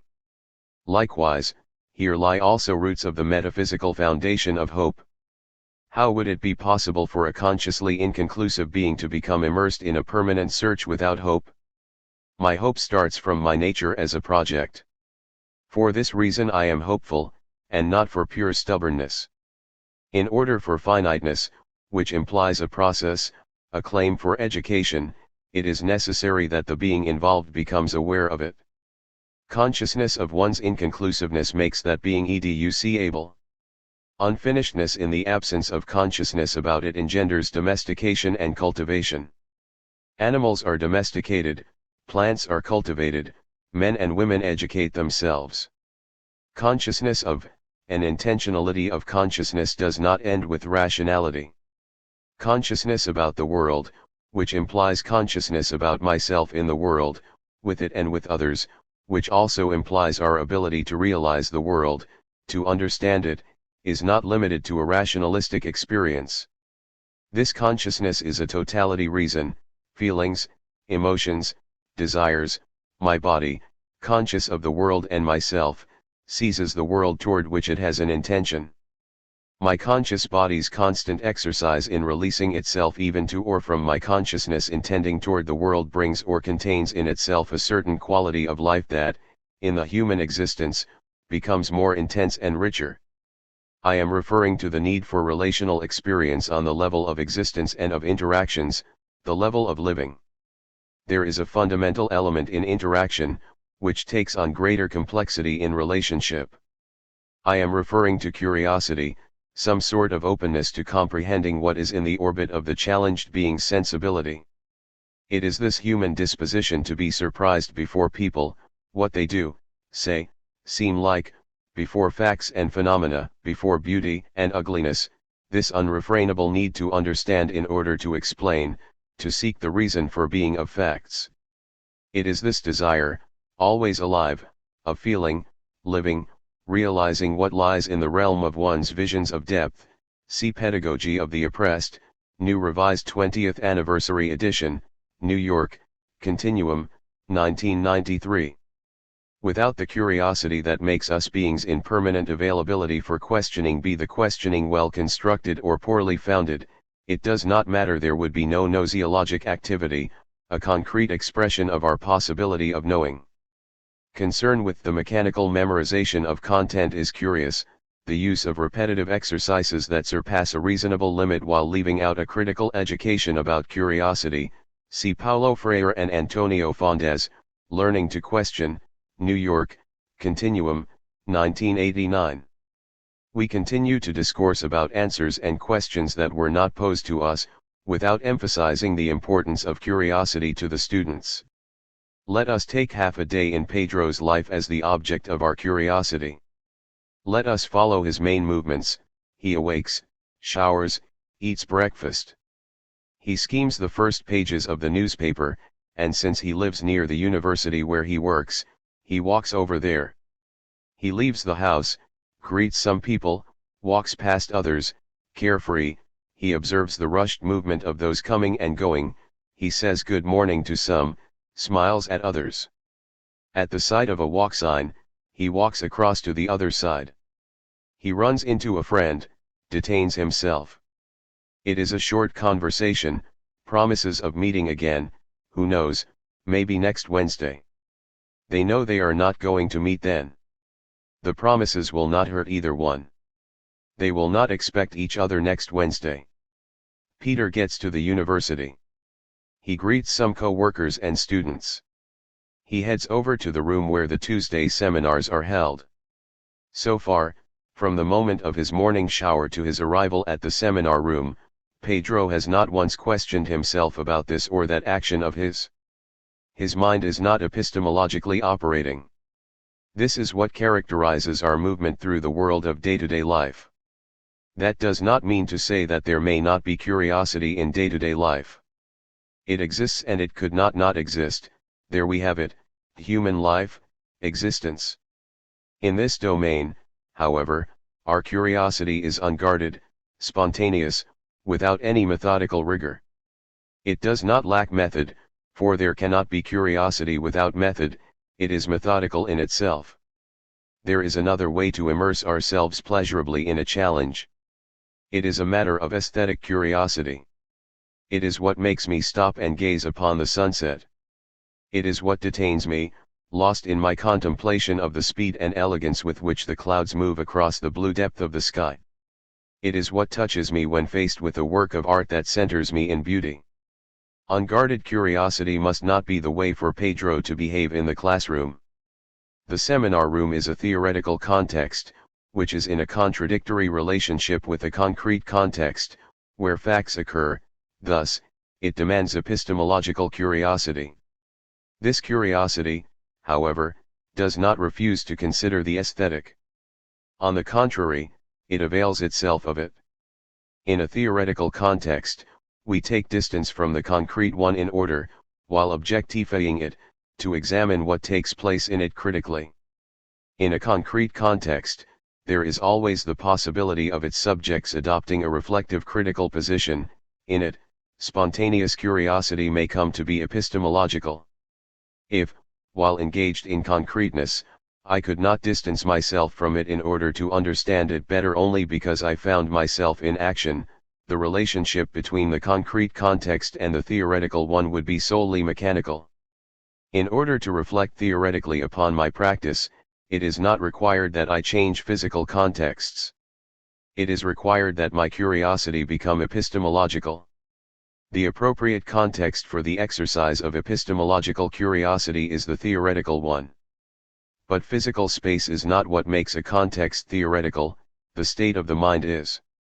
That being, hence, how we may convert a given moment in the concrete context into a theoretical moment. Likewise, the space of the concrete context does not necessarily make it theoretical, but the epistemologically curious posture with which we may operate in it does. In the same way, the methodological rigor indispensable to the theoretical context may be twisted, leading one to operate mechanically in that context. The banking model of educational practice is of this kind. Spontaneous curiosity is not what makes it possible to take epistemological distance. This task belongs to epistemological curiosity overcoming naive curiosity, it makes itself more methodically rigorous. It is this methodical rigor that takes knowledge from the level of common sense to that of scientific knowledge. Scientific knowledge is not what is rigorous. Rigor lies in the method applied in an approach to the object. This rigor allows for a greater or lesser precision in the knowledge produced or found through our epistemological quest. As we emphasize an epistemologically curious posture as fundamental in constituting the theoretical context, the importance of this space should be clear. Due attention to the educational space, while it is a context open to the exercise of epistemological curiosity, should be a concern of every serious educational project. Attention should go into every detail of the school space, hygiene, wall furnishings, cleanliness of desks, the teacher's desk setup, educational materials, books, magazines, newspapers, dictionaries, encyclopedias, and little by little, the introduction of projectors, video, fax, computers. By making clear that the educational space is valuable, the administration is able to demand the due respect for it from learners. Further, this is the way to facilitating the exercise of epistemological curiosity. Without that, the progressive educational practice deteriorates. While a practice of learning and teaching, educational practice is gnoseologic by nature. The role of the progressive educator is to challenge the learner's naive curiosity in order that they can both share criticalness. That is how an educational practice can affirm itself as the unveiling of hidden truths. I have previously mentioned the mistake of the postmodernist, who before such contemporary demands as responsiveness to different situations, must defend a certain variety of critical education. To them, however, such education must not go beyond the administrative and technical domains, which are seen as neutral. The pragmatic reactionary educator who teaches biology, for example, sees no reason to challenge the learner to discuss the vital phenomenon from a social, ideological, or political point of view. What is strictly necessary for them is to deposit contents about the vital phenomenon in the learner. A technicistic vision of education, which renders it purely technical, or worse yet neutral, works toward the instrumental training of the learner. It assumes that there is no longer any antagonism between interests, that everything is more or less the same, and that all that really matters is solely technical training, the standardization of content, and the transfer of a well-behaved knowledge of results. Within such political vision, the permanent development of educators will adhere too much to the banking model. The enlightened professional development committees will be interested in training frontline educators reduced to the role of subordinate intellectuals into using teaching techniques and materials designed to transfer the indispensable content. See Henry Giroux, Teachers as Intellectuals Toward a Critical Pedagogy. Well, to the liking of the World Bank, this political vision necessarily ignores the intelligence and judgment and creative abilities of teachers. Teachers need to be respected, decently paid, called into discussions of their problems, the local, regional, and national problems woven into the problems of education. They must not be diminished and blamed for the gaps in their professional development, see Note 11, here.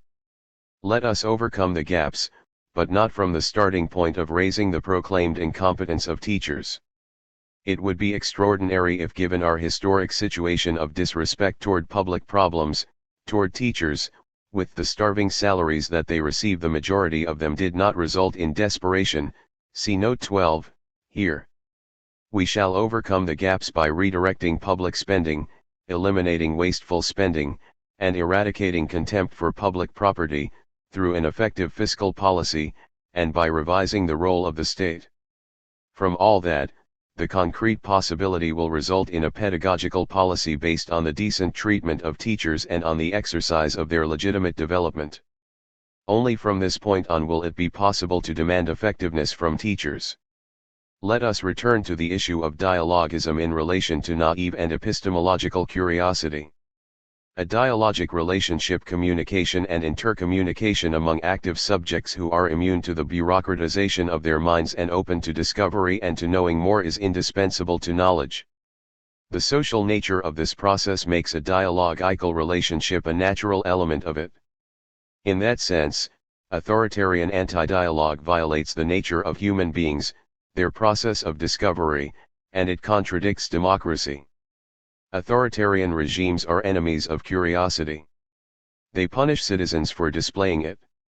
Authoritarian power is prying, not curious or questioning. Dialogue, on the other hand, is full of curiosity and unrest.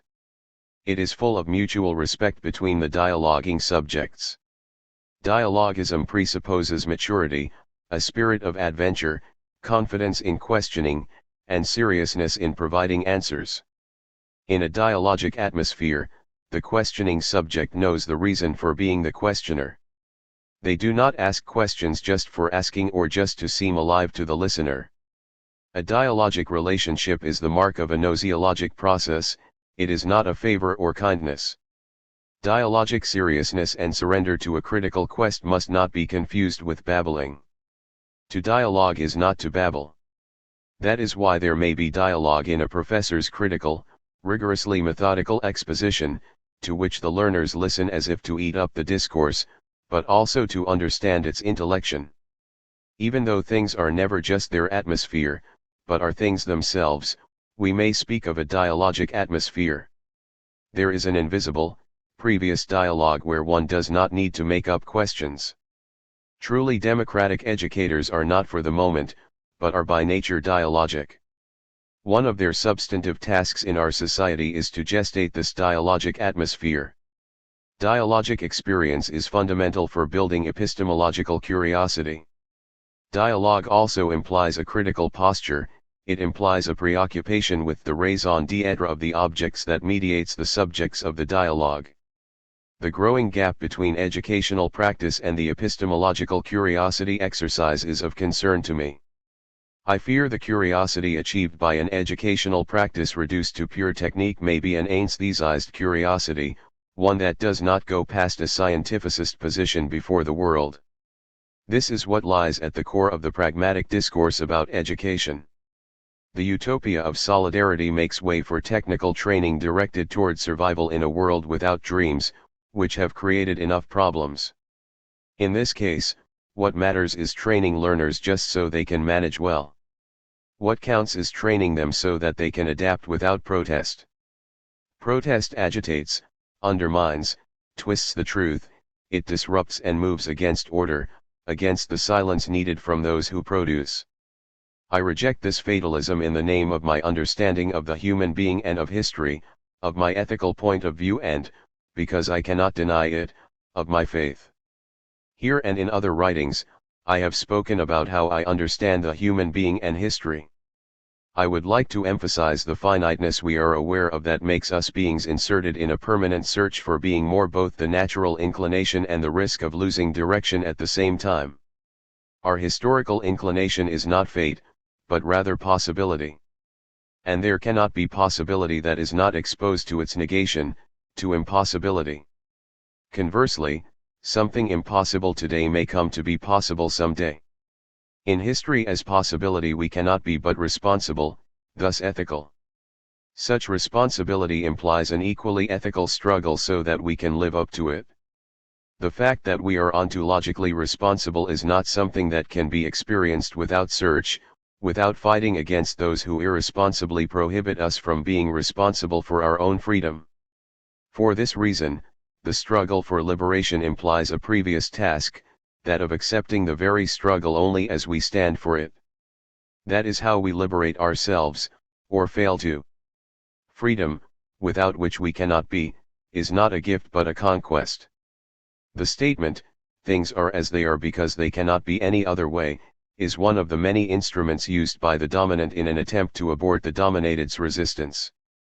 The more historically anesthetized, the more fatalistically immersed in a reality impossible to be touched, let alone transformed, the less of a future we have. Hope is pulverized in the immobility of a crushing present, some sort of final stop beyond which nothing is possible. Pedagogy of hope. My faith and hope. Some time ago, I had lunch with an American woman religious and two homeless people in San Francisco. Our conversation was interspersed with hopelessness throughout. Once on the streets, you can never get out. What else could I offer you besides my desolation? The days go by. The nights are consumed and I feel crushed inside them. It has been a long time since I have had a ray of light make a crack in my days and nights. At first, my hope resided in dreams. I used to think that I could experience some happiness while I was sleeping, said one of them with a distant gaze. It was the same expression in the eyes of the country boy from Sao Paulo who only had nightmares. In any case, the nights of that homeless person seemed better. I can dive into them and drown my pain. My ethical and political responsibility does not allow me to hesitate before the cynicism of those who say, "Things are as they are because there is no other way." If I settled for the lie in this phrase, I would be betraying the desperate in the world, like that one in San Francisco. I do not know his name. I never saw him again. If he still lives, on the bottom of time, he will probably not read this text.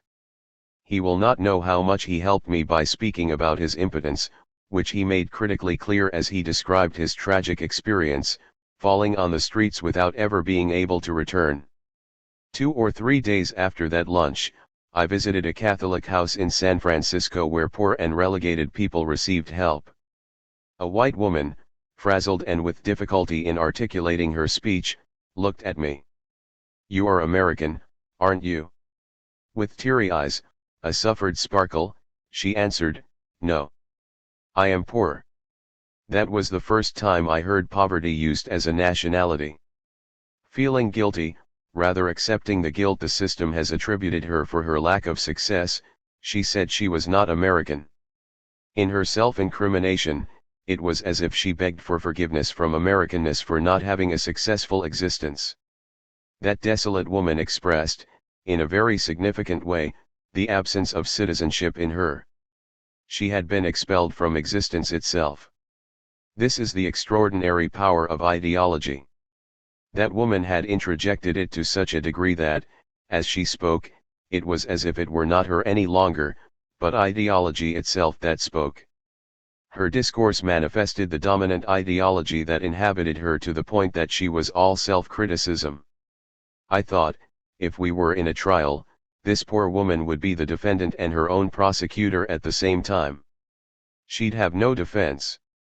Her guilt inhibited her the same way a fatalist posture would. The fatalism of the poor undeniably helps only the dominant. We are tempted to think that fatalism is an invention of the dominant to impede rebellion from the dominated, or to put it off as much as possible. We are tempted to think of it as an invention whose engineering is discussed in the offices of dominant leaders. It is not quite like that. The fabric of the oppressive situation is what generates a fatalistic understanding of the world, of a God strangely loving toward its children, for it tests them with pain, need, and misfortune. Generating itself in the oppressive situation and serving it, fatalism is nourished by the oppressors. The comprehension of a God that punishes rebelliousness against injustice and blesses resigned acceptance of anti-love is natural to fatalism. The situation that generates such intelligence of the world and of God does not offer those immersed in it any way out other than settling for their own pain. Becoming unsettled, indicating any doubt about the legitimacy of that situation would mean a sin against the will of God. Supported by the historic anesthesia of the suffering and patient populations, the dominant use God to their ends. The issue around liberation and its practice is not fighting against the religiousness of the popular classes, which is a right of theirs and an expression of their culture, but rather overcoming, with it, the vision of a God at the service of the strong, for a God on the side of those with whom justice, truth, and love should be. What marked popular religiousness, resignation and annihilation, would be substituted with forms of resistance to outrage, to perversity. This way, submission faith toward a destiny that would reflect God's will makes way for a spurring faith of loving rebelliousness. In this process, there is an understanding of the body for those who have evolved in their faith as the dwelling of sin turns into an intelligence of the body as the temple of God. When I defend unity within diversity, I am thinking of unity between those who live their liberating faith and those who do not have it, regardless of why. I cannot see how those who so live their faith could negate those who do not live it, and vice versa. If our utopia is the constant changing of the world and the overcoming of injustice, I cannot refuse the contribution of progressives who have no faith, nor can I be rejected for having it. What must not be accepted in those who proclaim their faith is that they use it at the service of the popular class's uncriticalness. This is how I have always understood God, a presence in history that does not preclude me from making history, but rather pushes me toward world transformation, which makes it possible to restore the humanity of those who exploit and of the weak. One of the positives among all the negativity of the troubles my family faced was having gone through the crisis that we did without being tempted to adopt a fatalistic position. Far from us was the idea that we were being tested by God. On the contrary, early on I found myself convinced of the need to change the world, to repair what seemed wrong to me. This attitude was more like a premonition, intuition, than absolute knowledge. See Letters to Christina, 1996. I do not feel very comfortable speaking about my faith. At least, I do not feel as comfortable as I do when speaking about my political choice, my utopia, and my pedagogical dreams. I do want to mention, however, the fundamental importance of my faith in my struggle for overcoming an oppressive reality and for building a less ugly society, one that is less evil and more humane. All arguments in favor of the legitimacy of my struggle for a more people-oriented society have their deepest roots in my faith. It sustains me, motivates me, challenges me, and it has never allowed me to say, stop, settle down, things are as they are because they cannot be any other way. Still young, I read in Miguel de Unamuno that ideas are to be had, beliefs are for one to be in. I am in my faith, but because it does not immobilize me, being in faith means moving, engaging in different forms of action coherent with that faith. It is to engage in action that reaffirms it and never action that negates it. Negating faith is not being without it, but rather contradicting it through acts. Not having faith is both a possibility and a right of human beings, who cease to be human if they are denied their freedom to believe or not believe. Having faith, believing, is not the problem is claiming to have it and, at the same time, contradicting it in action. In that sense, coherence and a taste for it are indispensable in building a balance between what I preach and what I do. To give testimony against one's proclaimed faith is to work against faith. Since I was a child, I have never been able to understand how it could be possible to reconcile faith in Christ with discrimination on the basis of race, sex, social class, or national origin. How is it possible to walk with Christ, but refer to the popular classes as these stinky people or riff-raff? It is not easy to have faith. Above all, it is not easy due to the demands faith places on whoever experiences it. It demands a stand for freedom, which implies respect for the freedom of others, in an ethical sense, in the sense of humility, coherence, and tolerance. If vigorous faith can authentically emerge among the abused, it is less likely to blossom among the arrogant. In order for those to be touched by faith, they first need to be emptied of the power that makes them all-powerful. So that, humiliated, they may live true faith, they need to assume no humiliation, even if weak, without losing humility. For this reason, salvation implies liberation, engagement in a struggle for it. It is as if the fight against exploitation, its motivation, and the refusal of resignation were paths to salvation. The process of salvation cannot be realized without rebelliousness. It is not easy to have faith. A friend asked me, as if he already knew the answer, how far my optimism would go before the absurdly high number of daily bank robberies, witness killings, massacres, Candelarias, embezzlements, scandals, kidnappings, rapes, scandals in Congress, undue amnesties, the betrayal of the impeachment via legal technique. My friend asked me these questions on the same day that Culler was acquitted in the Supreme Court and the second witness in the Candelaria massacre was killed. My friend had come to hear that, in spite of everything, my hope and my optimism are still alive. His question increased my responsibility because I realized that, in my hope, he was seeking support for his. What he may not have known is that I needed him as much as he needed me. The struggle for hope is permanent, and it becomes intensified when one realizes it is not a solitary struggle, see note 13, here. If hope is rooted in the inconclusion of a being, something else is needed in order to personify it. It is necessary to accept the inconclusion that one becomes aware of. As one does that, one's inconclusion becomes critical, and they may never lack hope again. Critical acceptance of my inconclusion necessarily immerses me in permanent search. What makes me hopeful is not so much the certainty of the find, but my movement in search. It is not possible to search without hope, not even in solitude. It is true that the ethical deterioration of Brazilian society has been reaching unbearable levels. But it is also certain that, no matter how deep the valleys may be, the re-emergence of decency and decorum is always possible. Once more, in Brazilian history, it is urgent for purity to manifest itself against two-faced moralism, and for translucent seriousness to shine through against the audacity of shamelessness. In order to preserve hope, it is necessary to identify also as examples of deterioration the disrespect for popular classes, the indecent salaries paid to teachers in basic education, the lack of respect for public property, the excesses of government, unemployment, destitution, and hunger. These truly constitute the pornography of our lives. And so does discrimination, be it against blacks, women, homosexuals, the indigenous, the fat, the old. It is imperative that we maintain hope even when the harshness of reality may suggest the opposite. On this level, the struggle for hope means the denunciation, in no uncertain terms, of all abuses, schemes, and omissions. As we denounce them, we awaken in others and ourselves the need, and also the taste, for hope. And what could education do toward hope?